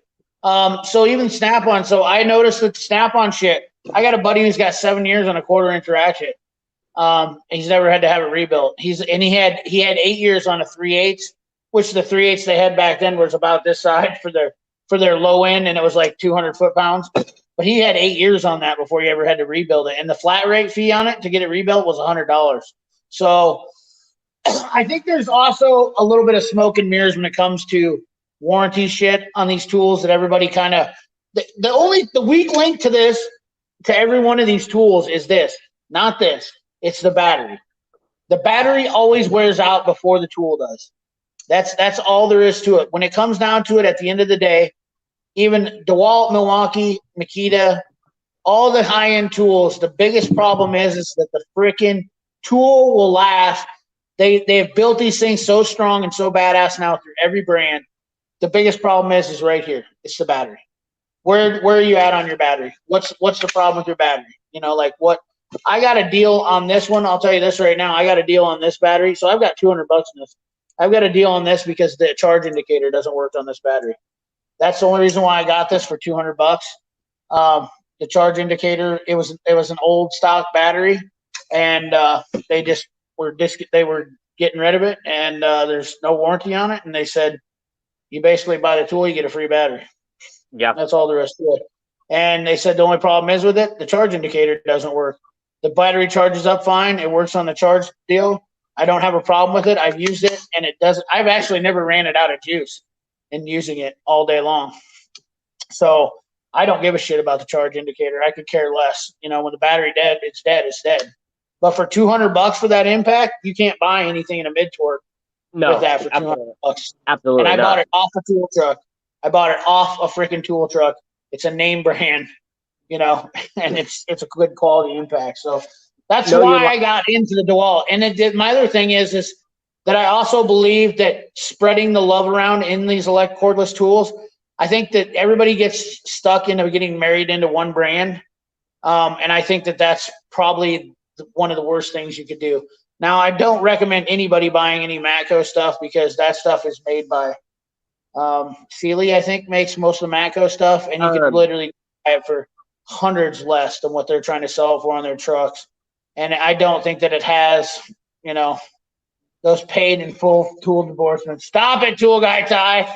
You're literally killing me. I thought the new impacts and stuff that Matco were using was that company that Rust Belt Mechanic always promotes. I can't think of their name. Yeah. But SP is the same tool company. Sealy's building the same. So SP is a rebranded company. Okay. They're doing the same thing Matco does. Okay. Yeah. You know what I'm saying? Yeah. And SP, that's a good example because I don't have any SP tools and I'll never take anything from them. SP is one of those companies that I'm talking about. When I talk about that, they're repopping everybody's shit. So they're going directly to the manufacturer, reverse engineering, and then selling stuff. For instance, if you look up their tools sometime and just compare them, like go to Amazon and find something similar to it, and you'll just shit your pants. It's absolutely ridiculous. I went on the SP website, the North American website, and looked at their tools. And I'll be honest, I wasn't necessarily impressed. They didn't necessarily look bad, but for the prices they wanted for some of the stuff, I'm like, well, I could get that anywhere. Yeah, I was like, yeah. I know I can get the same thing for cheaper from anywhere else in any other brand, and I didn't see it. I know that the new battery impacts are supposed to be really good and stuff, but I don't know anyone else that's using their battery platform, and I don't know how well the batteries are going to hold up. And I'm also, again, with those kind of tools, where can I go get a warranty? I want to, when you're going to spend that kind of money, I want it in my hand. I want to pull a trigger. I want to see how it feels. And with SP tools, there's no SP tool truck that I know of. There's no retailer I know of. And when I looked on Amazon, they really only had some of the hardline stuff. But also, from what I understand, what's sold on Amazon isn't sold through SP Tools. It's third-party merchant. So you're probably not going to get a warranty, from what I understand, because they're going to want proof of purchase and yada yada yada, and you're down that Amazon rat hole again. So I mean, it's a crapshoot, and so I wasn't necessarily impressed. I just heard people talking about them, so wanted to check it out. But I feel like I'm getting a good product from other places. So, I went different routes. I'll be honest, I'm a person that did marry into the Milwaukee line for one reason, one reason only: automotive and construction. I do both fields, and they're one of the they're the only company that does both of them well. And so I figured, for what I play with in the shop, I don't want to pay hundreds and hundreds of dollars for extra batteries. Like for instance, I told you I got a really cool Milwaukee guy. Well, he probably gave me about $1,600 in brand new batteries this week. Well, no other company is going to do that for me. So, he kind of seals the deal for me. Yeah. I mean, look at the prices on those. No, these are Sealy's. Look at those are Sealy? Yeah, these are the Sealy tools that I was talking about. Well, and also look how old school they look. I mean, they don't look. I mean, look at the batteries. Matco, that's what the Matcos are. Look at that. Look at them. Yeah, they look like that's what's making them. So you can buy from 1992. Right. That's their 16 volt. Well, they call it a 14 4-volt line on here, but that's who's making Matco. Well, Sealy has been doing this for years. They've been around forever. They're like hybrid. They look straight. They're building. They're the ones that. Let's see if we can find some. All their power tools. I think seen somebody in here. Mr. MR says professional tool products. That's SP tools, but it's not professional tools. SP is getting them made by Sealy. SP is not professional tools. Is not a tool manufacturer. They are a tool. They're a middleman. Yeah, that's what they are. Matco is a middleman. That's just it. That's what we got to cut those guys out. Later, Matthew Shaw. See you guys, man. Talk to you later.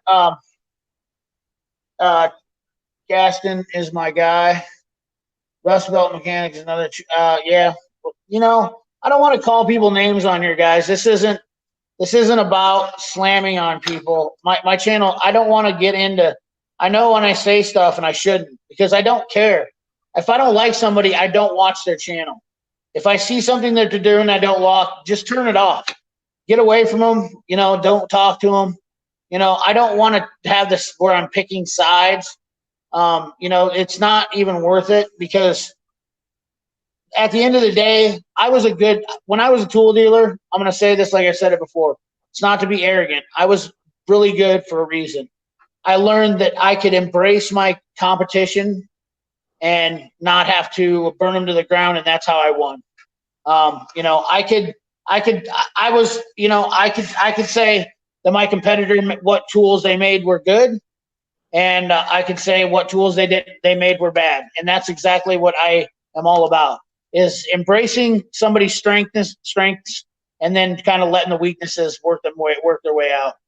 Anybody who's not, there a lot of guys will burn themselves, just like I knew the Icon would. I have a video.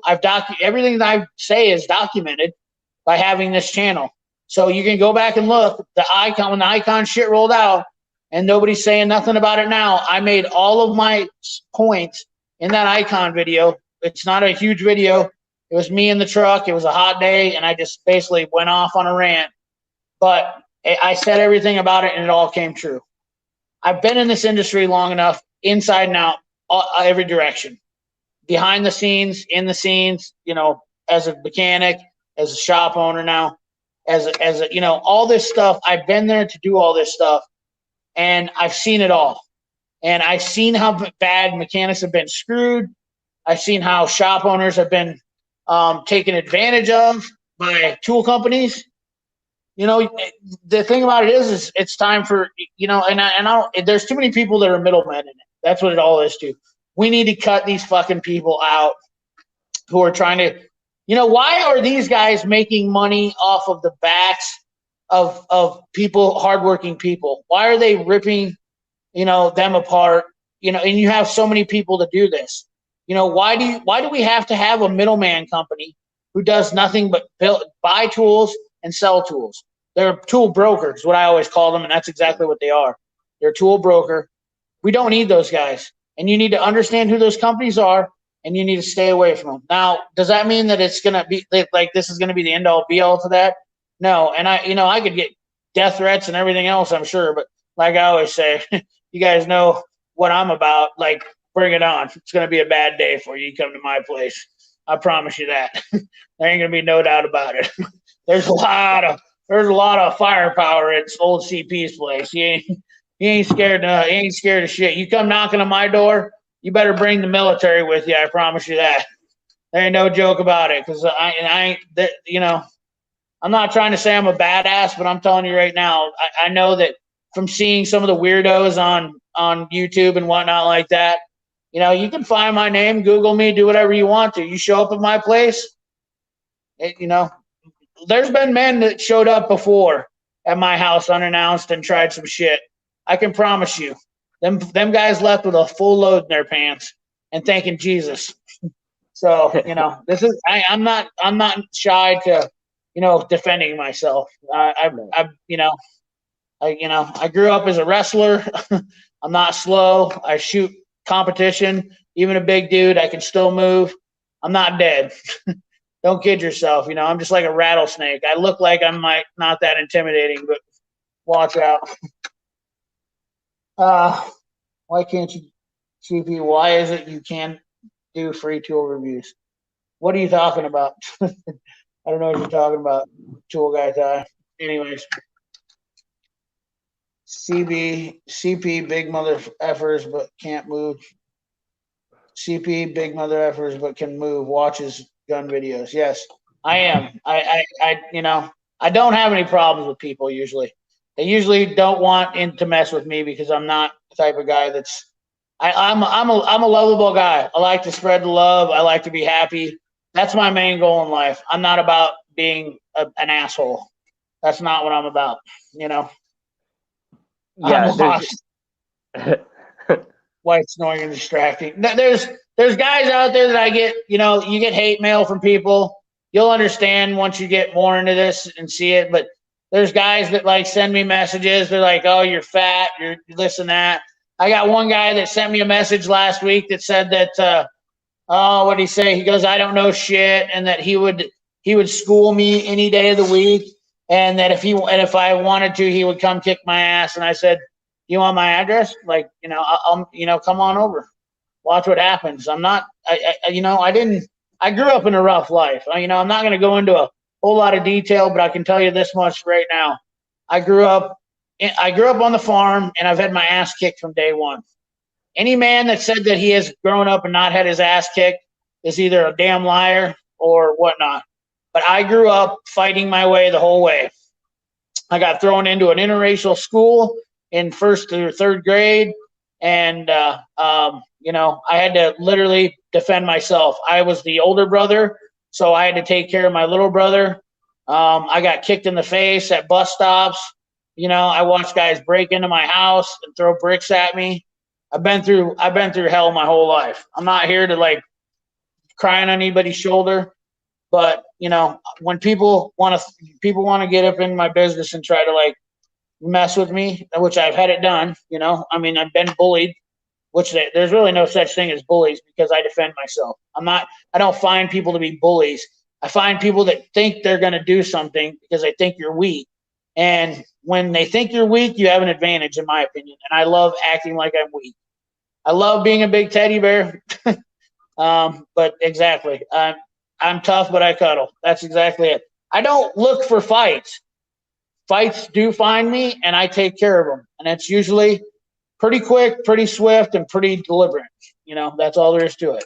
I haven't been in a fight for a long time because people usually know, like, oh, this is probably not a good idea. It's funny that like, people call you fat or overweight and stuff. It's like, well, I mean, no shit. Just state the obvious, but like you haven't heard that 5 million times. Like at some point, it's like my skin is leather. Like they can't bother me. Like come up with something new. You know what I mean? Right. Make me laugh. Like I know someone a couple months ago made the comment of how do you get under the car, and it was just like be original with your shit. Like you haven't heard this shit. And who cares what size you are? You should, it's like I always want to be like, you said people threaten to kick your ass. It's like, well, will your mommy let you leave the basement tonight? It's like, most of these people are people that are, in their mom's basement, they got nothing better to do. They're pissed off at the world. So they're going to try and pick on someone that they see weak. But it's like the only person that is weak is that person, because if you need to bring a person down to make you feel better, you're the piece of shit, not the one you're making fun of. I mean, well, it's like I've spent my whole entire life proving to people like I love being the underdog. It's just like when I started shooting, people were like, "Oh God, this guy's a big guy. He's not going to shoot." I have friends all over the world now that in the shooting community, because when I get up to that line, and their whole perception of what I'm going to do and what's going to happen is completely blown to smithereens. And that's what I'm all about, is being unpredictable. That's my whole game. When I got into YouTubing, every one of those guys, I had no viewers, no subscribers, and I was making comments to these guys, and I said, you know what? And I'm nobody big. Trust me, I'm not trying to say I am. But the thing about it is I had no subscribers, no viewers, and I got on here and I said, you guys are full of shit. You guys are lying right to all of your subscribers, and you have 20 and 30,000 subscribers, and you're lying to them, flat out lying to them, to their face, on public, and now all that's documented, and you can go right back and look at these guys' channels, and they're lying. And they said, you're nobody, you won't be shit, and that's what I've been told all my whole life. Everybody said that to me. Yep. Every time I meet somebody, you're nobody, you won't be shit. Guess what? You want to make me motivated? Keep telling me that. Watch what happens. No kidding. No kidding. I'm dangerous. You will make me dangerous. The more you underestimate me, the more dangerous I get. When they told me that I wouldn't be the number 1 or 2 tool guy when I was in the business, well, I've done that. I'm all about being underestimated. I love it. It's my, that's my claim to fame, and it always has been. I've gotten everywhere I've gotten in life because people said, you can't do shit. You can't do this. I remember a guy told me I couldn't do a cartwheel one time. Bet him $100. Did it drunk off my ass. Y'all need better friends. What do you mean y'all need better friends? King of Chuck, y'all need better friends. Do I have bad friends? I think I have good friends here. You know, I don't think I have bad friends.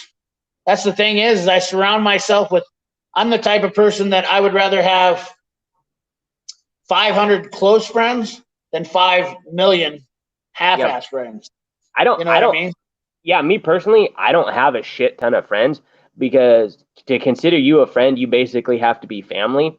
So to consider you a friend, I hold you near and dear to my heart. And if I consider you a friend, I'm gonna go to war with you. I'll die for you, and you're gonna do the same for me. So yeah, I don't have a lot of friends, you know, and I keep my circle small and tight because that's who I know I can trust. It's when you let everyone and their mom become your so-called friend. What is that? Because how many people, you know, in reality, how many people can you call at 3:30 in the morning on a Saturday because you have an emergency or you're having some kind of mental breakdown? You only have a handful of people that would actually answer. Those are your real friends. Just because you've known them for 20 years doesn't mean that they're necessarily a friend. Not, you know, and I don't need to be Mr. Popular or Mr. Kick-Ass or anything like that.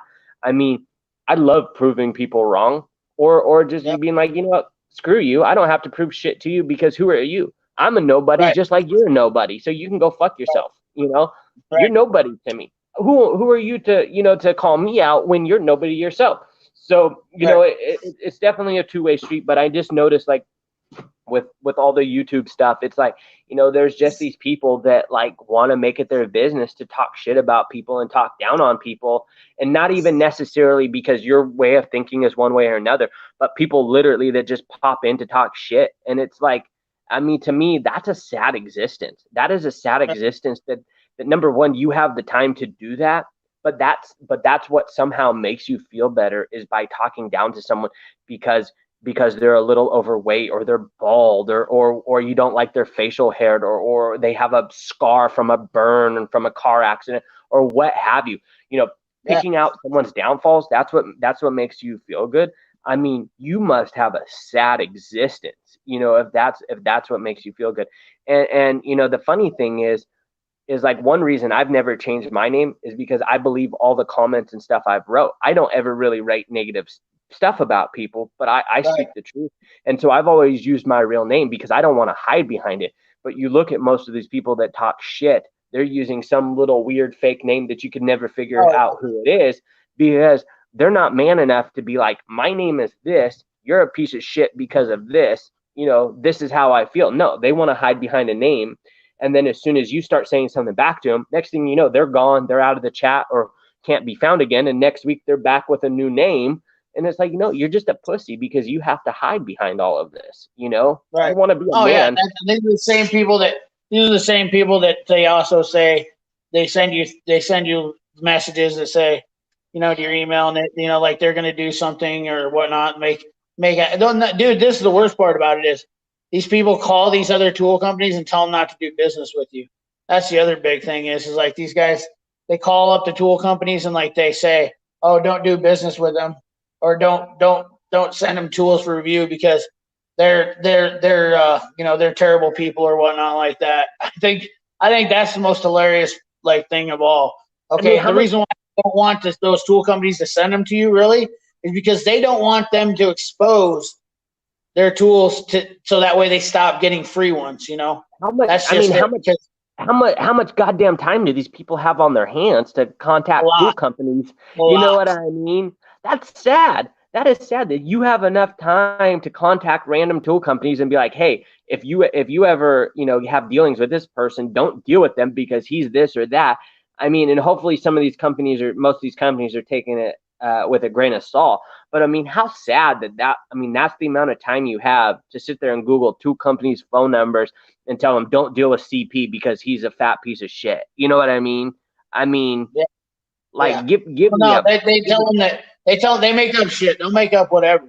You know, there's probably somebody that's already sending out emails to companies right now because I said that there was going to be companies that were going to do business with me. But the sad part about it is they'll be wrong. They'll be wrong. I remember. Well, like I remember. Yeah, I remember like a couple months ago there was that guy in one of the chats that was like him and like they were Russian or something, and they were spewing some weird shit about like saying that you were like making fun of someone or something, or like you said something bad about his sister. I mean, it was just like people do the strangest shit, you know. It's like get a life. Like where was this at? Was I in that chat? It might not have been yours. It might have been someone else, but it was like these two Russian dudes. I thought it was yours. It might have been actually I take that back. It was actually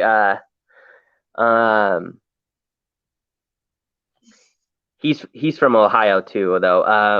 God damn it, what's his name?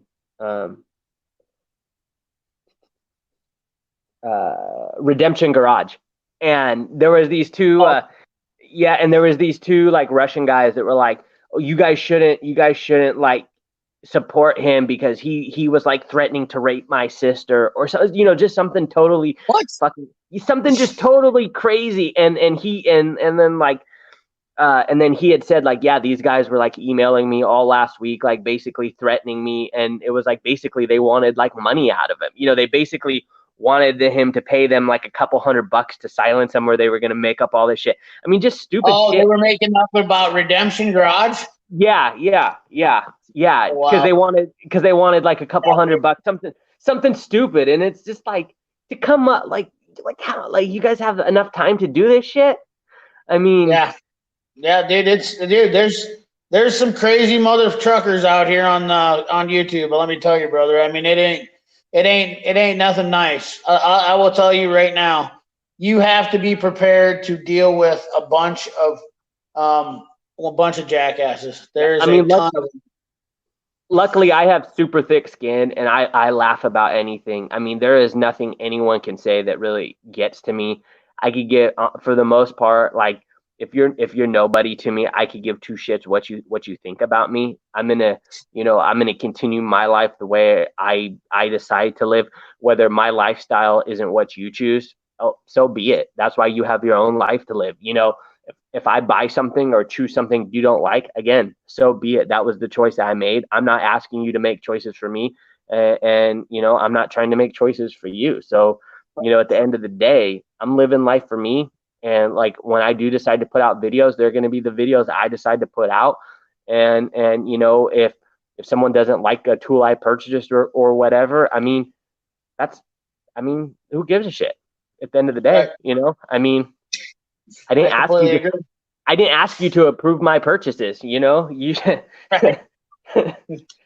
Well, tool guy Ty is gonna disown me if I get free tools. So you should already disown me, tool guy Ty, because I already did. I already got some tools. They sent me that stuff. So you know, it is what it is, man. I'm not gonna. I've already made up the decision. I didn't want to start this channel doing tool reviews. And I've heard people say don't sway on your or don't sway back and forth on your stuff. So you know, I just think I'm going to limit it to what I get. You know, I'm going to only do the companies that I really believe in, and I'm going to make sure that before they elect that, you know, I got another email while we were on here. Let me just go right over this right now, and I'll show you guys, because I'm not scared. I'll show you anything. Unlike all these other tool channels, they're lying to you about a lot of stuff. I'm not hiding shit. That's the thing. You know, these guys won't tell you stuff for a good reason, you know. So we need someone to review a new tool on Amazon. It's a basic scan tool, but it works really fast. That's this guy. And he didn't give me any information. I've talked to this guy several other times, and I've told him no. So right here, you see the email from a guy named Auto DIY. I'm not, you know, I didn't give you his email. Actually, I did. I guess I did.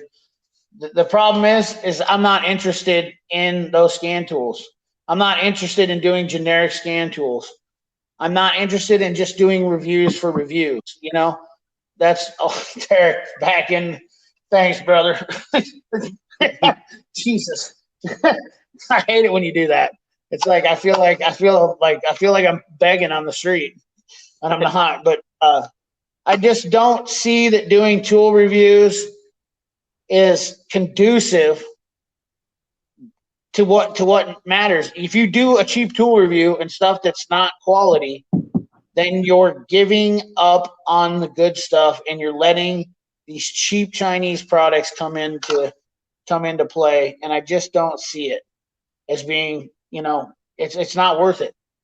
I can grab a whole fucking pile of tools and do reviews on them day after day in and day out.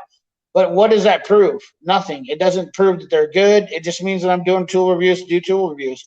My channel could be built off of that. But at some point, I think I'm going to run out of tools anyways because I only promote what I want to promote. I have to find some kind of benefit out of it for me to do a review on it. I haven't done very many auto repair videos because, the time is terrible.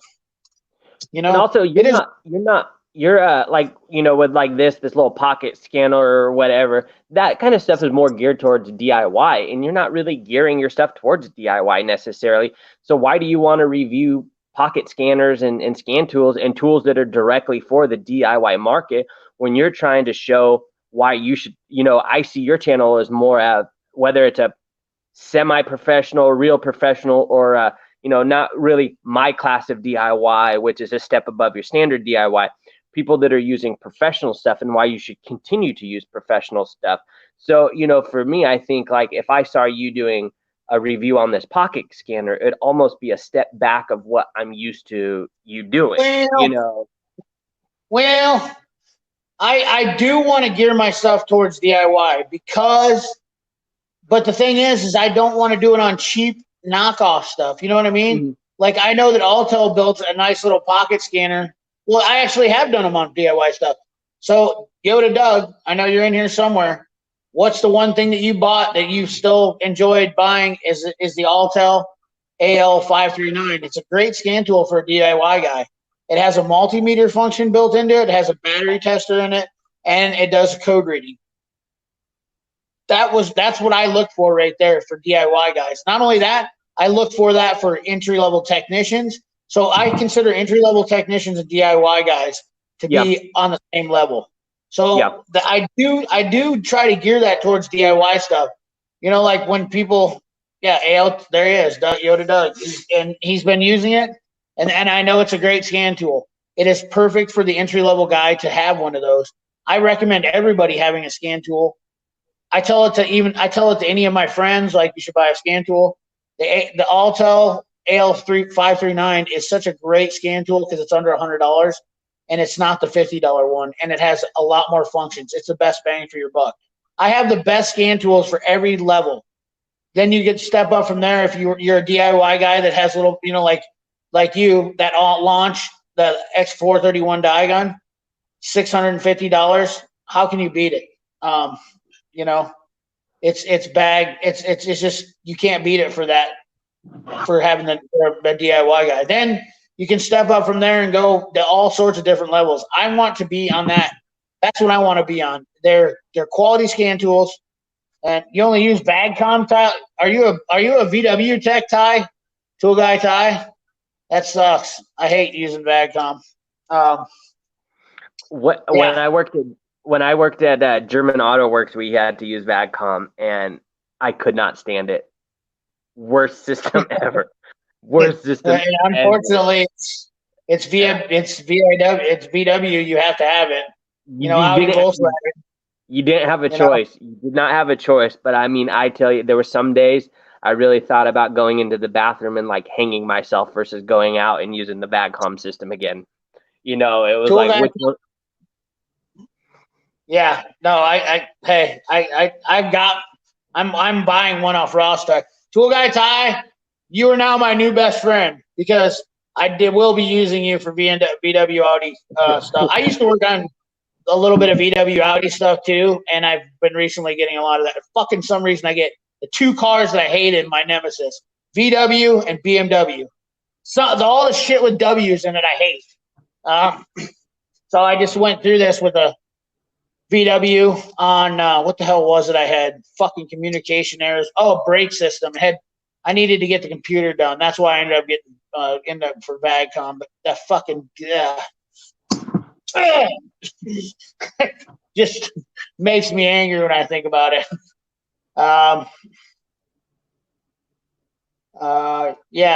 Anyways, we're going to that's what my whole basis is. I really want to be able to keep the entry level and DIY guy on the same page on my channel. I want to do some repair videos that help out DIY people. I want to do some builds on my vehicle too, or on my channel. I want to do like some fun builds. I was a big motorcycle guy. I like doing that shit. I just want to have fun with the channel. That's all there is to it. That's my main focus is I want to have fun with it. It's just, I need to put my channel, tool reviews are not, in my opinion, unless you're going to go full blown tool reviews, they're not going to make a difference in your channel. I don't think my channel is going to ever go anywhere. Tool reviews get boring and old, I think. It's hard to keep them interesting. And I've got a lot more shit in my life going on. I'd like to expand my channel out into more more depths of my life. I obviously am not going to take this channel into my USPSA shooting career, but I would definitely like to expand it more out and take it into ventures of like flipping cars and stuff like that. See, that's been kind of some of my trouble is figuring out where to start and what all I want to do in mind, because I have, the shop builds that I want to make some videos on and finishing the current shop that I'm working on.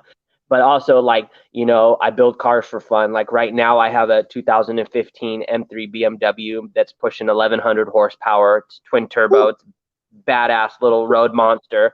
I just bought a 2019 F350 6.7 diesel and a 2019 F250 6.7 diesel. The F350 is going to be my personal vehicle, so I want to do a full build on it. Thought about maybe using that as a channel build program kind of thing. And then I also have one of my very first vehicles was a 78 Bronco. I've been building it for years.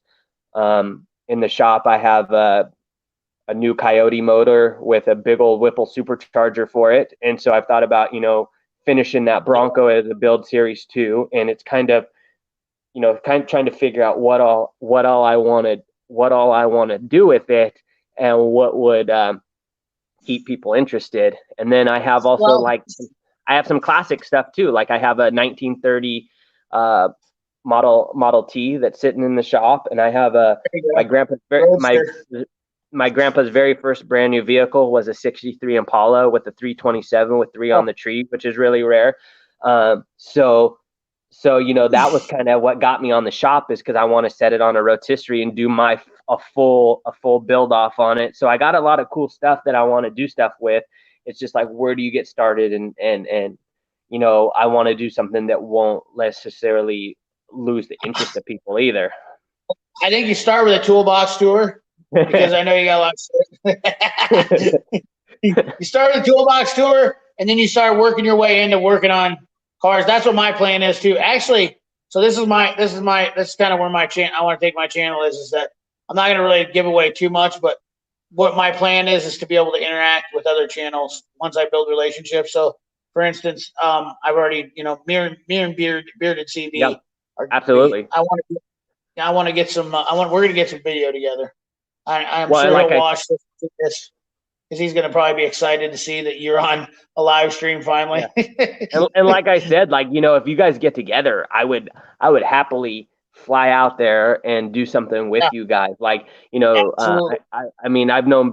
don't know him personally, but I've talked to Brandon for a while, and we communicate through email and all that kind of stuff, and we got a pretty good rapport, and both of you seem like the same kind of person I am. So I'd love to fly out there and do something, whether it's video recorded or not. I think we're all like-minded people, and it'd be fun just to get out and have a weekend. Maybe play with some toys that go bang, maybe do something fun on that, or maybe it's just us actually meeting each other and seeing what everyone's actually doing, We're going to get Nick. Nick's going to be our video guy because he's the So we're gonna get Nick to come out. He's gonna follow us around, videoing all of us, and then we're just gonna do all sorts of fun shit. That's the that's the game plan. How far away is Nick from you? Is he pretty far? Like, is he in? He's on the other side of the planet, basically. So Okay. you're on the other side you're on the opposite side of the planet to him. I'm in the middle, and you guys are both 10 hours away. Let's see. I don't know how far. How far is Oregon from Iowa? It's pretty far. I know Nick's like 14 hours away. We've already established where he's at. He's in Pennsylvania? Yeah, he's in Pittsburgh, basically. Not in Pittsburgh, but close by there. So, what's the closest, biggest city to you? I'm basically Portland. Portland is the biggest city. So what's Portland? Let's see what Portland, Oregon to Des Moines. Just curious. I don't know as I've ever. Will be out by you probably before I will be by Nick, unfortunately, because I'll be shooting out in that area hopefully this year. What do you have some tournaments out here on the West Coast? So I'm looking here real quick to see where. I wanted to look. Oh shit! No, I won't be that close to you. Portland is a long freaking way. Closest I will get to you is in Salt Lake City. Actually, I'll be in St. George, Utah. So that's a 3-day drive. yeah. So you're even farther away than Nick is. Yeah, I'm not surprised. Yeah, because I'm on the far West Coast, and he's not quite all the way East Coast. So yeah, that's yeah. What does he do? Let's see what this. I'm just curious. I don't like no. Oh yeah, it doesn't even give me hours. It says 1 day, 2 hours. That's what it says on the map here to Portland from good old Des Moines. You know, that's absolutely. That's insane. 1,785 miles. That's pretty cool, though. I need to just get on a plane and start. Well, I don't just get on planes. When I get on planes, it's like I have to pay fuckloads of money sometimes. But actually, I can fly to Vegas usually pretty cheap, and then hop over on another flight. Yeah, I mean, I know if I came out to you, it would be a flying trip. It wouldn't be a driving trip. I mean, there's no. That'd be miserable. Yeah. 1 day, 2 hours. I drove long ways. I've drove to West Virginia, been out there, but one way or another, we could work something out. I used to drive to Houston and back all the time, and that's like a 3-day. It was horrible. Yeah. Yeah, and I used to like tough it out and sleep in the back of the truck and shit, and never. I'm too old. I know I'm only 35, but I'm too old for that now. I mean, that's too much ass time in the seat. Oh yeah, you just feel like shit in the morning. I know when I was 35, I was the same way, dude. Yeah, I get it. It's just too much. If I was 21, I would do it all day long, but it's just like any more than an 8-hour drive, and I'm ready to kill someone now. Yeah, no, yeah, dude, yeah, I get 10 hours. That's my limit. That's only because I have to stop to pee twice, and I don't like stopping. See, and I don't stop. I don't stop at all. I hold it. I mean, unless I'm about to like shit myself, I don't stop. It's just you go until you can't anymore. And I actually have family out in Oregon, though. Believe it or not. So well, you said you used to come out to like Roseburg or something. Huh? You said you knew someone like you used to know someone like out in Roseburg or something. Yeah, I have family. That's out in. I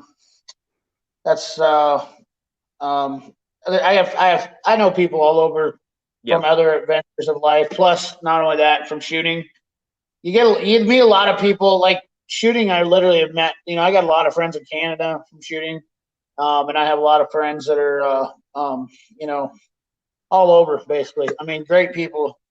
I'm eating shooting. There's also a lot of assholes in that too. I mean, there's a lot of guys that have egos all over the place. It's just, you just learn who you want to be your friends and who you don't want to be your friends. That's it. That's why I know how my channel is going to go, despite what Nick Pixel thinks, is because my channel is a lot like my life. I don't want to be the popular guy. I don't let myself be the popular guy because I have an opinion, and that's the one thing that will get you shut down everywhere is having an opinion. An opinion is it hurts people's feelings. They don't, unless you're like minded. When you have an opinion, people that limits you to what you are. A lot of people nowadays they don't want to be, oh look at that, T. Jeremy Hammett's from Oregon.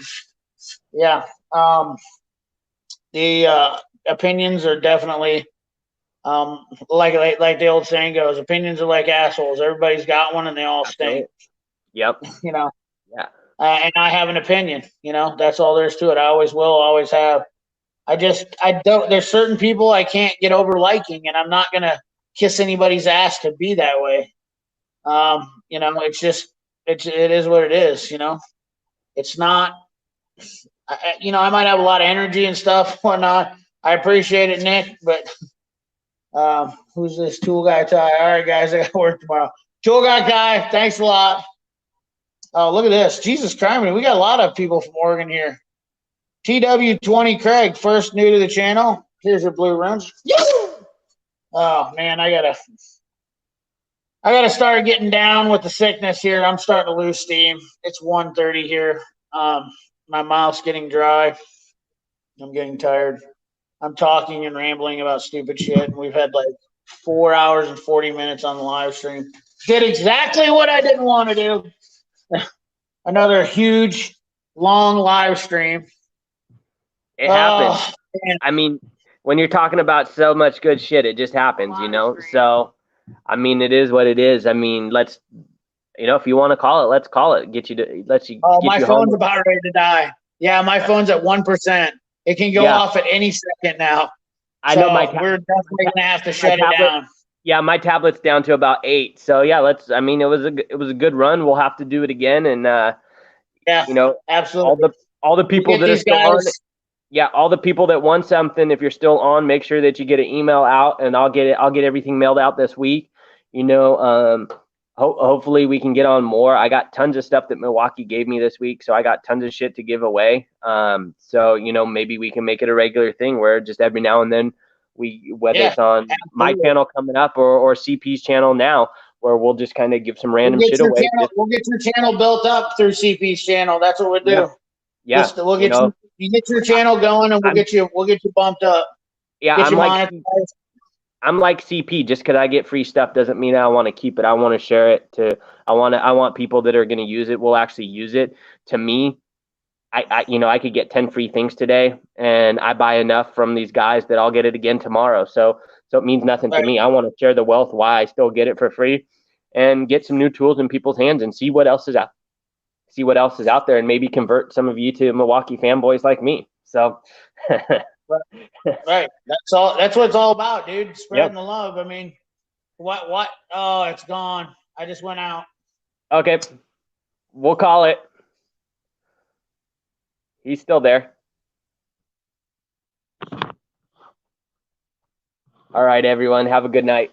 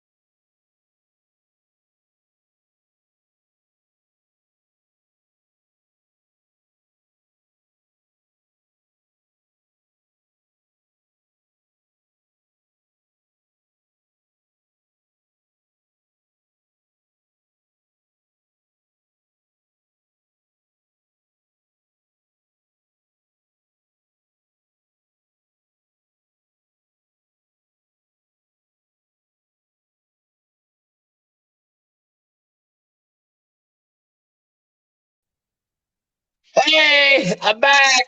There's still 14 of you in here. Come on, guys. Go to bed. Seriously. It's enough. Enough is enough. I knew this thing wouldn't end until I had to come back in here and end the broadcast. You guys are just hanging out in here. Crazy. You crazy sons of guns. All right, fellas. Good night. Remember, like, comment, share, subscribe, ring that bell. Make sure you put them thumbs up on the video. Appreciate you watching. Appreciate Tarek coming on tonight. Hope you guys enjoyed yourself. Thanks for watching. See you later.